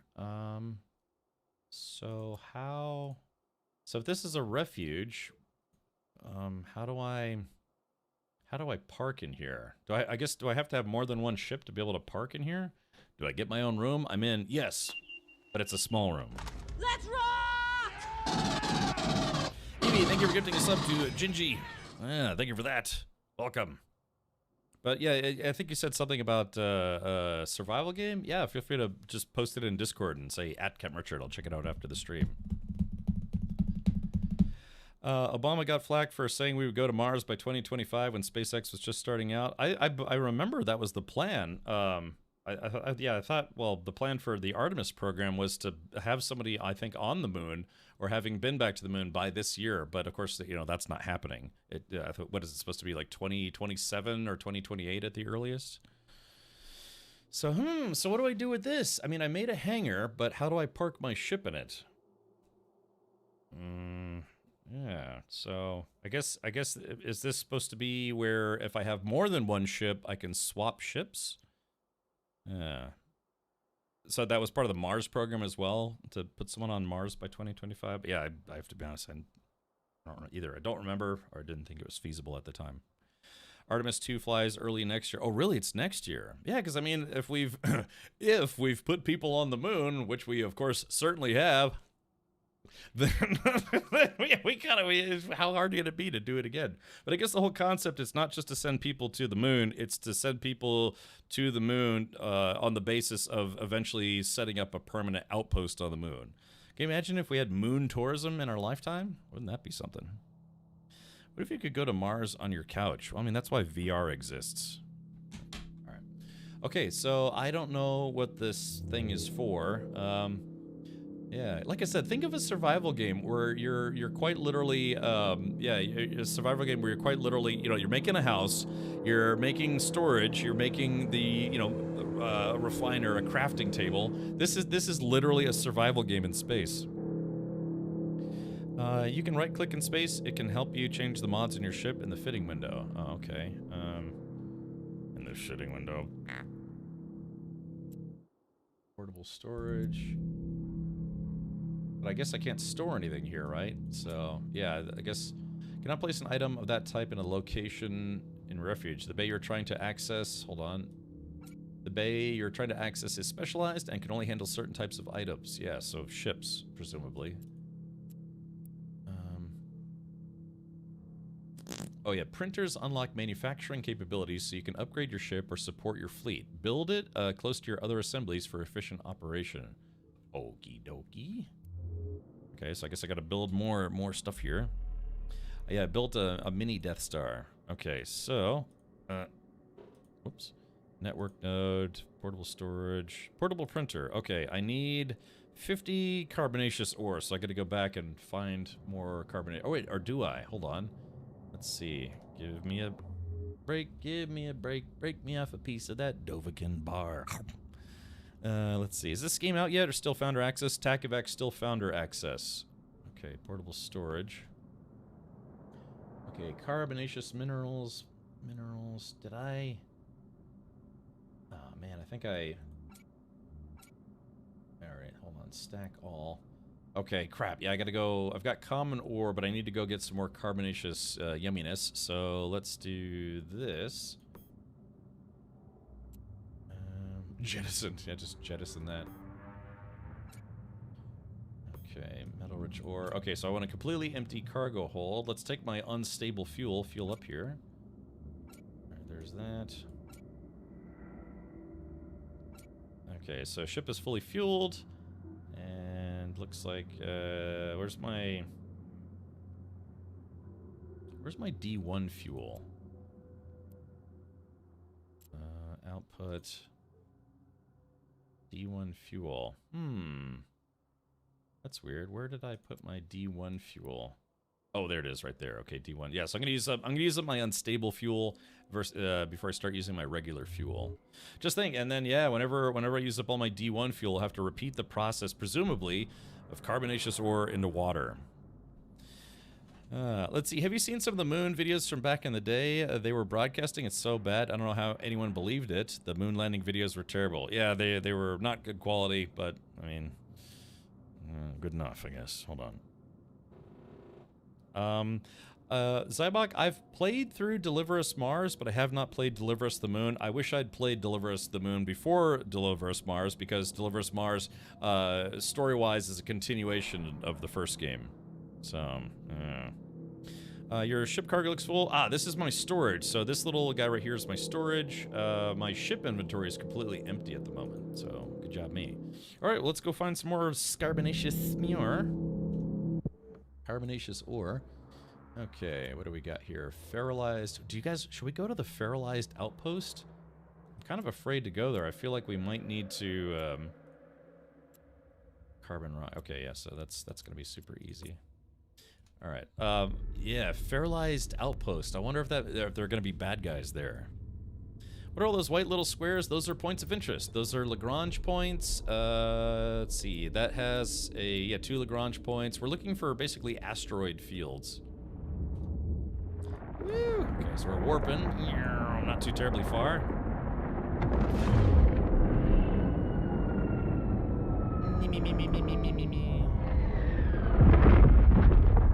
So wait a minute. Hey, I just realized the satellite. It's really hard to see, but I guess that's the satellite, or like the NatSav, the navigational satellite, so people know how to get back here. Interesting. All right, well, here we go. Let's go approach this guy and go get some more carbonaceous ore.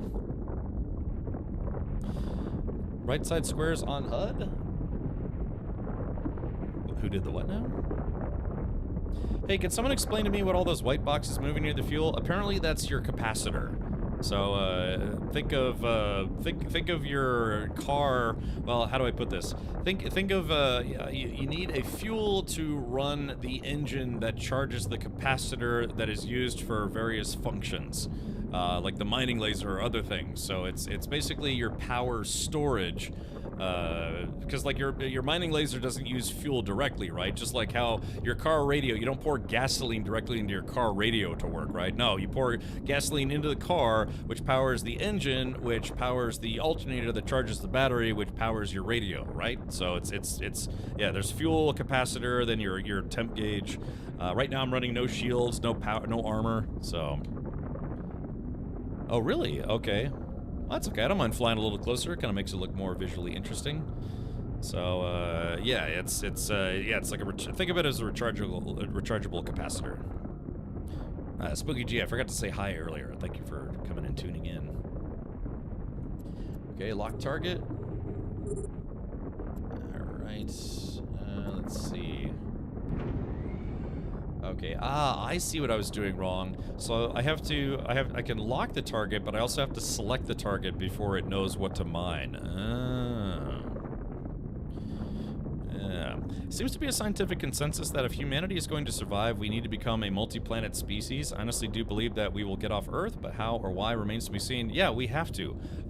Humankind has to get off this planet because in like 2 billion years, the sun is going to roast our planet and nothing will be alive.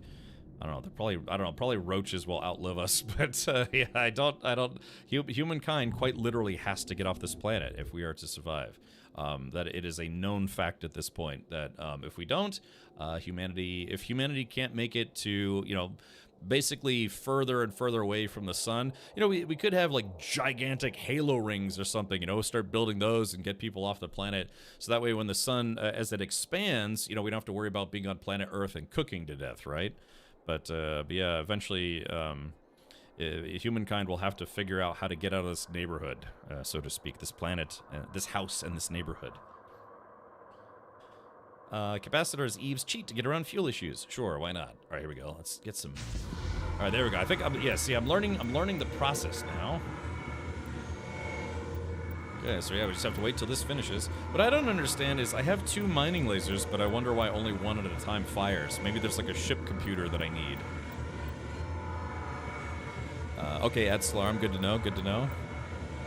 Yeah, we got another few billion years till the sun eats us. I can't wait to be there, you know? I'm planning on living for a long time. Hopefully I see it in person. I'm Doctor Who, aren't I? Is that possible?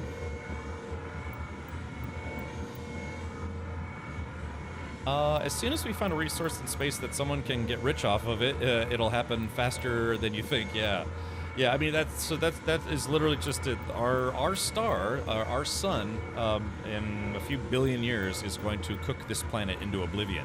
It's going to be a lifeless rock. It'll burn off our atmosphere, burn away our oceans, you know, burn away everything. So it's just.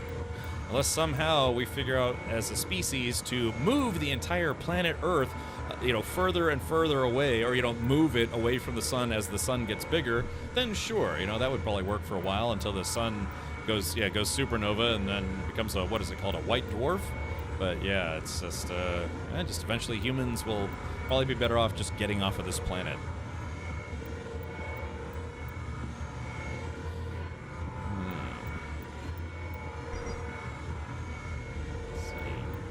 I heard something go plink plink, but I don't know what that is. Yeah, it's not just burn, it will expand to literally consume the Earth. Yeah, I was just thinking in terms of like it's going to cook the Earth before that happens. It's like that's why they call it the green band or green zone or whatever, where it's like as far as we know, this is the band of space where you know, life can exist, so to speak, or at least life as we know it can exist. But eventually the sun is going to get bigger and bigger, so that eventually that green band is going to shift, right? It's going to shift further and further away from where Earth is, until Earth is no longer in the green band and probably roasting. So, yeah. The ship equip screen should show how many mining lasers you can have. Oh, okay. So where do we see that? That's tactical systems. That's a good question. How do I get a good readout on my shippy ship? Let's do this. Alright, so here's my ship. How do I... Oh, stop my ship. Look at my ship. Look at my ship. My ship is amazing. Give it a lick. Ooh, it tastes just like space raisins. Alright, show info. Let's see. Vessel able to complete basic tasks provided by Keep as a springboard for Project Awakening. Placeholder. Okay, so I guess they have more story coming in. Attributes. Structure. It's got 750 hit points. Capacity is 520 meters squared. Fuel capacity is 200 units. Mass is 7.8 million kilograms. Volume, blah, blah, blah. Inertia modifier. Shields. Has no shields at the moment. Let's see. Heat and capacitor. Targeting. Maximum targeting range. Ooh, 100 kilometers. Lock targets. Signature radius. Scan resolution. Propulsion. Alright, fitting. Alright, CPU and power grid. Here we go. High power slots. 1 of 1. Oh. Medium power slots. I've got 2 out of 3. Afterburner, a hull repair, and engine slots is 1 out of 1. Okay. So yeah, there's really not a lot of upgrade capacity on this ship.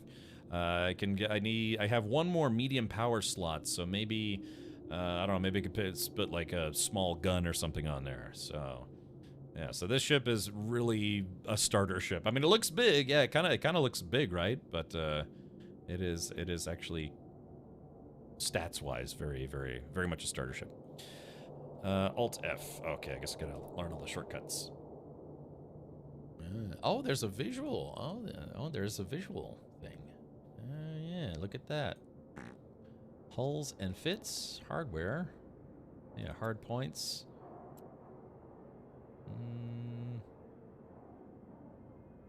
Mining extractors. Is this... Oh, okay. I guess these are all the list of things that I could put on here, but I don't have yet. I see. Engines. Yeah, okay. Mass driver weapon. So, yeah, it looks like yeah, okay, so, yeah, I was right. So, it looks like base coil gun is a small, base coil gun medium. Yeah, so I guess these are all the things that I could potentially fit on here. Or is this... Hold on. Shields, hardeners, hull repair, kinetic field array. Interesting. Yeah, like I said, I'm brand new. I gotta learn how to do all the dudes. Well, it says I have an undersized propulsion module. Your ship is equipped with a propulsion module that is designed for smaller sized vessels. Okay, maybe that explains why it's a little on the little sluggish side. Okay, cool. Neat. Sweet. All right. You only have one laser installed. The TQO on your ship is for different directions, same as Eve. So yeah, I guess like one on top and one on the bottom, but only one of them works at a time. Yeah, because hold on. Sorry, there's chat's on fire today. I like it. Let's see. Sluggerus is placed similar to Everspace, as you said you are the ship. Well, yeah, this is me. I mean, I'm a person inside this ship, but I am the ship, essentially. So what were you saying? You only have one laser installed.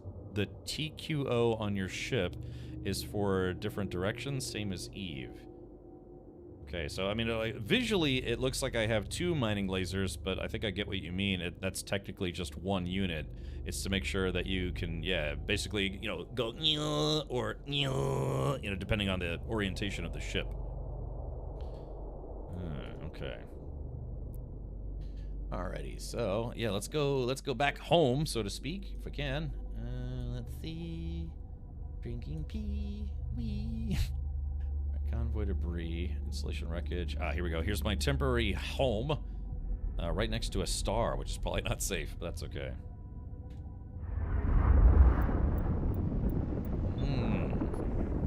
Yeah, it's like a lot of dumpster fires. My personality. Thank you, Ad Stellara.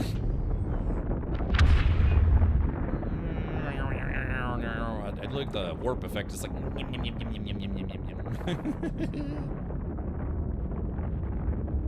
Has that almost like interstellar feel to it. It's like Eve Online that shows many cannons on a ship but only half shoot at the same time. It's just for a visual convenience. Okay, then that's fine. I can accept that. It's not difficult to comprehend. Alright, approach. Let's see. Hey, I'm not really familiar with EVE Online, but basically, what is the real difference between both games? Saizo Kira, that game is, you could argue, it's almost like a galactic domination game, where you start off as just you, but eventually you and your friends get together, make a group, then that group joins another group, then a whole bunch of groups get together to, you know, create like a mega company, and your goal is basically to take over as much of space as you can. Well, it depends. I mean, that's for grand aspirations. The other aspect could just be, it's like, yeah, I just want to be a space miner, do some market trading, go out and explore a little bit, find new things to collect, and turn into space money. And yeah, EVE Online is 21, 23 years old. But this game, it tries to take the form factor of EVE and play more like a survival game in space, as opposed to, yeah, galactic domination game.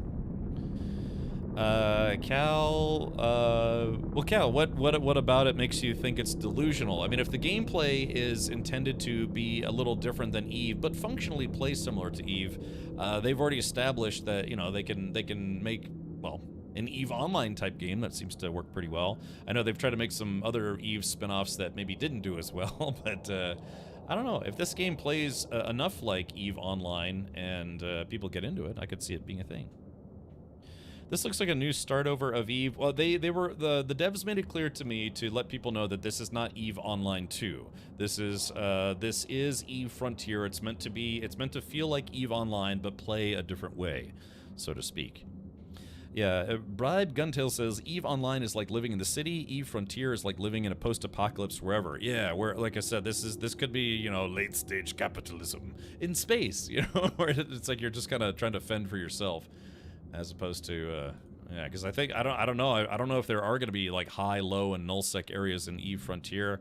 I actually genuinely did not know. The end goal is to make this a community, open-sourced game run on a distributed, decentralized network. That's right. As far as I gather, that is correct.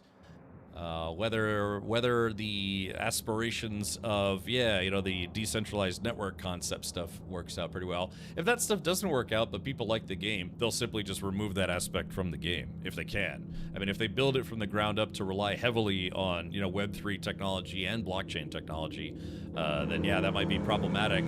But even the brief that they gave me says Stupid horse penis. all of the tech that's they're attempting to have implemented in the game, all the Web3 stuff is actually optional. So it's something that I would like to think would not kill this game unless the concept is too much for some people to bear, I guess you could say. Everything is nullsec, WH space and Frontier. What is WH space? I know nullsec is basically no security. I'm not familiar with the other term. So I will say this. I will concede that for stuff like this, I really wish I could just, yeah, kind of like manually control my ship. But instead, you know, it has its basically, you know, point and click control system, I guess you could say. It'd be nice if they would just give us just like you could set the ship to just pure manual mode and fly it purely manually. But I don't know if they're planning on adding that. I'd love it if they did, just for like small stuff. Yeah, like just you know, just maneuvering around certain things.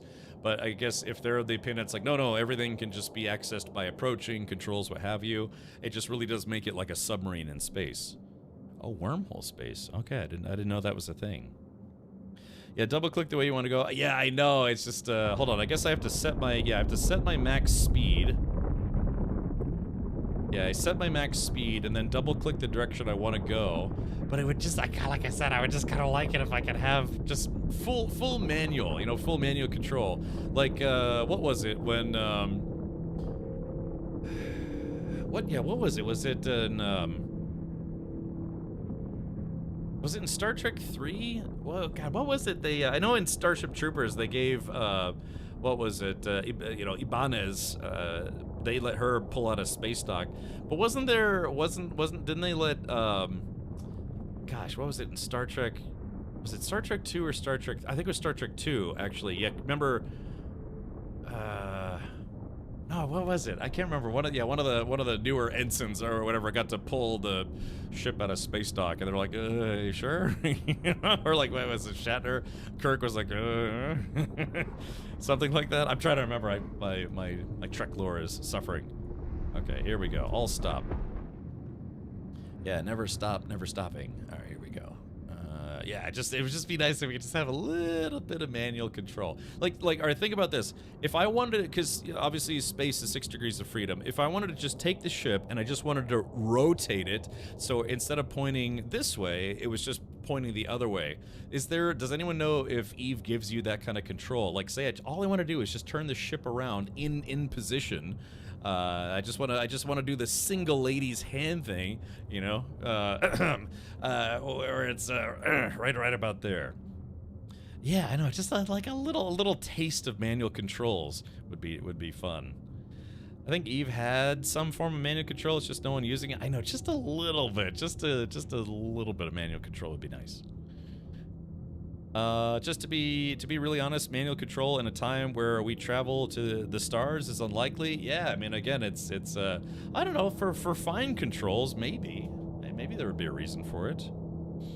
But if you're trying to, like, I don't know, I guess the reality is in the future the computer would be able to say you wanted to fly through a rocky formation in space. You could be like, okay, yes, go from here to here. Let the computer do all the calculations for navigation. So it'd be like rip your, and then so yeah, you tell the A, it has the A position, but you're trying to get to the B position. You're like, okay, go to this B position, and then the ship's computer figures everything out, right?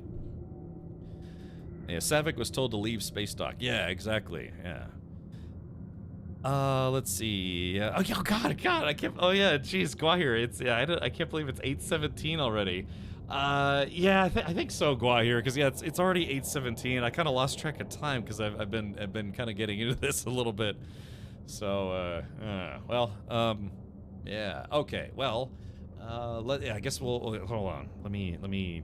I'm trying to remember what I'm supposed to be doing here. Okay, so let's go to Bravo. Yeah, I'm sorry. I lost board game with friends. Okay, Guire, I'm sorry, buddy. I kind of lost track of time here. We were thinking about doing a double duty, like doing a little bit of Eve Frontier and some Abiotic Factor today. But okay, so I have to build the portable printer. Okay, so we're gonna move this. Okay, let's do this. I guess maybe it's easier from a top-down view. I move it right about Shmia, and then build.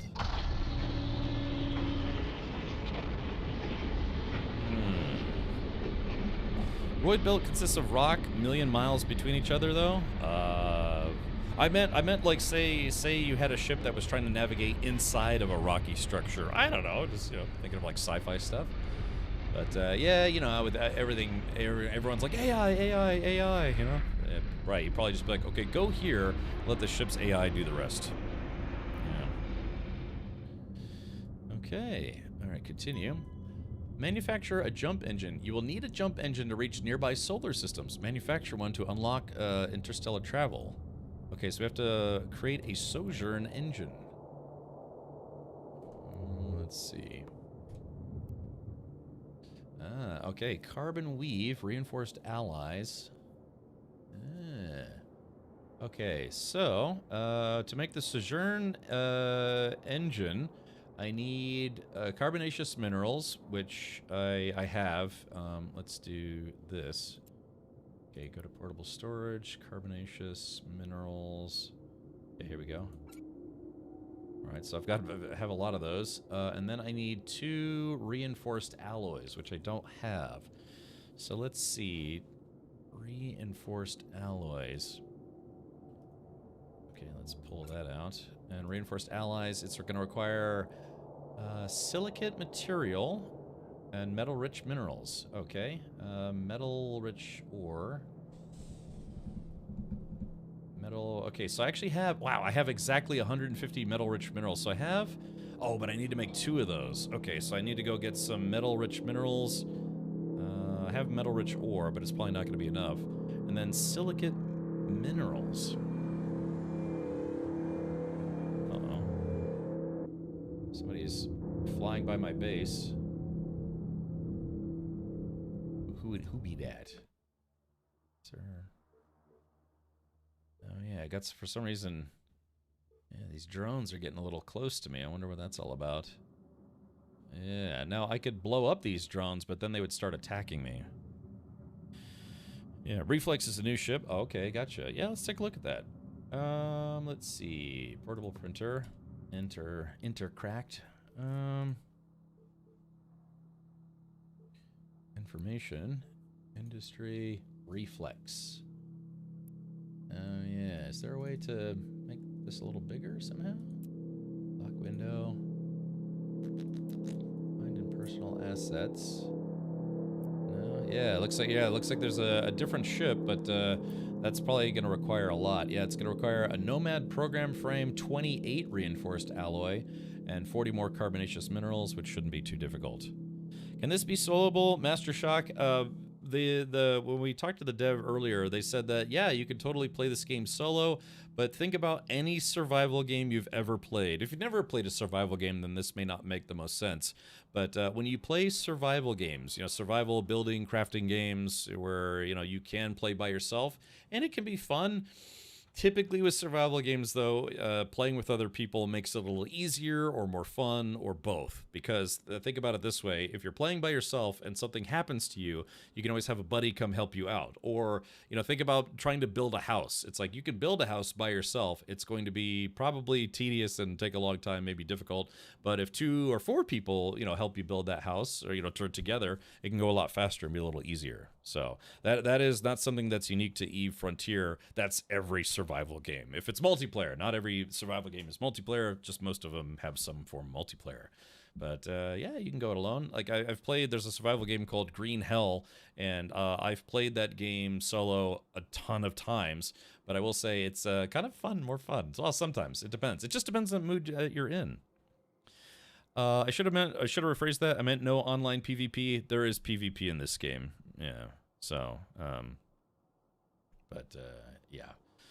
So, yeah, I guess, yeah, they talked about, what do you say, base defenses comprised of basically force fields and sentry turrets as in addition to whatever your ship can do. Yeah. Are you going to play Gears of War Reloaded? I hope so. I would like to. It's just, it depends on when it comes out, because I don't know if you've seen the game release schedule for September, but it's insane. It's just like half the gaming industry all decided to release their games in September for some reason. So it's going to be pretty bonkers. All right. So, but yeah, let's focus on the making the Sojourn engine. So I need reinforced alloys. Alloys. So I already have the carbonaceous minerals, but I need silicate minerals. So what do I get silicate minerals from? Okay, all right, silicate minerals and metal-rich minerals, and I need 300. I have 150 already. So let's back out of this and go to the refinery. Yeah, it's just like learning all the recipes you would learn in any survival game. Next week. Okay, gotcha. What day next week, Iron Nomad? I will try to take a mental note, if not a physical one. On Xbox Game Pass. Okay, gotcha. Yeah. Okay, so the 26th. What day is the 26th? I really should have my. All my calendar stuff is on Google Calendar. So 26 Tuesday. I have a meeting on Tuesday. Yeah, I think so. It begins. Yeah, the end of summer slam, so to speak, for video games. Let's see.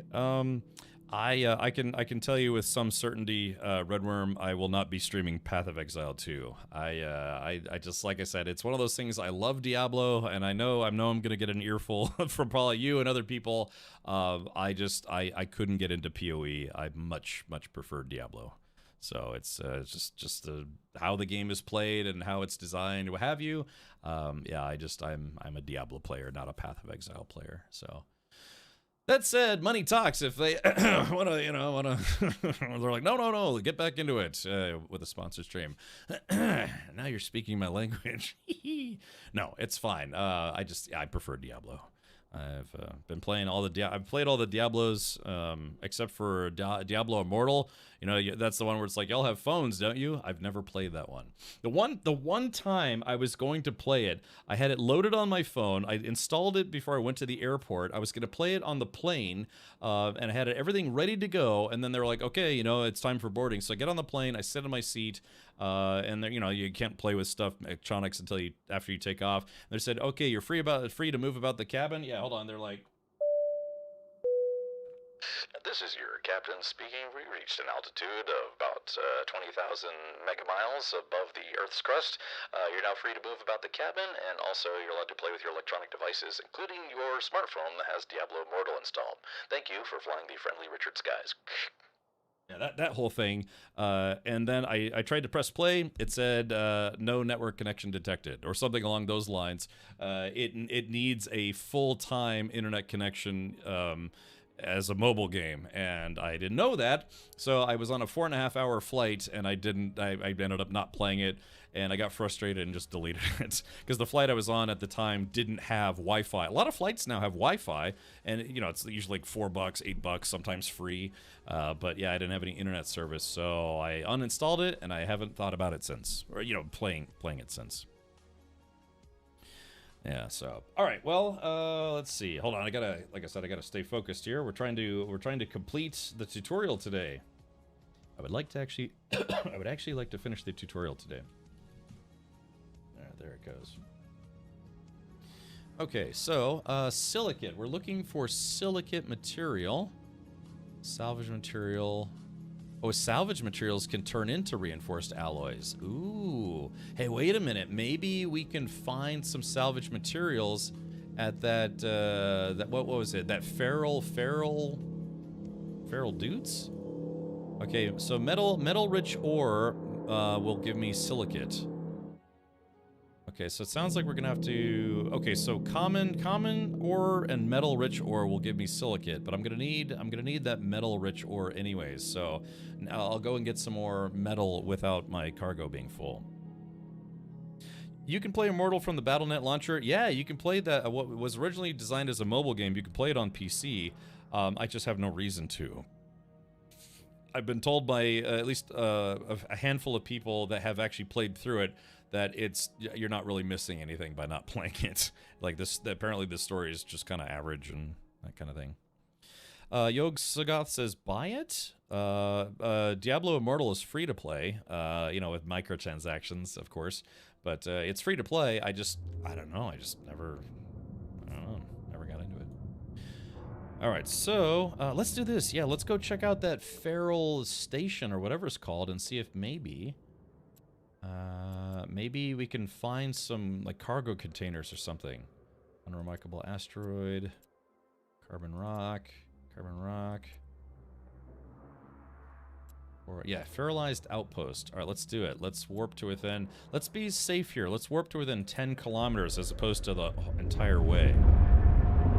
Yeah, that was the whole thing about y'all have smartphones, don't you? And then what was it? One guy from the crowd asked if it was like an early April Fool's joke about the whole Diablo mobile phone game. Are you right-clicking on that map? I am, at Stellarum. Yeah, that's something that I think Helix mentioned. When you see those points, instead of zooming in, you just right-click and then you can... Oh yeah, what do we have here?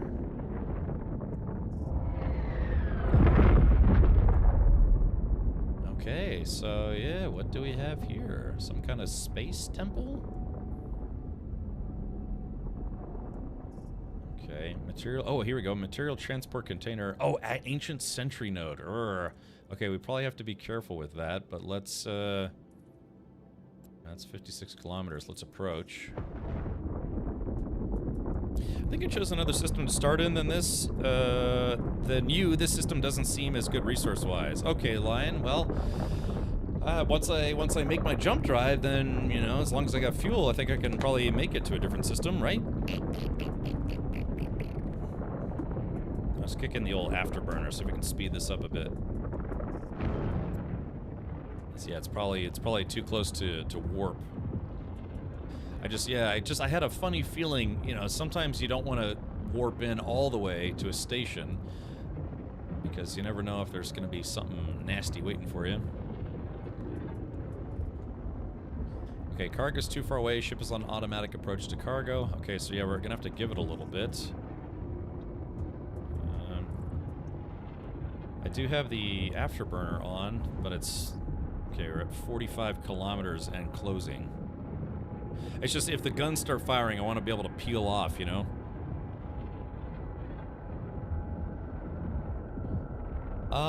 Willie Ken says, is your character doing any researching like in Eve? They don't want to have the same automation systems in this game that they do in Eve Online. So there are going to be some functional differences between Eve Online and this game. They want you to do everything, in a way, they kind of want you to do everything by hand. So, you know, like the timed research automation stuff that they have in Eve Online, apparently this game isn't going to have a lot of that stuff. Zybok, it is not a free-to-play game. They have what are called Founders Packs. It's a way to buy into not early access alpha, I guess you could say. I mean, I did that with SC. I did that with Elite Dangerous. a few other games as well, but it's $40. They do have, I guess, free play weekends, but the last one was in July, so I'm not sure if they're going to do another one. I'd like to think they would consider doing one during Gamescom week, you know, because it's Gamescom week, but I can't tell you for sure. Yeah, so yeah, it's going to be a little different. I remember that's kind of one of those things about EVE is you're like constantly doing background research, right? Where I guess in this game they kind of want this to be more like a real survival game where you have to do everything yourself, and maybe, I mean, the dev admitted it's like, yeah, there is going to be some grind in the game, but probably not as, well, maybe, I guess maybe not as automated as the grind in EVE Online for research stuff. So, yeah. Like I said, I can't believe it's already past 8. You know, that's the side. I like space games. I like survival games. But, I didn't realize I was already past 8 p.m. my time. Anyone got any big plans for Friday? I am going to my very first NASCAR race tomorrow. NASCAR, because, you know, I cover car content from time to time. NASCAR invited me to come to the, not Coca-Cola 400, it's the Coke Zero 400 in Daytona. So I'm going to Daytona International Speedway, and they are giving me like a, you know, pit pass, garage pass, so hopefully I can get some good footage. And yeah. What's this? EVE was the game you paid to not play? That I paid to not play? Is this a little less spreadsheety? I don't know. They're probably gonna have to break out some spreadsheets eventually. But this game is called EVE Frontier. If you'd like to learn more about it, type in ! EVE Frontier, ! Play, and yeah, you can take a nice look at it. It is not a free-to-play game. It is a pay-to-play game. It is currently in alpha access. Okay, well, hold on. I'll stop. Okay. Oh, shit. Okay, I'm being attacked. I think I'm being attacked. Am I being attacked? Wait, what is this? Oh, yeah, there's a security drone. Crap. All right, let's see. Hold on. Here. How do I... Okay. Okay, I'm being attacked, so I should probably get out of here. All right, afterburners are on.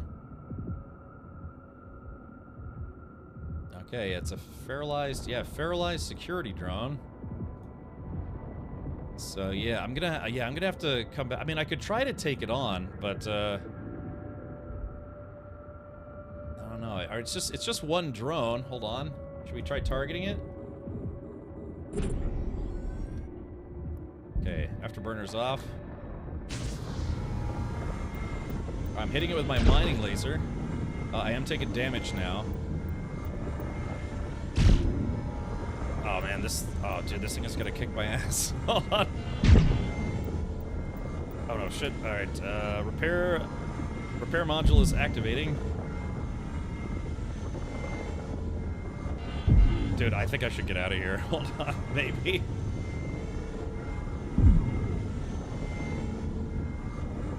Oh crap.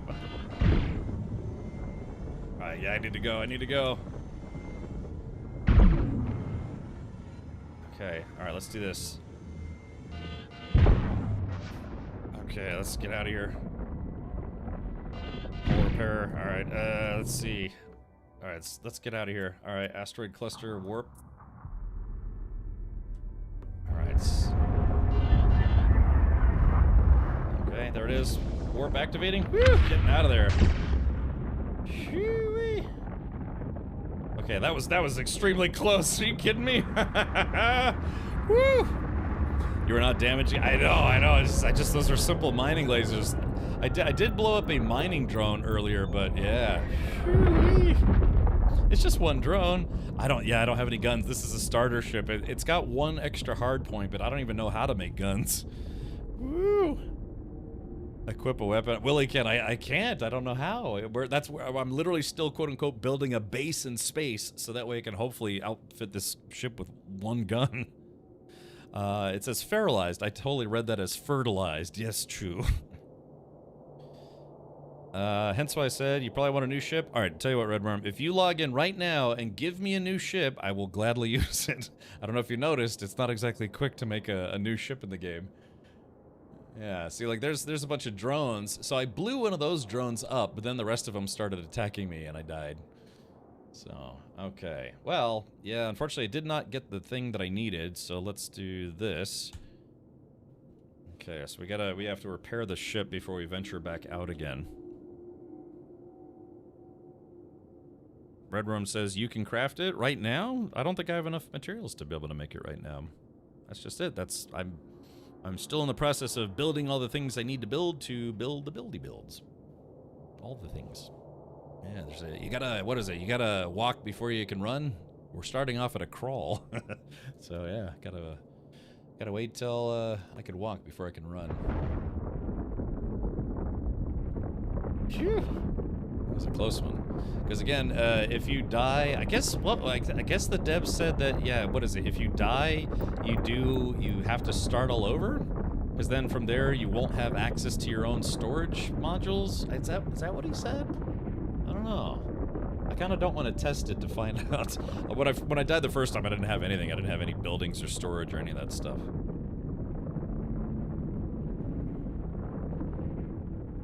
Okay. So, yeah, I guess the goal would be to, yeah, eventually when I get some guns, maybe try take out some of those drones. Unless they... I think it did say that when I killed a couple drones that I, oh yeah, drone standing... Yeah, clone activated kill report available. Yeah, I guess that was my first clone or whatever. Oh shit, hold on, I'm flying past my base. Right now, but it's doable. I'd like to think it's doable, otherwise you wouldn't be able to get anywhere in this game.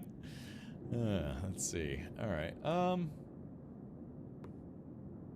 Let's turn back around. I'm just gonna drop off some stuff if I can.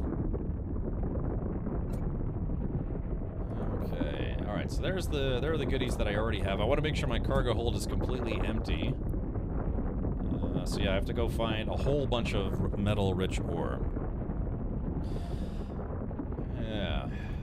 Yeah, well, so Red Worm, that's what killed me the first time, though, is because, you know, it's like a Hydra. You know, you kill one and 5 more take its place.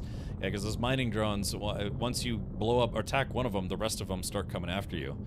So I can handle 1, maybe 2, but I can't handle 5 or 6 of them, or however many there are. Okay, all right, well, it's looking decent. I have off to a good start here. Toe Cutter, thank you for the Prime sub. Mad Max fan, are we? Yeah, thank you, buddy. Thank you for supporting me. Okay, so yeah, I have to make the jump engine so I can go to somewhere else. But let's do this. Yeah, we have to find a Ferris Field of Fun. Carbon rock. I want to go to the unremarkable asteroid. See what's there. Carbon rock. Feralized outpost. Okay, there we go. Oh wait, no, not the feralized, not the feralized outpost. I needed the Ferris rock. Shit, hold on. Stop the engine, stop the engine. Okay. Whew. Okay. God, I almost went to the wrong place. I was gonna go right back to the place where I almost died. Okay, let's see. P1 planet. Yeah, where was all that ferrous metal that we found earlier? Carbon rock, P4, carbon rock. 4. Oh yeah, here we go. Ferrous cluster. That's where I'm trying to go. Check it out. Noobifier. Ooh, 101. This has to be some sort of record. Indeed. Badass art. 101. This has to be some sort of record. I was wearing your shirt last week, actually, or was it earlier this week? It was one of the weeks. But yeah, I was wearing your shirt again, Noobifier. I was telling people.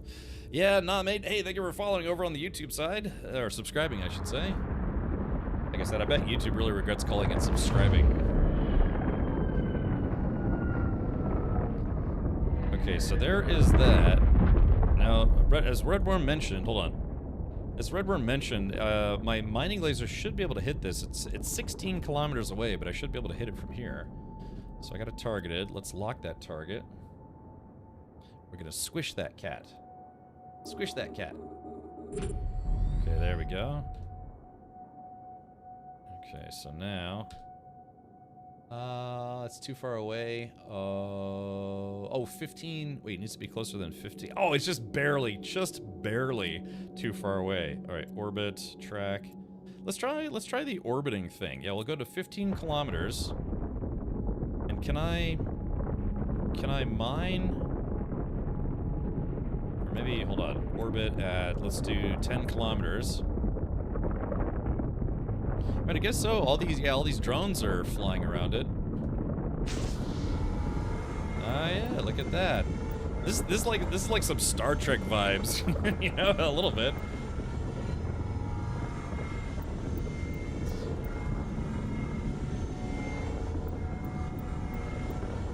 Now, one of the things that they mention, though, is that if something gets in the way of your mining beams or your weapons or whatever, even friendlies, it will still damage them.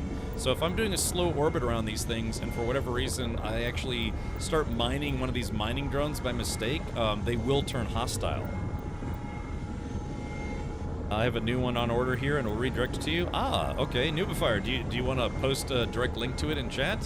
You can if you want to.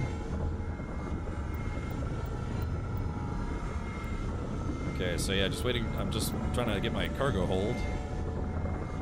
Just started watching you play this game. Looks a lot like Avorion. Oh, okay. I'm not sure if I've ever played that or not.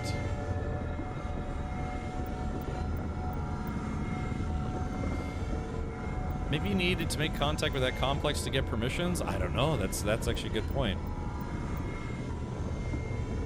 Avorion is a space game. Well, yeah, there's lots of space games. What type of game is it though? Is it a is it like an RTS game? Is it like a space survival game? Or oh, it looks like EVE Online just with a slightly different UI. Oh, okay. So kind of a quote unquote competitor to EVE Online. Interesting. Oh, okay, Nubifier. All right, fair enough. I guess that little blink blink is to let you know that your cargo hold is almost full. It's a voxel survival builder. Ah, really? I mean, I know the name. I don't think I've ever played it.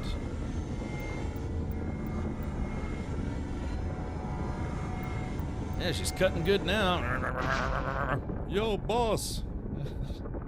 That scene when in Ghostbusters 2 where they were like digging right into one of the streets in Manhattan. I guess you bookmarked your base? I don't know if you can bookmark it, but I know where it is from having played for at least a few minutes. Let's see, asteroid cluster. Boop. Okay, so if it seems like I'm doing a lot of back and forth, think about any survival game you've ever played. There's a lot of back and forth in survival games. I'm in Houston soon. We'll mail it from there so there are no extra duties. Good, that's a smart plan.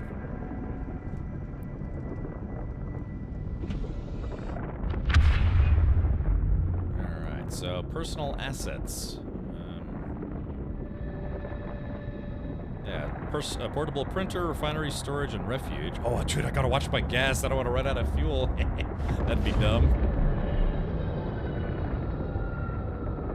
I like that there's a little nav satellite here. Let's see if we can fly up to it. Hold on. Lower my speed. Okay, hold on. Let's see. We're gonna get up close to it. Yeah, there's a just like in ED. It looks like there's a little nav satellite. There we go. I don't know if I can get close to it.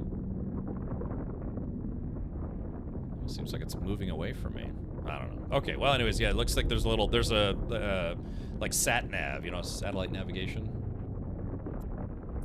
All right, we are on approach. I want a bigger ship. Yeah, I want a ship that has guns and lasers, and also more guns, maybe some missiles.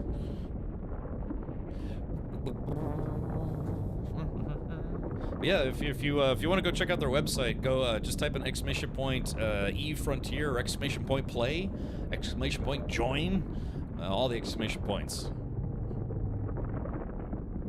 If you think you're actually gonna pick up the game, let me know. I'll give you my referral link.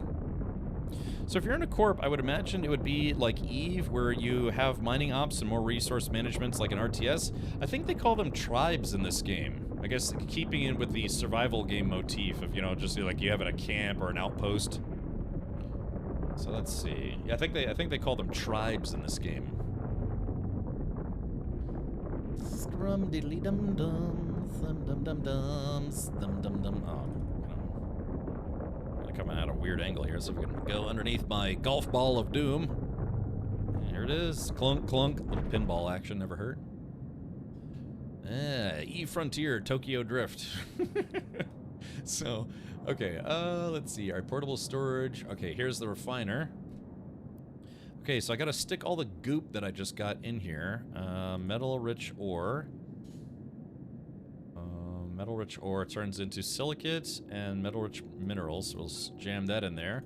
We're gonna max this out, and then we're gonna start this up.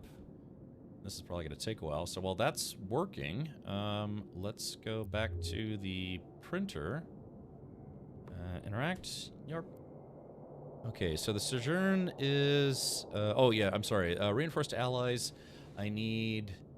Oh, man, I'm going to need a lot of silicate minerals. Damn. Yeah, okay, I'm going to need a lot of silicate minerals. Bum. So I'm probably gonna have to make that trip twice. Yeah, go right back out there. We're gonna have to do 2 loads of metal-rich ore, and that's fine. Yeah, I'm actually kind of enjoying this. Today's stream is brought to you by CCP Games, but you know, sponsored stream. But actually, genuinely, I'm enjoying this. Yeah, it's kind of fun. Kind of sink your teeth into it a little bit.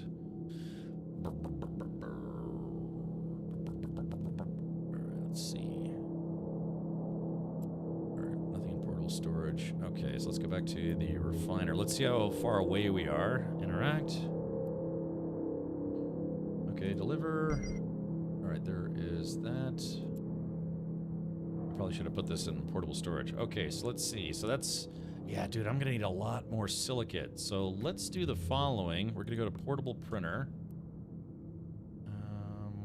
Actually, let's do this. Okay, so yeah, I don't even have enough, let's see. Yeah, silicate, man, why does it need so much silicate? Metal-rich. I think I have enough metal-rich minerals, but now I have to find some silicate, so why don't we do this? Let's go to portable storage. Let's see if maybe I can make more silicate material, maybe out of just common... Yeah, let's see if this common ore can be turned into silicate. Because, yeah, otherwise that's going to take forever. Well, not forever, just to take a couple trips. Let's see. Water, ice, carbonaceous ore, common ore.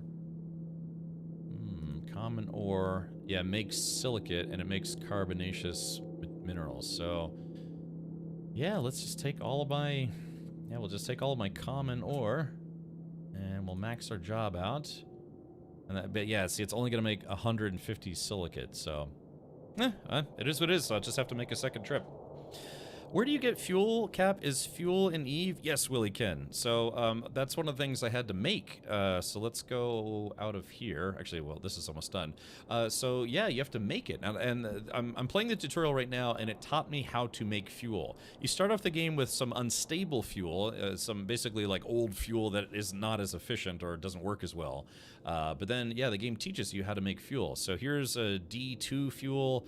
And then I think in the, was the printer? Interact, was it the printer had D1 fuel? No, I think it was the refiner, wasn't it? Let's see, D2 fuel. Where is that? I know I just saw it. Well, yeah, I can't remember where it is, but yeah, it's, I thought there was D1. I got D2 fuel, but I thought there was D1 fuel.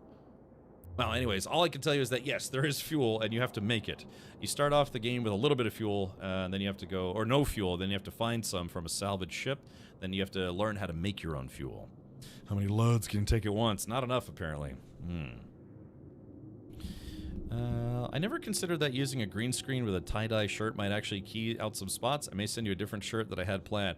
Yeah, I mean, I don't mind. I have some shirts with some green in them, but admittedly, I don't wear them as often as, say, like, you know, these shirts that have my stupid name on them.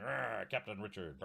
Yeah, just, yeah, anything green. I can get away with some really dark greens, but anything that's green or bright green, yeah, my green screen eats it up.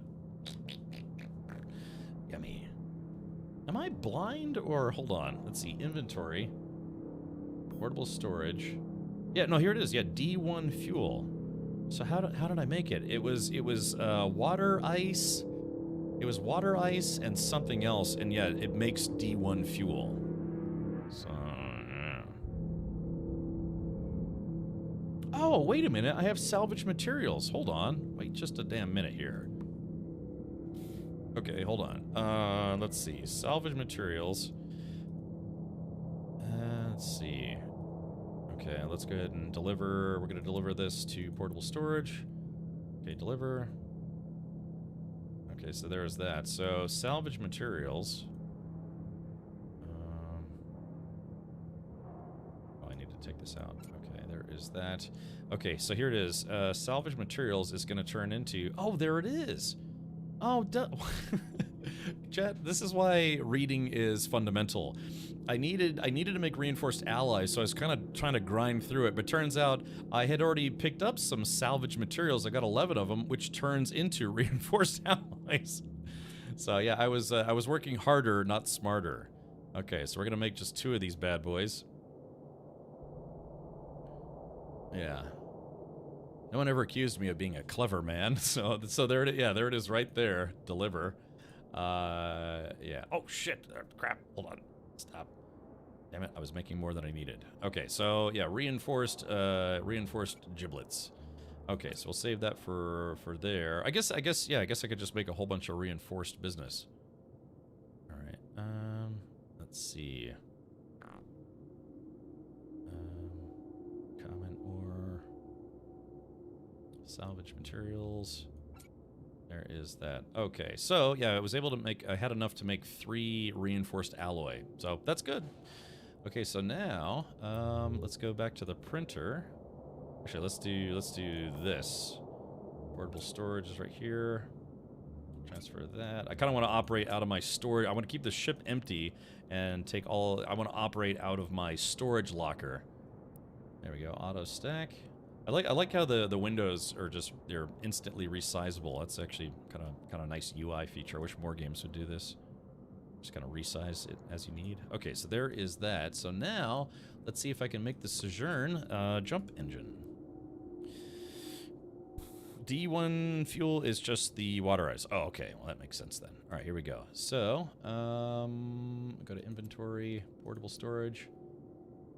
Okay, so I need carbonaceous minerals, which I have. Plunk. And then we need 2 reinforced alloys. Plunk. And we're going to make just one Sojourn engine. Start. And this is going to take a while. You know, an engine's not made overnight. Make more, as you will also need it for a new ship. That was the most I could make. Yeah, it's not a bad idea. So, but yeah, so that salvage... I guess we'd have to find some shipwrecks and see if I can get more salvage. Ooh. Refine everything, top off your fuel tank. Yeah, so typical, yeah. And so think of it this way. Think of like a survival game. What do you do in a survival game, right? You have to make sure before you go out somewhere else, you have to eat some food, drink some water, right? And then you've fueled up for adventure. So, like I said, I like the concept of like a pure spaceship-driven survival game. Yeah, if you kind of stop thinking of this as an EVE online game and think of it more like a space survival game with EVE mechanics, it kind of, I don't know, kind of like makes me think different about it. I don't know, it's hard to explain, but I kind of think different about it.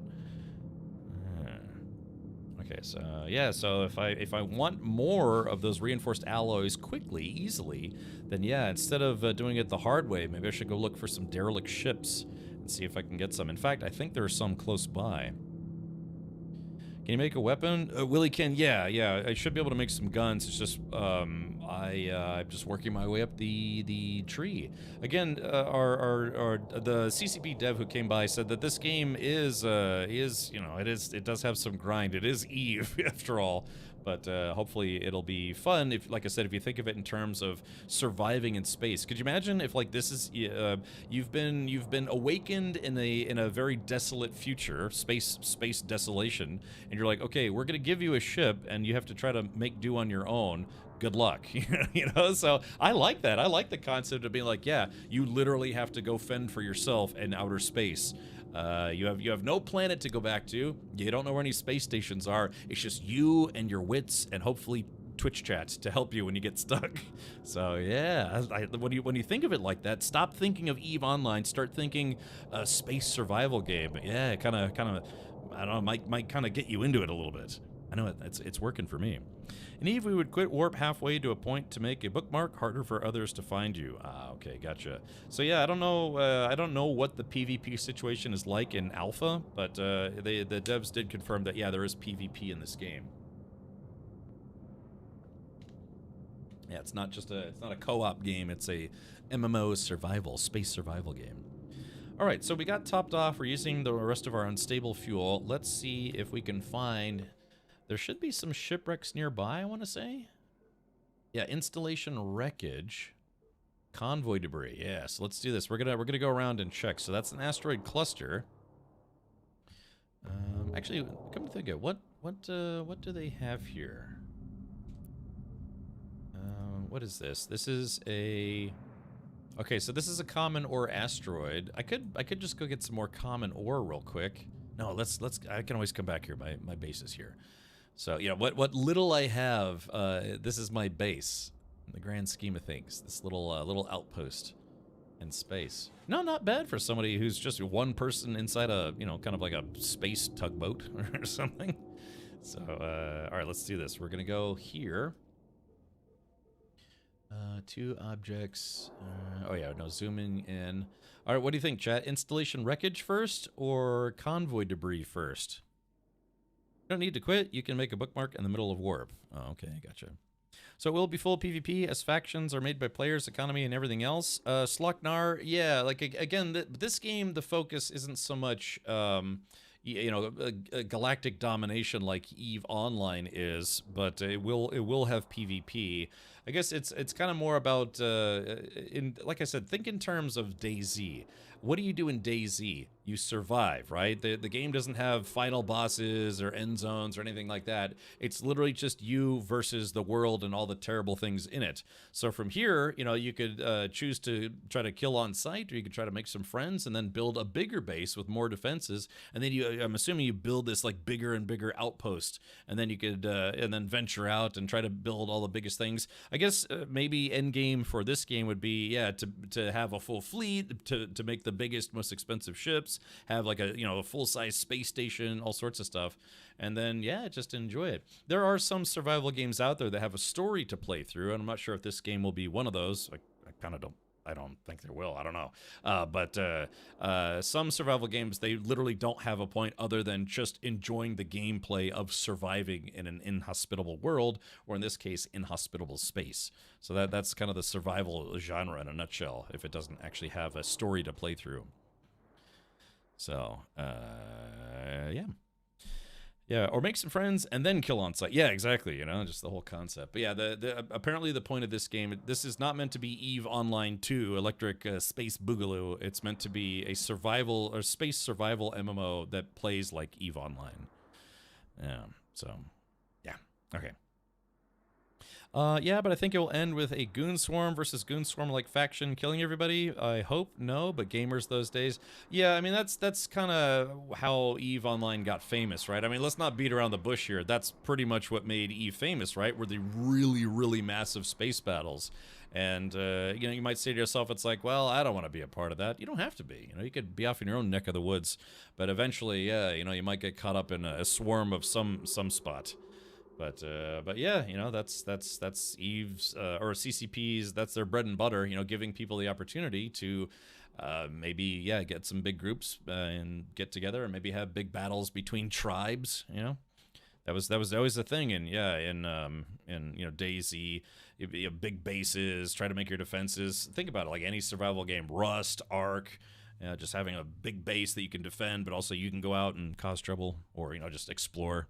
All sorts of stuff. But yeah, I kind of like the change of pace. I mean, I play a lot of survival games that have kind of a certain style. You know, there's a style of like, yeah, like your Arks and your Rusts. Yeah, we've been playing Scum a lot as of recently.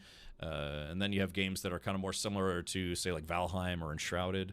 But yeah, I can't think of a space survival game that works like this. I mean, I've played Homeworld, but I can't think of a game that's specifically a space survival game. Yeah, Redworm, I will. Yeah, I will be covering the new update for Dune Awakening. It's one of the 1,500 games that is releasing in September. Okay, all right. I'm gonna make an executive decision. We're gonna go to the installation wreckage and see if we can find some salvage there. All right, wish me luck. Let's not die in the process.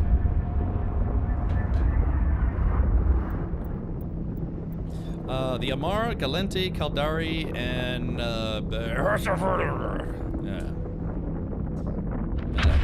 Klaatu, Varata,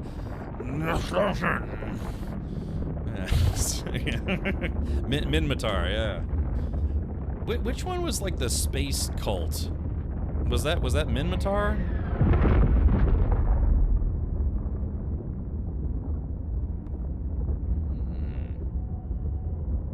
Is that a player or is that a robo? Did you say off naked in the woods, running naked through the trees on a full moon light night? One of my favorite pastimes, yeah. Oh, Amar, the religious slavers. Yes, but did you say all the words? I said your damn words. Okay, so yeah, we're looking for salvage scrap. I'm not seeing anything. Let's maybe head this way a little bit.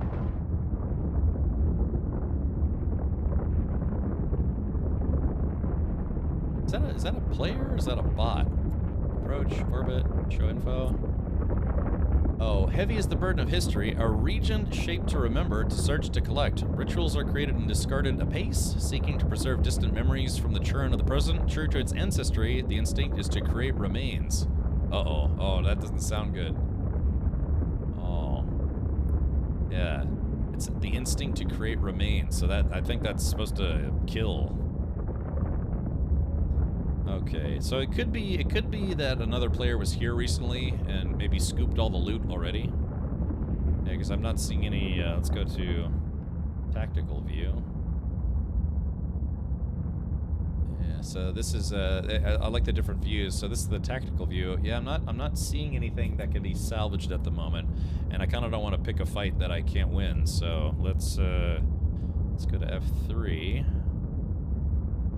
Asteroid cluster. Okay, so we're gonna go over to the convoy and see if the convoy has some loot. If not, I guess we'll have to do this the old-fashioned way. Do you need a salvage type of gun thingy? No. You just simply click, get close to the ship and then open its cargo bay remotely. Rogue drone, it says on top. Yeah, I did see that after I opened it up. Big fleet battle with friendly fire on will be fun to see. Yes, Slocknar brings up a good point, because again, if say you're firing like a death beam and one of your friends flies through it, they will actually take damage. They don't let you get away with that. Okay, so it looks like there's actually a lot of stuff here. Oh, ancient corpse. Oh, a mummified clone. All right, let's loot that guy. Okay, that was kind of cool. I mean, sucks to be that guy, but Alright, so yeah, there's definitely a little bit of loot here. Frigate wreck. Okay. Yeah, there we go. 7 salvage, unstable fuel. Let's loot all that. And that instantly goes into my inventory. Okay, so ancient corpse. Let's see, loot all. Ancient corpse. Gosh. So yeah, I'm starting to get these mummified bodies. Hauler wreck. Let's see, ancient corpse. Okay, you know what we're gonna do? Let's get approach. So this is a hauler. You know, it was a ship that had people in it, and then for some reason, it got exploded. So yeah, just all those corpses that we found were, basically the dead crew of this dead ship. Currently looking for some of the metal-rich ore, but no look any of the asteroid field in system and not in the debris that I can find. Dude, Hauler, shot color, 20-inch blades? Oh, okay. But no luck. All right. Yeah, it's old Eve players, right? I mean, really, because again, I from what I gather, this game is supposed to take place after Eve Online, you know, timeline-wise. Okay, all right, so here we go. Open cargo. Yeah, here we go. Fossilized exotronics, more salvaged materials. Okay, so yeah, I'm actually pretty glad we came here. Okay, cool. So, yeah, looks like we've looted everything in the immediate vicinity. Oh, no, wait, we haven't. Wait. Frigate wrecks. Oh, yeah. Okay, cool. There's one last thing that I have to go and inspectigate. So cool. Yeah. I like the idea of, like, yeah, flying the ship, you know, and then I'm just trying to fight anything I can. You're basically, yeah, like a scavenger at this point. So the goal of the game is to rise from scavenger to space warlord. I mean, really. Like I said, I guess this game's not exactly about galactic domination, but it's more about, yeah, I mean, effectively becoming like a, you know, a tribal leader, tribal chief. And maybe in your group of friends or solo. Okay, so yeah, so this ship was much bigger than my ship, but somebody blew it up. Or maybe their engine exploded. Okay, open cargo. Okay, all right, not a lot of stuff in this one, but okay, that was a very successful loot run, and now we get the hell out of here. So, yeah, old Eve players imagine warping into a place and you will just see thousands of corpses and wrecked ships from all over an insanely big all-out war front. Yeah. And the game seems to be running pretty well. My gaming computer is about 5 years old, so I mean, this doesn't seem like terribly graphically complicated, but, you know, I mean, it looks good for what they're trying to do. I just want a bigger ship.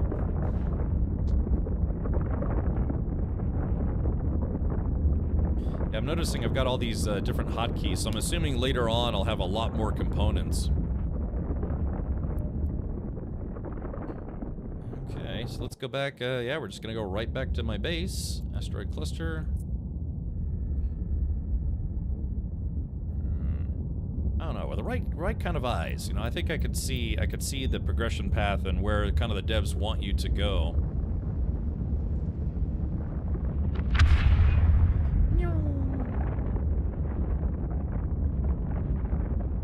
Local warp. That makes your ship super small, as frigates were the smallest in Eve, well, other than shuttles. Yeah, that's what I'm saying. So, yeah, again, you've been quote-unquote awakened, I guess as a clone or something, and yeah, they gave you just a little ship. They're like, this is the best we can do. It's one step above a life raft, you know? And yeah, they're like, yeah, go make your fortune in space. You know, go help repopulate the galaxy. I like that concept, actually. I like it a lot. Elric, this is not a direct sequel to EVE Online. This is an EVE Online 2. This is kind of like a spin-off game that is meant to be a space survival game, kind of, I guess you could say, set in the EVE universe, if you will.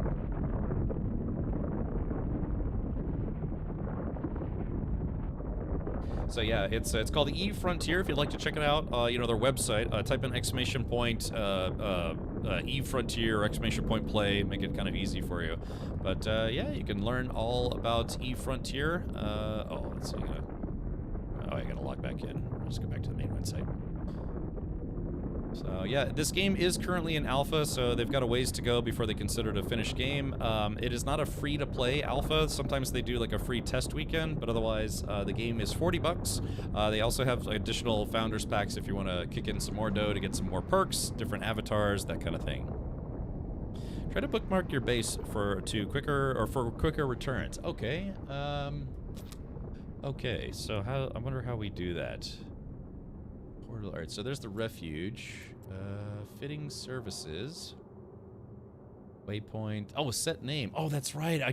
Oh, crap. I forgot. I was supposed to let people, usually I let subscribers, you know, name my bases, my ships, all sorts of stuff. I wonder if I can do that. Hold on.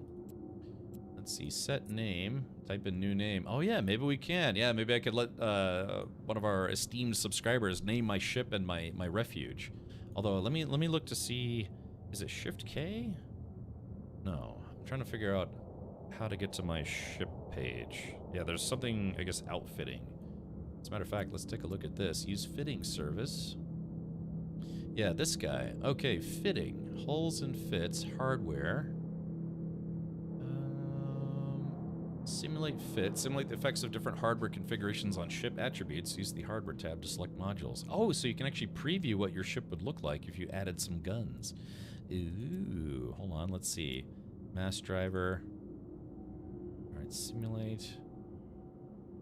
How do I... Oh. Exit simulated. Oh, it's a simulation view. Okay. Yeah, okay, so, but can I rename my ship? Oh, attributes. No? Let's see. Oh, here it goes. Wend UQFY10. Drag name into chat to link your starship fitting. Okay. Undersized propulsion. Okay, so how do I... Yeah, how do I rename my ship? Oh, there's got to be a way to rename your ship. Let's see. Browser, inventory, character... Oh, there's me. Yeah, so there we go. That's what I look like right now. I guess I'm a clone of some kind. There is no monthly fee right now because it is paid, basically alpha development access. But it is, when it goes to 1.0, they are going to have a live subscription just like they do for EVE Online. They are going to have a system where you can convert in-game currency to, you know, their EVE token currency, whatever it's called. And then just like with ISK and Plex, you could probably buy game time through in-game currency.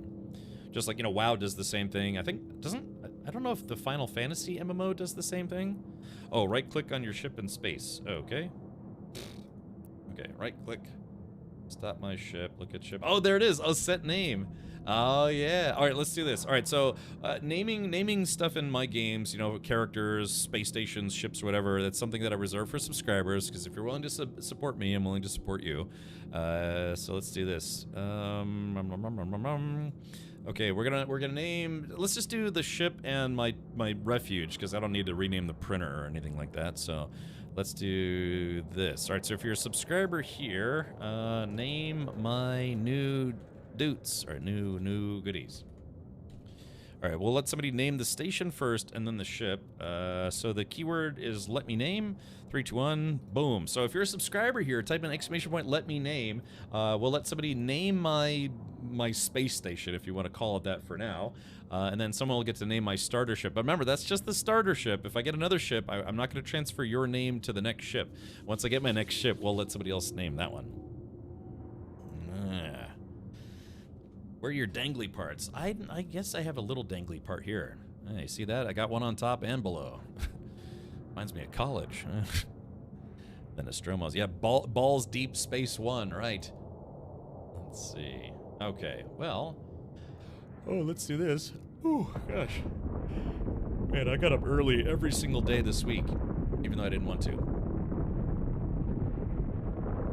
Alright, let's see. Refinery. Alright, so approach the refinery. So yeah, this is it. This is all. Think of like like an island survival game. This would be the equivalent of having a hut, a campfire, a bamboo box, and then maybe like a crafting table. So again, I love the concept of translating what you're seeing here, not in EVE Online terms, but survival game terms, which is kind of a fun concept, really. So yeah, this would be like my tiki hut. This would be my bamboo box. This would be, I don't know, yeah, like a stone oven, and this would be my workbench, you know, construction table. And it's literally a one-for-one analogy as to what these do. It's just presented like it's EVE Online, and that's why, I don't know, in a weird way, I'm actually kind of really getting into it. I love the concept of a survival game that it's more space-driven, you know, it's in the larger scale, I guess you could say. Right-click, space, and see if you have the bookmark option. Okay. I do not. Yeah, see, I'm right-clicking, no bookmarks. Let's go to the overhead view. Let's see, 4 objects, right-clicking, activate auto. Oh, autopilot, nice. Show info, cargo hold. Yeah, again, the game is in alpha, so if they're planning on implementing any kind of bookmarking, it looks like they haven't implemented it yet, at least not through the click menu. I feel like this local is ripe for solar power. Yeah, this locale is, yeah, I should be going all solar. Okay, so now let's do this. Let's go to the refiner and see all the stuff that I found, what I can turn that into. that humming that you hear is those are some drones flying by. Okay, so oh yeah, so look, mummified clone turns into water ice. Why, I don't know why they don't call it ice water. It's water ice. I don't know if that's a thing. All right, let's do this. Okay, so start and deliver. I guess I could build a second refinery. Once I start having some really big jobs, I could probably have a refinery. Start, deliver. That's, yeah, they gotta make it where we can have more than one body at a time. Oh wait, max job. No, yeah, see, I can only, oh no, I can have more than one at a time. Oh, okay, never mind. The devs are way ahead of me on that one. All right, mummified clone. There we go, and okay, so I'm just, yeah, gotta learn the interface, I suppose. Okay, so there is that, and then same thing, salvage. We're gonna take all my salvage. Salvage turns into reinforced alloys, so we'll drop that there. We'll max out our job, and let's start. I'll be able to make 6 more reinforced alloys. That's good. I have fossilized exotronics, and I don't know what that's for. Okay, just auto stack. Oh yeah, there's an auto stack. Yeah, there's an auto stack button, stack all button right there.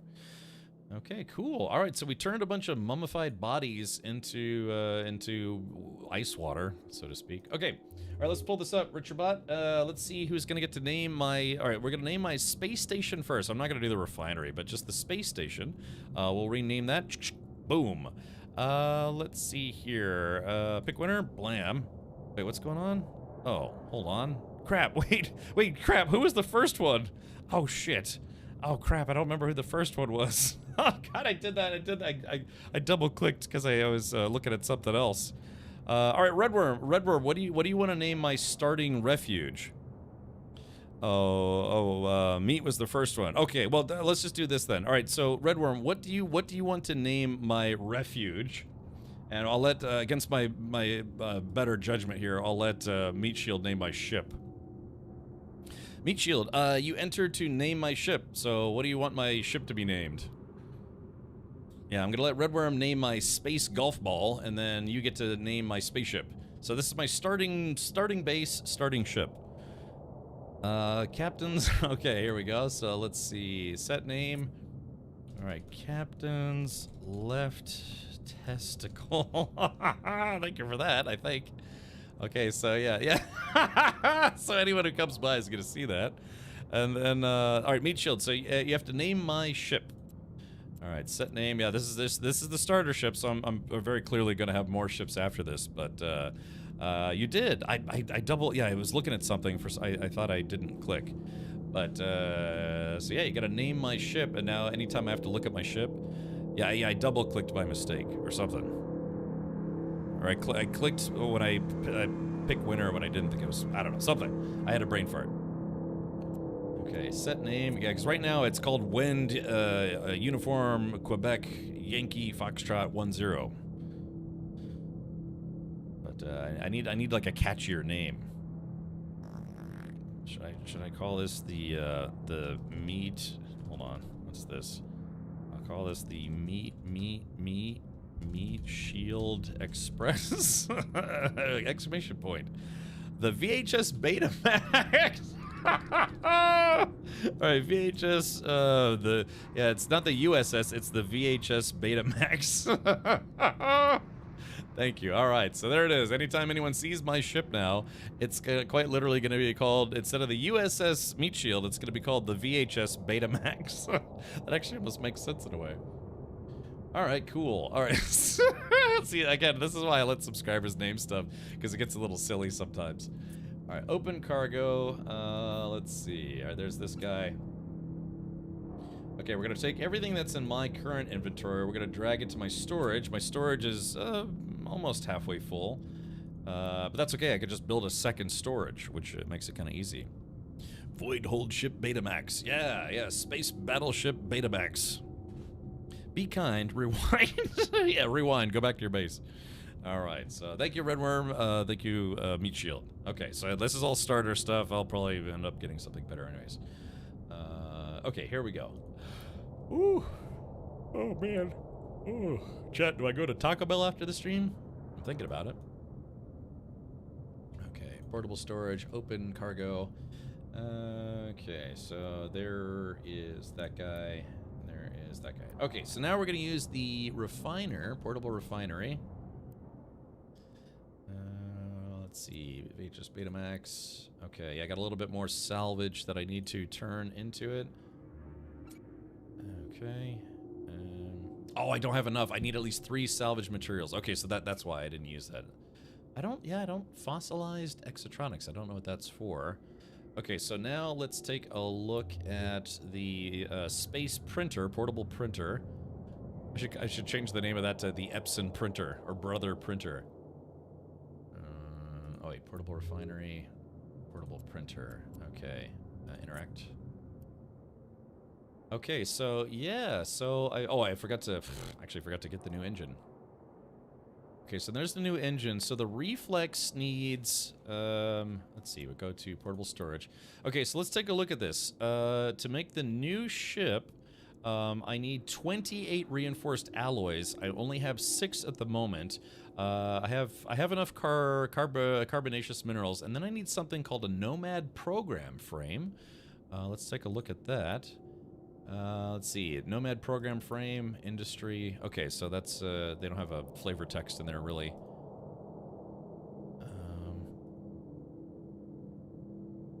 Let's see, take this out, take that out. Okay, sort that stuff. Okay, so this needs, oh, fossilized exotronics. Okay, so I actually do have, ooh, chat, I actually have, I have the fossilized exotronics that I need to make the Nomad program frame. Oh, so actually, then after this, all I need is reinforced alloys, and then I can have the next tier of ship. That's actually going a little quicker than I thought. Where did you find rich metal ore at? It was like at a Ferris asteroid or Ferris deposit. Ferris deposits day off, you know? So, okay, cool. Yeah, so check this out. So reflex. Okay, yeah, so I just need to get those fossilized exotronics out. We'll sort that stuff. Okay, so reflex. Yeah, the next tier of ship. Let's see, click on it. Description, reflex. So yeah, I'll have a new type of ship. It has program frames. Okay, well, I'll have a new tier of ship. Okay, so I need 21 more reinforced alloys. So let's go back to reinforced alloys. I need silicate minerals and metal-rich minerals. Okay, so silicate, I have 280. I've got 280 out of 420. So let's go mineral mitch. All right, so let's go back to the refiner, and we're gonna turn all my metal ore into metal stuff. You should have more salvage and ship's cargo hold. You picked like 20. I did. This is my ship's cargo hold. I already transferred everything over. Gonna need weapons and shields. I know Willie can. So yeah, that's why I'm hoping the new ship maybe will have some more goodies or something. I don't know. Yeah. Armor God says, "Is this a small game to EVE Online?" It's not a sequel to EVE Online. It's basically they're trying to make a new game that uses some of the core mechanics of EVE Online, but it's going to be a space survival game. So this is, I guess, even further in the future. Oh, Dr. J, thank you for 71 months. Yeah. Be my last subiversary feels bad man rad sad. But we'll keep the Patreon support going. First oil it on the left and shut till morning, Captain. Ah, Dr. J, I know your situation is well, not your situation, your preference, I should say, and that's fine. Yeah, I appreciate this support on Patreon. What I need to do is at least Dr. J on Discord. I can't set a custom role on Twitch for you, but I want to set a custom role for Patreon backers on Patreon. So yeah, so hopefully I can. I'll try to get that set up. I've just had just a crazy busy week, and I'm gonna be gone all day tomorrow, most of all day tomorrow too. So Sunday is gonna be my catch-up day. Catch up. Okay, so let's see. Let's do this. All right, portable storage. Okay, so let's do. I got metal-rich ore, so we're gonna take that. I got 65. And we're going to... Oh, crap, I forgot to max out the job. Or did I? Oh, I guess I did. No, max. All right, there it is. Max it out.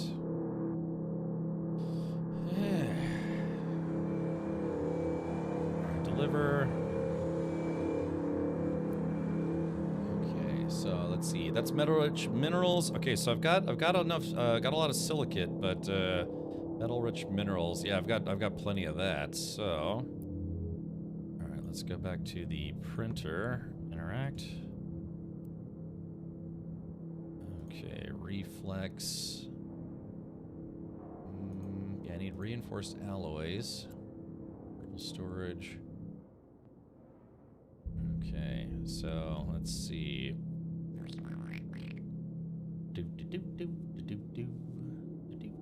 Alright, silicate.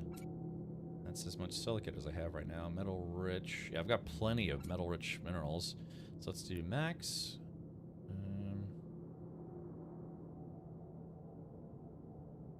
Oh, wait, what? Hold on, wait a minute, hold on, I'm thinking about this wrong. Wait, it's 420 silicate materials to make one reinforced ally? Oh, no.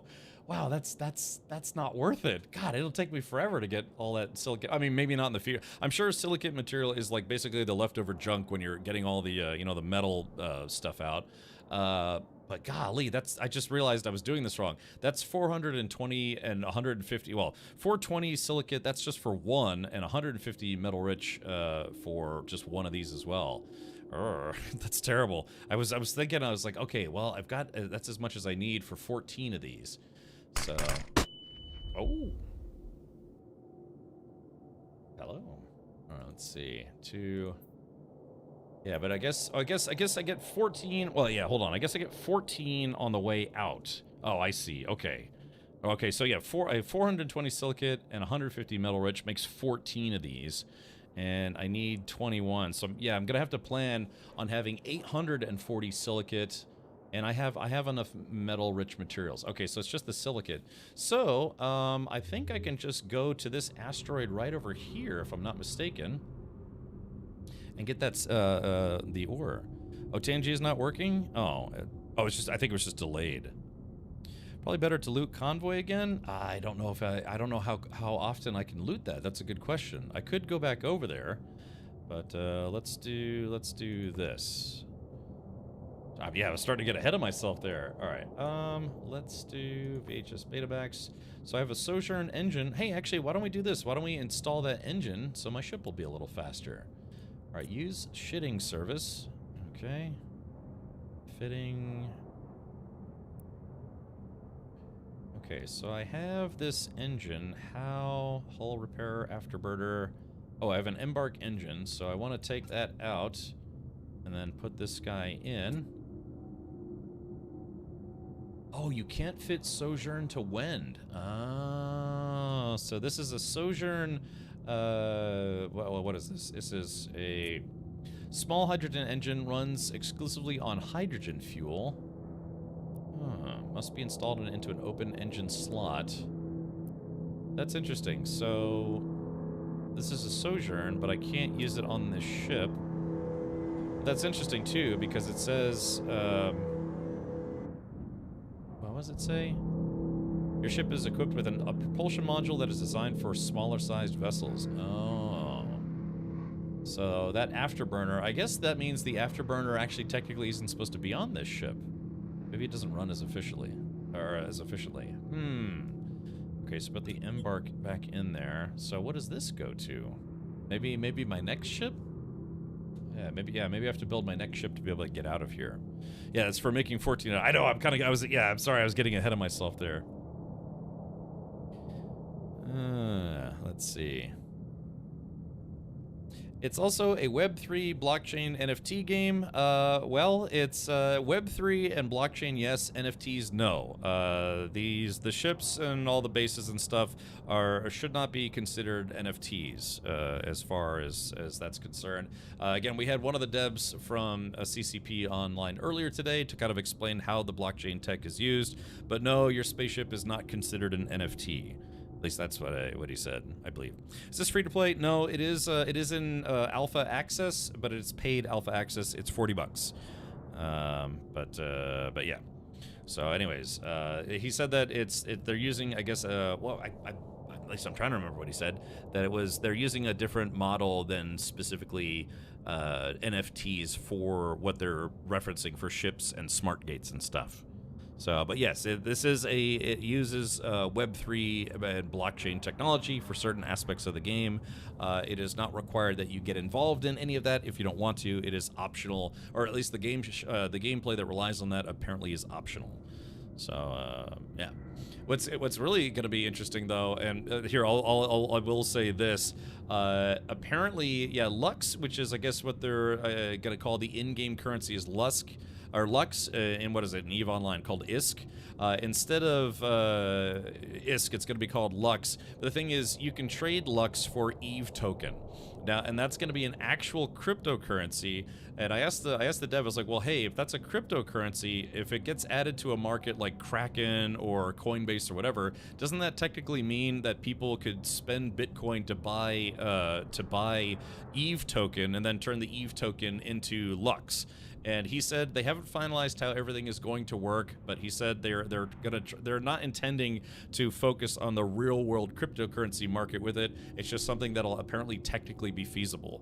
So that'll be interesting to see. And again, I'm not anti-cryptocurrency. I am anti-NFTs because I think they were stupid. Whatever what the intent was with NFTs, it was just horribly maligned and taken advantage of by people who were trying to rip people off, to make a quick buck. So, but I've dabbled in crypto. I did crypto mining for about 4 years.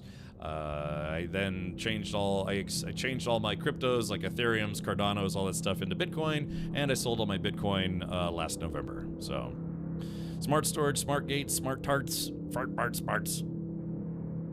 Might need to remove the engine and afterburner to have enough power to install the new engine. Oh yeah, you're right, that's a good point. But yeah, so they are trying to incorporate some real world Web3 and crypto tech, I guess you could say, or that stuff. It's just interesting. It is interesting that there's going to be an EVE token that is technically a cryptocurrency that you might actually find on a crypto market. So I don't know how much I'm going to dabble on that. Probably not much at all. But I think the core idea of the game is sound. But they're trying to add some real world blockchain tech to the game. But yeah. So the concept of NFTs, the way it was described for gaming usage or otherwise, seems like it actually could have been feasible. But all of that stuff, all the NFT stuff, was just completely ruined by people, like I said, taking advantage of people, or trying to scam people for basically selling garbage that they drew in paint. And said it's like no, it's your version of this is going to be a valuable commodity. It has an inherent value, a dollar value, all sorts of stuff. And people basically lost thousands of dollars on worthless pictures that they technically didn't even really own. So it's I kind of don't want to get into all that stuff right now, but yeah, it was very, very silly. And I can imagine, I don't want to name names, but there's probably someone in here in chat that probably bought some NFTs and they're probably not worth anything anymore. The NFTs were the pet rock of the, I don't know, I guess the Zoomer generation or something like that.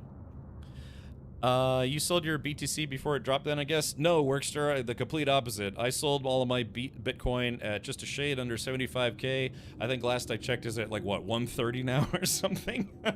So, no, actually, I sold too soon, but that's because I don't want to make this political at all, but I bet on the wrong horse, cryptocurrency-wise. Because if a certain other person had been elected president, there probably would have been a massive sell-off. Instead, an orange homunculus got elected as president instead. And of course, that person is more crypto-friendly, and so the value of most cryptos shot up instead. So I quite literally bet on the wrong horse crypto-wise. I sold all my cryptocurrency, and then it went whoop, so it is what it is. It's any kind of investment, it's effectively gambling. And although I made a lot of money, well, not a lot of money, but I would say I basically quadrupled my initial investment, but I also did a lot of crypto mining, so a lot of it was just kind of quote-unquote free money. And yes, I did pay my taxes on it. I did report all my earnings. So anyways, long story short, yeah, man, I bet on the wrong horse for sure. Well, anyways, like I said, politics aside, it is what it is. And now you're a millionaire. No, I probably missed out on like 20 grand. So I gotta be really brutally honest about that. Yeah, I probably missed out on like probably about a good 20 grand. It is what it is.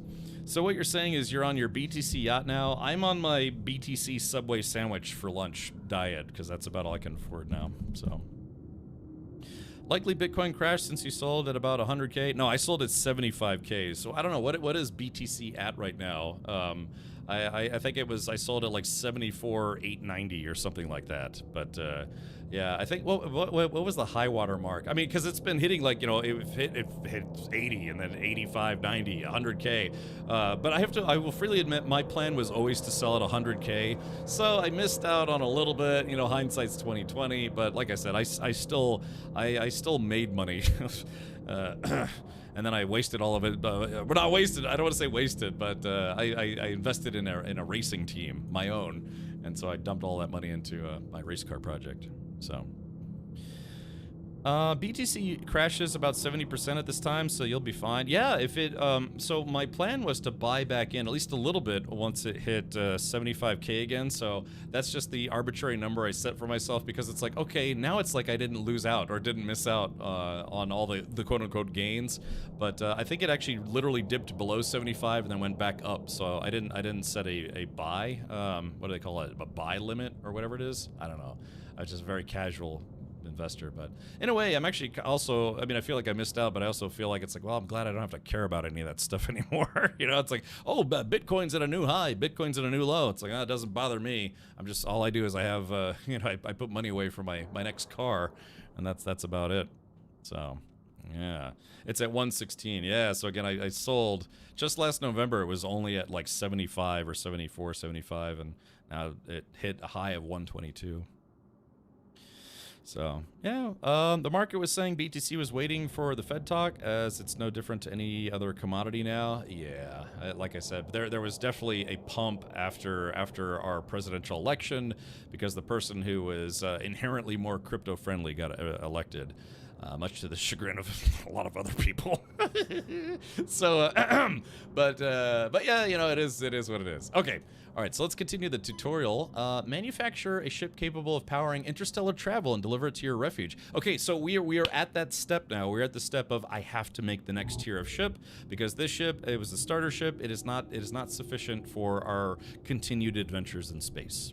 So, yeah, sticking it to you. Yeah, all worship the world's richest lizard. So. Yeah, right after you sold a climb, it was literally, think about a horse race, except that in that race, there are only 2 horses. And you're like, okay, I'm going to bet on this horse because I think, you know, I think they're going to win. But in conjunction with that, I'm going to sell off all my cryptocurrency because there's probably going to be a massive sell-off after that horse wins the race. Turns out the other horse won and then crypto went, brr. So it's like, shit. I wasn't like too bent out of shape. Again, I can't complain. I did actually, you know, I think, yeah, probably about quadrupled my investment, which is not bad, but I mean, we're talking, you know, very low 5 figures, I guess you could say. Yeah, I mean, there's people who invested in Dogecoin when it was like, you know, 0.00001 cents per Dogecoin, and then it went up to like 75 cents. There's some people who genuinely became millionaires investing in the first meme coin, and it's like I was not one of them. So it's shit. Of course, again, a lot of people get scammed. There's all these, like, every single day, there's people who's trying to create all these new coins, new tokens, whatever. People, you know, try to think, it's like, okay, maybe it'll be the next one that blows up, and they get what's called rug pulled, where a bunch of people invest in it artificially or artificially inflate it. Then they pull out all the funds, their funds, after they got other people to invest into it. So, anyways, yeah, I just decided to stay out of it, just entirely. Until maybe, I don't know, if the market crashes, we'll see. Or maybe, chat, I'll just wait until this game is out and invest in Eve coin. Yeah, Eve token. Yeah, new eVault is in the works. Welcome to eVault. eVault is an inventory management tool that houses your on-chain tokens and assets. Allows you to link your character's account to player-made D-apps, safeguarding your Infomorph's identity should your clone body be destroyed. In what fucking century? Oh, God. God, could you imagine, sorry, pardon my language, could you imagine reading this sentence to someone even just 20 years ago? Can you imagine? Yeah, eVault is an inventory management tool that houses your on-chain tokens and assets, allows you to link your character's account to player-made D-apps, safeguarding your Infomorph's identity should your clone body be destroyed. Can you imagine reading that statement to someone 20 years ago? Or God, they'd be like, what the hell are you talking about? It's a video game, but it's also real-life money, but it's a video game. What? You know? So, anyways, that's fun. Yeah, I'm gonna I was about to say I'm gonna sell my house. I don't even own a house. I'll sell my rental agreement and just I'll ask my landlord, do you accept Eve token? I'd like to pay. I played 700 hours of Eve Frontier this week, or this month. Can I pay my rent in Eve token? They're like, yes, just convert it to Ethereum first and I'll accept it. Plus you have to pay all the gas fees. Like it's like a utility at that point. Yeah. So anyways, all right, well, enough about that. I have to make a ship. So now that I've been yakking about weirdness for a while, let's do this. Yeah, sorry. Can you imagine reading that statement to, somebody playing Doom for the first time, or, playing Super Mario Brothers. It's like, oh, in the future, it's a game, but it's also a currency. That's a game. That's also a currency. That could be traded for real money. Let's see. Okay. All right. Convoy debris. Yeah, that's where we went last time, right? Was the installation wreckage didn't have much, so we're gonna go to the convoy debris. I don't know. Let's see how quickly. Typically, starting areas have typical stuff. No, they usually have resources that kind of respawn very quickly. But let's see. We're gonna warp over here and see if I can get some more convoy debris. It's AI word soup. Nom nom nom nom nom. Yeah. Yeah, paying gas fees to pay for your gas fees. Yeah, I'm using using Ethereum and paying the gas fees so that way I could pay my gas utility bill. Is the game subscription not yet? Hey, look, it did. It actually restocked, so to speak. Not yet. It is when the game goes live, like to live 1.0. This is alpha access. It will be a live subscription service game. Okay, open cargo. Oh, too far away. Okay. Just today, BTC has gone as low as 110K and as high as 117K. Wow.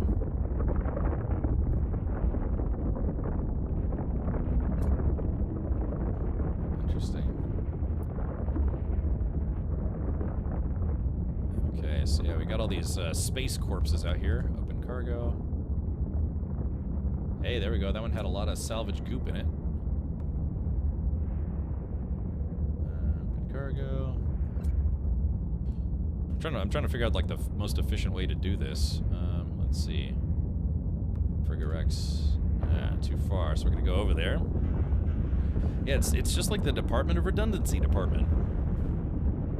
I used to say that at work a lot. Okay, because yeah, I have to get 21 more. I think I'll have enough. Yeah, after this run, I should have enough. I hope. All right. Yeah, I mean, I don't know. Does a game like this really need to have all that stuff tied in? No, but I guess there's the concept of they want to make it a forever game. So if they have establish assets and things being notated on the blockchain, then maybe that's the approach that they're going for. Actually, let's go to tactical view. Okay, all right, looks like golly. I think he's just like, yeah, what are you gonna do about it? I'm a groundhog. Orbiting at around 1 kilometer. Yeah, okay, so it looks like I picked up everything. Yeah, why don't we do this? Let's go back, and I should have enough to make the new spaceship. Hopefully, before we end today's stream, hopefully I can make a new spaceship.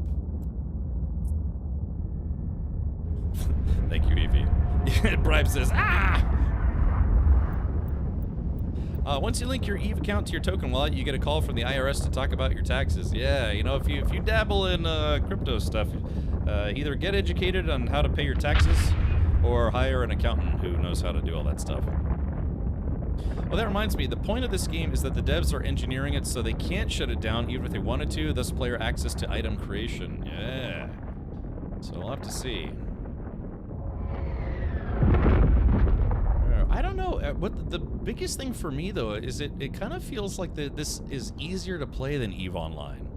Jeez, Indiana Jones, are you doing okay? All right, hold on. Let's click this. We'll click on this, click on this. Yeah, get a geoduck. Well, don't hold back. Tell us how you really feel. I know, Aurora, sorry. Language. All right, let's approach. I don't know. It's weird, but I remember finding the controls of EVE Online a little bit more difficult. I don't know if maybe they simplified it, but yeah, I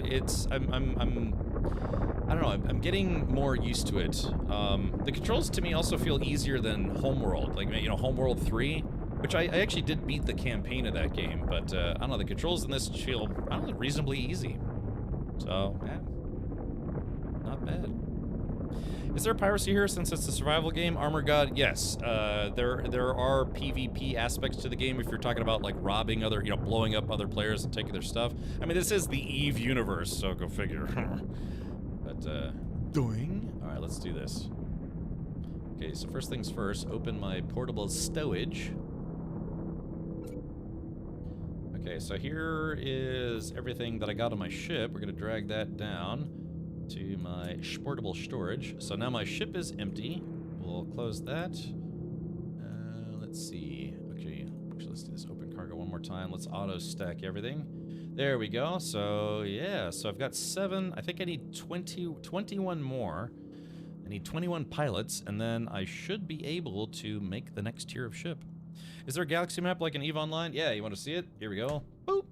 They have instant camera controls that go to different views, including a map view of the galaxy. So here's all these different star systems. Yeah, none of these are within range of my current ship, so we'll back out. But yeah, they said there are 22,000 star systems. Oh, I guess that's a little on the dark side. Hold on. I need to adjust my contrast. My contrast looks like this now. Boop. All right, there it goes. Yeah, a little brighter. So each one of these little dots is apparently a star system you can go to. Oh, it's still very dark on my screen. I wonder why that is. Hold on, give me a sec here. There we go. Now you can see it. Okay. So yeah, so there is the entirety of the game so far. Again, they said 22,000 star systems, actual star systems in the game. So you can zoom in. Every single one of these, every single dot is a star system. Now, it'll be interesting to see if they have binary and trinary star systems. I hope they do, just to keep things visually interesting. But yeah, so we are in IK9B7G, and, well, you know, like I said, 22,000 systems later, we can go take a vacation somewhere else. So, yeah, that's okay, Indiana Jonesy. Yeah. You have a solid buckyball in space. I do. It's my metal testicle, according to Redworm. Okay, so here we go. Portable printer. All right, baby. It might be new ship time. And again, I do let subscribers name stuff, and we'll get to see. Okay. So, oh, maybe it's the. Hold on. All right, portable refinery. All right, we're going to interact. So let's see. So there's the Betamax. Let's go to portable storage. Okay, here we go. So we've got, let's go to drag metal-rich ore out and salvage materials. And this is going to make reinforced alloys. It takes 3 salvage materials to make 1 reinforced alloy. And I need, I think, 21 of these. So let's see. Oh, no, I'm not going to have enough. Oh, no. All right, max. Oh, yeah, dude, this is going to take a few trips. It's only going to be 9, and I need 21 of them. All right, start.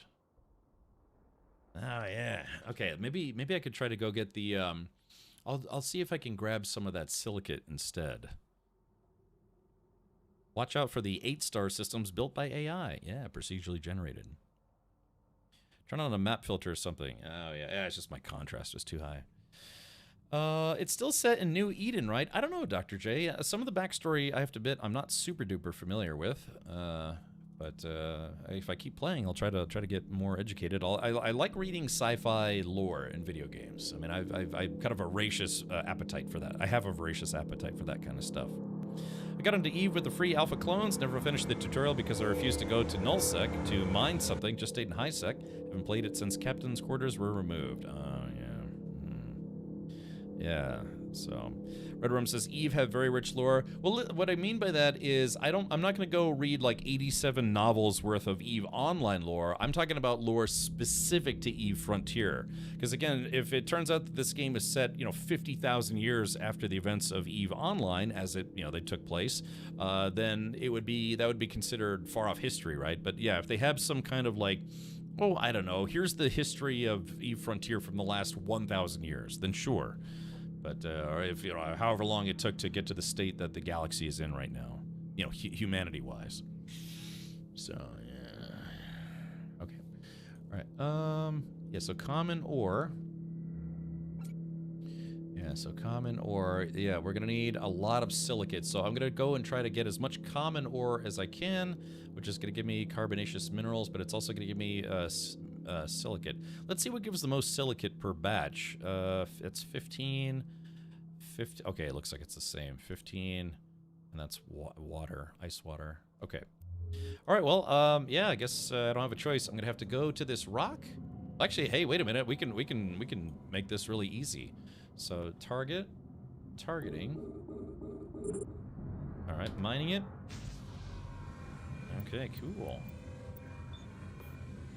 All right, so yeah, I just have to sit here and get a couple loads in me of common ore.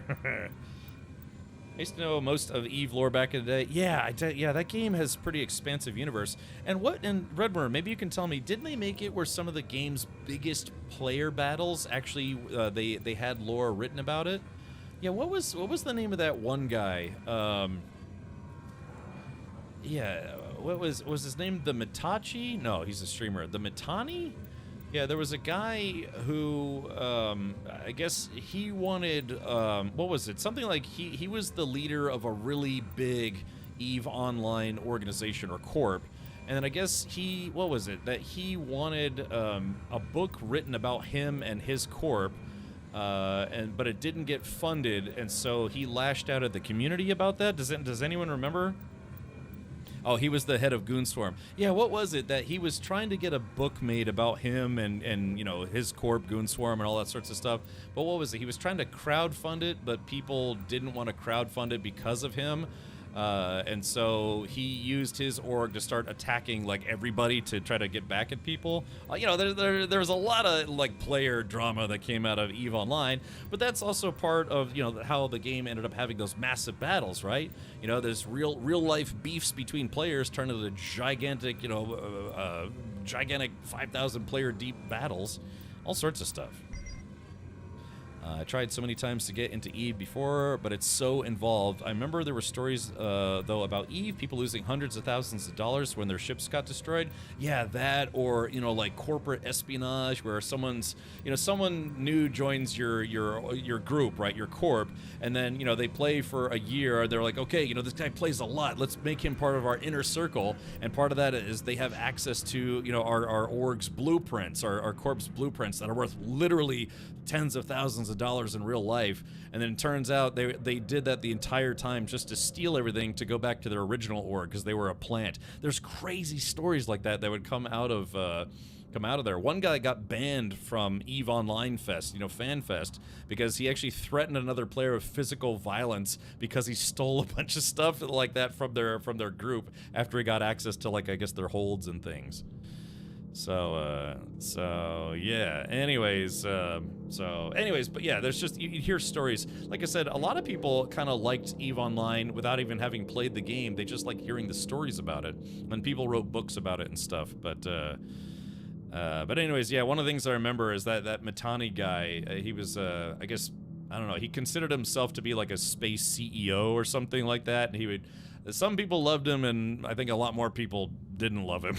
But all I remember is that, yeah, he tried to get a book made about himself, and nobody wanted to, like, crowdfund it. So, He just decided to, you know, use his group's power to start attacking people to get back at people, I guess, who trash talked him, and that's why it didn't get funded or something like that. I don't know. It's all sorts of stuff. I was very much on the outside looking in through a window of safety. In my casual play of Eve, says Bribe, throughout a whole year of playing, I was PvP'd one time in high sec, and the suicide ganker failed to blow me up in a hauling ship. I played Eve for, I think, 5 hours, and someone killed me not long after that, so, yeah. The in-game Bank of Eve ran for years legitimately, but then the CEO got bored of it and raided the coffers. Oh, yeah. Interesting. There was, they also had, what was it? You could do, like, Eve gambling? Like, you could use ISK to do gambling, but I think they put the kibosh on that. Yeah, didn't they have, like, third-party gambling websites where you would gamble ISK instead of real money? But then again, ISK can be converted to Plex, which is effectively like real money, right? Because it pays for the game. So, yeah, all sorts of stuff. Yeah, they had, they actually had, I think, ISK gambling. and, yeah, they had to turn that off.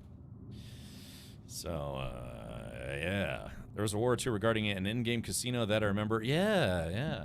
Would have been kind of fun. Okay, so here we go. So now, a common ore.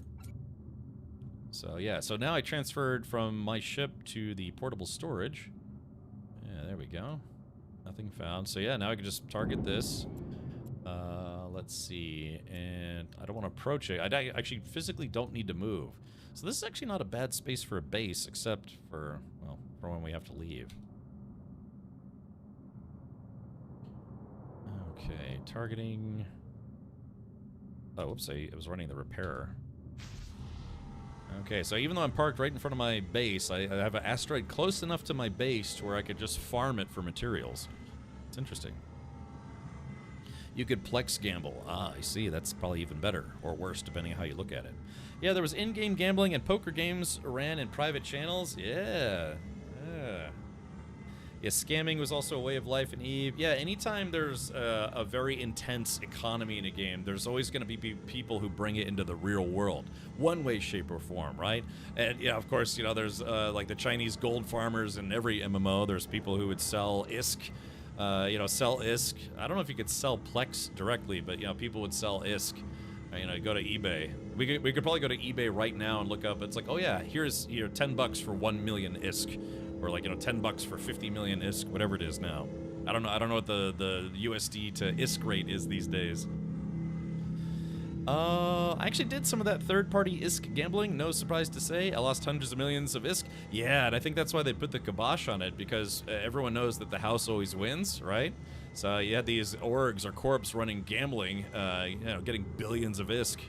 God, what was it? Yeah, I remember there was some astronomical figure, like the biggest ISK gambling website. I guess they had, what, like hundreds of billions of ISK that they made off of just people gambling? Yeah, Eve is probably a pretty good representation of what will happen when humans get to space. Yes, yeah, we gotta have a little bit of that. Space capitalism.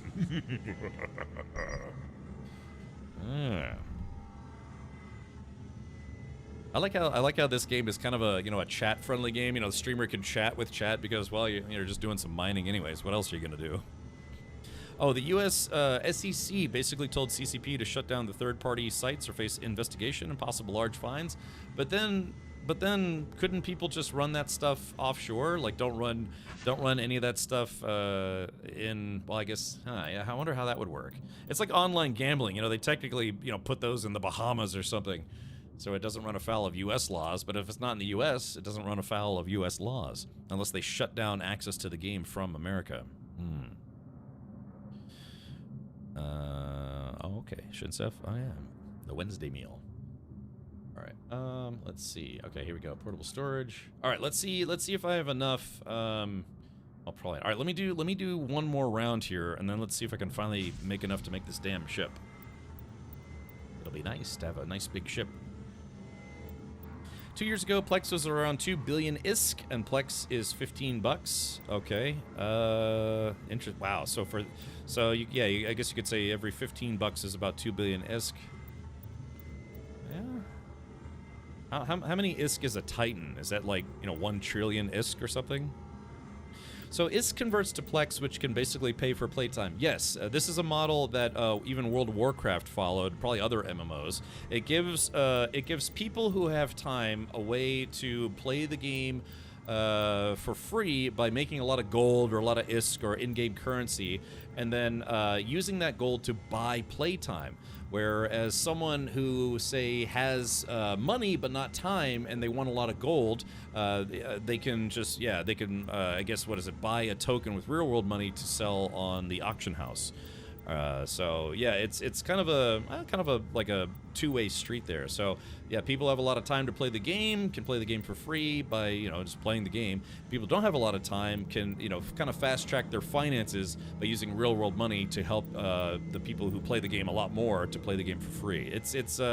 I know that sounds weird, but it kind of works for people who say, like, I've done that. I've bought WoW tokens to get WoW gold, because it's like, yeah, I'm not going to play a lot of WoW. I'm not going to play enough to be able to buy my own game time. But, I know there's people out there that they play a lot of WoW, so, okay, I'm going to spend 20 bucks today, get 500,000 gold, and that's time that I don't have to spend grinding that gold, if that makes sense.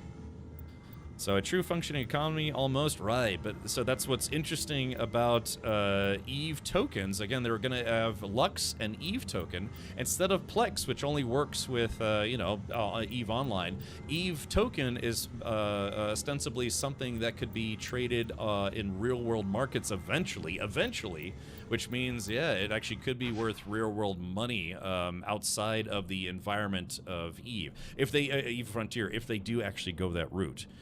They might change their minds and make it where it can only be used within the EVE Frontier universe. But yeah, that's why we're talking to one of the Web3 devs of CCP today to kind of get a handle on.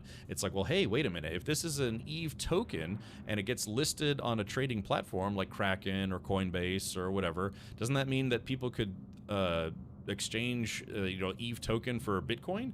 And he's like, that's not the plan for it, but yeah, technically people could do that depending on how we implement it. So could be interesting. That's my response to that. So I don't know, we'll have to see. But yeah, can you imagine playing, you play like, I don't know, a whole bunch of EVE, and then you get EVE token, you turn your Lux to EVE tokens, convert your EVE tokens to Bitcoin, cash out the Bitcoin, and you're like, wow, I'm actually making money playing a video game.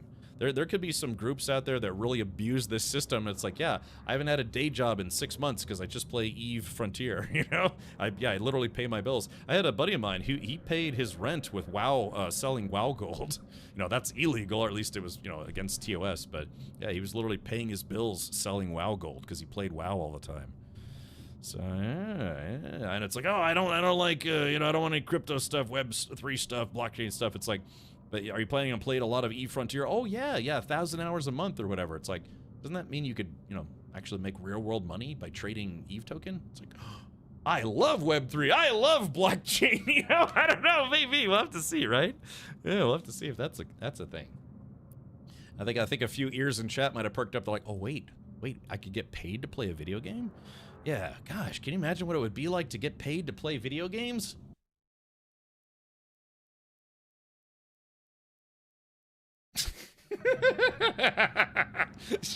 So yeah, just a little segue there. Okay, let's see. We'll put this into portable storage if you don't mind.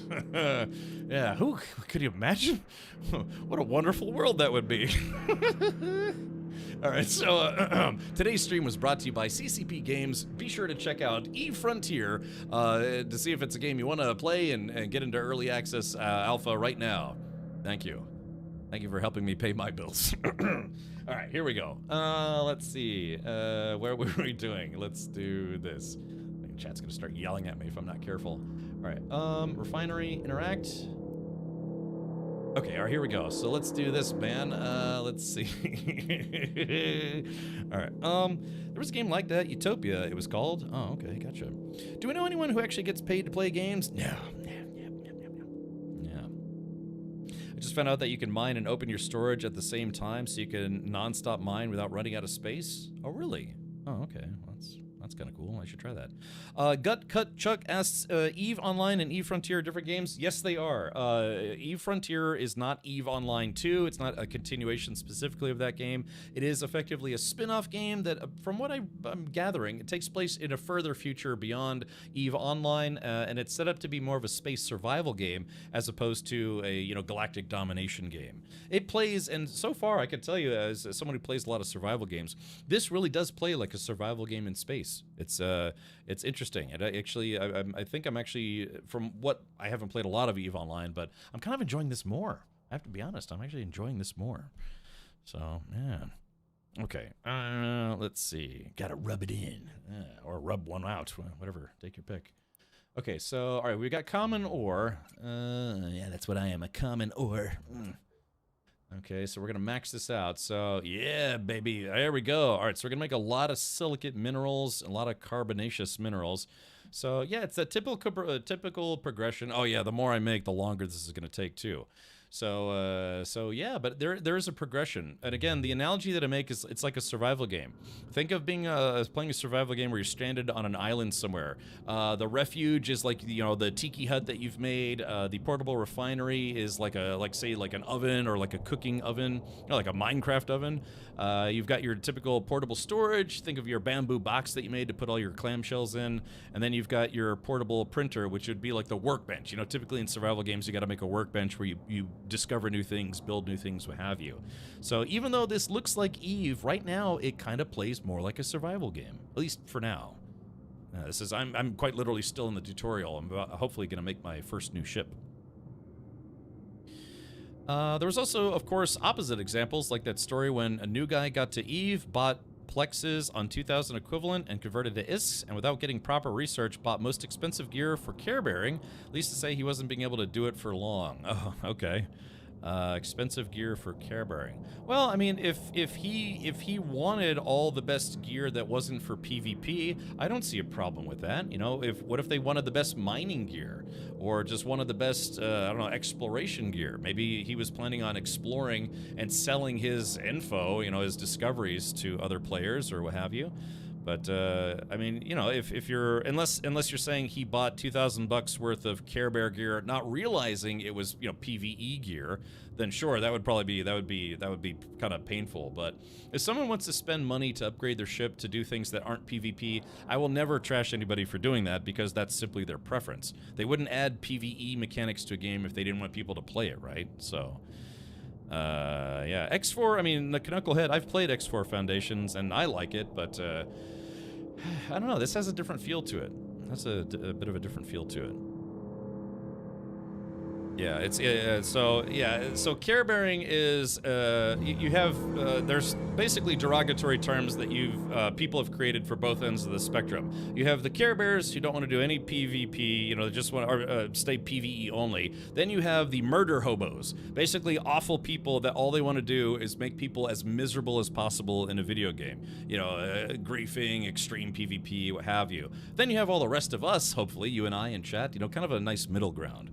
Hopefully, or you know, even if you don't want to do any PvP, that's fine, or PvE. Sometimes that stuff doesn't interest people, but you know what I'm saying. So those are the two more or less derogatory terms that people came.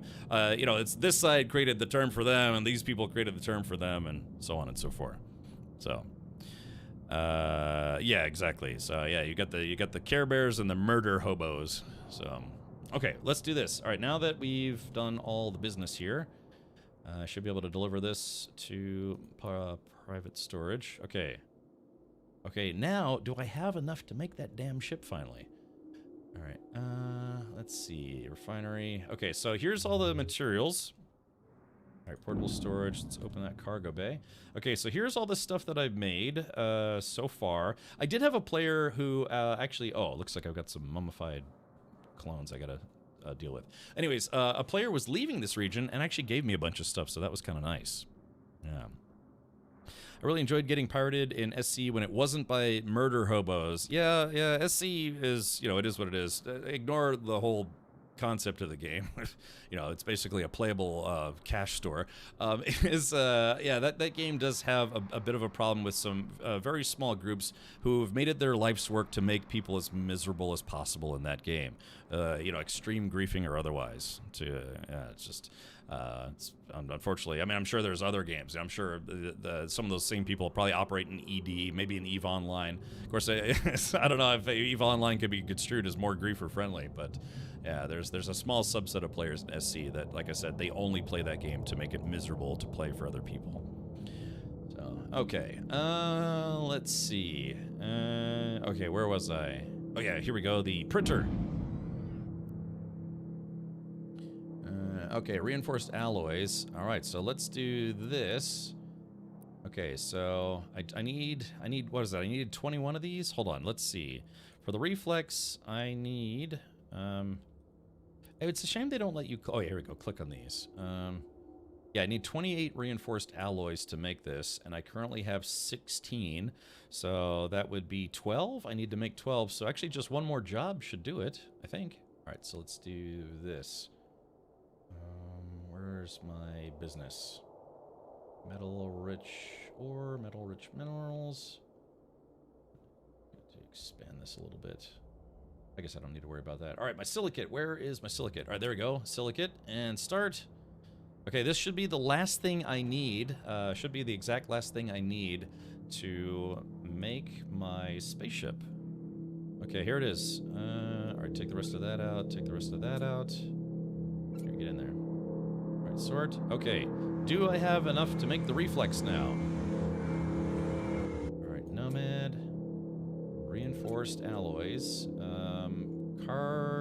Carbaceous minerals. Or that's carbaceous ore. Carbaceous minerals. Okay, here we go. Alright, chat, we finally done it. We're gonna make our first new ship. Start. Okay, hopefully this doesn't take like... Oh yeah, it's just gonna take about 50 seconds. What was the best way to make ISK in EVE? I don't know, just buy it from other players, you know? Let's see. Years ago, I remember there was this band of players who were claiming to own all asteroids and ice belts, griefing everyone short of outright aggression. I wonder if they're still around. Let's see. Well, I mean, that's kind of one of the intended gameplay parts of EVE Online, right? That if you found a lucrative spot, you would build up defenses, keep your, you know, your force there, try to have a 24/7 group there to protect it for your group's own benefit. But if someone came, you know, some group was like, hey, by the way, we literally own all ice fields in the game, period. Don't even bother trying to get any of that stuff. It all belongs to us. And they have no presence there. Then nobody cares. You know, nobody should care. But, yeah, to make a bold claim like that. Okay, so I have a reflex. Oh, go to your refuge to board and fit your newly manufactured ship to prepare for your first jump. Ooh, okay. Yeah, kind of a bold claim. It's like, yeah, we'll kill anybody who does any kind of mining whatsoever in the game because we feel we own the video game. It's strange. And they refuse to ban them until there's no other choice. Yeah, I mean I've told straight up. It's like, yeah, they're like the official response I was given after I guess many reports or whatever. They said that the consensus is that they intend and expect there to be the bad guys in game. And they said it's like they can't tolerate extreme forms of griefing, even so far as like trying to harass people in person, you know. But they said they expect there to be, you know, pirates and bad guys and all sorts of stuff. But you know, they did take a firm stance against people who are hacking or like specifically trying to abuse other players, extending into even real life. So, yeah. All right, write down your current system name. Not Willie Ken. That's probably a smart idea. Although we might do this. Let's go to the refuge. All right, here we go. Use shitting services. All right, portable storage. Okay, here we go. Ships. There it is. The reflex. Okay, so now that took up a big chunk of storage space. Board. Okay, compare. Oh, I guess this is like just a comparison menu. Okay, so reflex YT6V53. Okay. Oh, okay. I think I just switched to it. That was abrupt. Okay, so this is it. Oh yeah, it's like the flying nun's hat. Oh, this is an interesting looking design. Where's the cockpit? I mean, I guess you're kind of like inside the ship, right? Okay, hold on, let's see. All right, there it is. Yeah, it's a flying wedge, just like we're playing the old, old Elite Dangerous, or current Elite Dangerous. All right, T-Tex, have a good night. Oh God, it's actually past that time for me. Oh man. Okay, well we did it. Yeah, this thing, it doesn't have any fuel, no shields, no armor. Yeah, it doesn't. I actually don't. I have literally nothing on it. There's nothing on it. No guns, no nothing. It's just a spaceship. But chat, we did it. Yeah, it's the first of hopefully a few ships in my fleet. No disassemble. Okay. No cockpits, neural control. I know, but are there cameras on this thing? Like, how do you see where you're going? Is it just scanners? It's cool that you know about the Flying Nun when you were just 21 years old. Meridian Sun, have you ever seen The Wizard of Oz? And if the answer to that question is yes, were you alive when The Wizard of Oz was in theaters? Or when it originally came out on reel-to-reel? And eventually, I don't know, whatever else was there. That's, you could see things that are a little older, even if you weren't born then, right? You could watch Casablanca, or Citizen Kane, or Beavis and Butthead, So just because it's old doesn't mean you can't see it or watch it. Look, I wasn't alive when, I don't know, what came out in the year 2000? I'm only 21. True, I know, I like to get people with that one. It's like, just because it's old doesn't mean you can't watch it when you're, not from that era. Okay. All right, yeah, let's do this. Now, here's a question. If I log out, what happens? I think so, Dr. J. They're kind of wide apart, but or Star Wars 3, 4, 5. Yeah, exactly. Yeah, I mean, Star Wars 1 was made in 1977, and I definitely wasn't alive then because I'm only 21. Okay, yeah, I wish I could have two ships out at the same time, but I guess that wouldn't make sense. All right, here's a question. Can I hide inside this thing? Yeah, what happens to my ship when I log out? Like in EVE Online, when you log out, does your ship despawn? Because I know some things are persistent. Like, what was it? Like the EVE Online Titans, those are always persistent, which is why you always have to have someone controlling it? Okay. Oh, maybe. You're looking from camera, and they're remote-controlled drones, basically. Oh, so... Wait, so you're saying I'm not inside this ship right now? Where... Really? Wait, so there's... All right, wait, I thought I was inside my ship. Yeah, like I thought your brain was inside, or like your body was inside the ship. But you're right, it's like it's connected like, Matrix cable in the back of the head style. Oh, you mean the camera is a drone? Well, yeah, it's, I'm flying the camera. I thought he meant by the ship was just a drone. You're controlling the drone camera. Yeah, that's the thing I've always said about games like ED or Everspace or whatever. It's like, how is it that if we're supposed to be inside our ship, how is it that we're able to see from outside the ship? It's like easy, the drone camera. You have to figure, 5,000 years in the future, drone technology is going to be pretty good, and the drones are going to be very fast. And I'm like, you know what? That makes sense. 20 years ago, that statement would have been BS. But nowadays, have you seen drone cams? Those things can be crazy fast. Yeah. Your body is in a pod full of goo to deal with acceleration. Right. Yeah, warp speed. All right. Well, ladies and gentlemen, boys and girls, I think that is where we're going to pause for today for eFrontier. Man, I tell you what, if I wasn't going out of town tomorrow, I think I would continue streaming this game tomorrow. But I'm not, because I'm going to be out of town for a little bit. So... All right, well, yeah, so I want to give, let's see, I'm scared, though. I don't want to leave my ship here to get ransacked. All right, it says log out safely while in space. Hold on. It says you cannot log out safely. Unable to log off safely for the following reasons. You have a target lock or in the process of acquiring one. Okay, so how do I break lock? Dismantle, unlock. Okay, now log off safely. Okay, 30 seconds. Okay, very good. All right, we'll just go ahead and quit for now. So my ship is in danger for the next 25 seconds. Can you dock? I don't know. I don't know. We'll have to, maybe I'll have to reach out. So like I said, the devs were very kind and said I could reach out to them directly for questions, but I'll try not to pester them too much. But I do want to say thank you to Eve Frontier, the CCP Games and Eve Frontier. Tonight's stream was brought to you by CCP Games and the adventure that is now known as Eve Frontier. So let's do this. If you are considering playing the game, feel free to check it out. Type an exclamation point Eve, what was that? Eve Frontier. Sorry, my brain's kind of cooked. I had a busy week. There is that guy right there. Yeah, and if you know for a fact that you're going to go ahead and try out the game, feel free to use my my referral link. Yeah, that guy right there.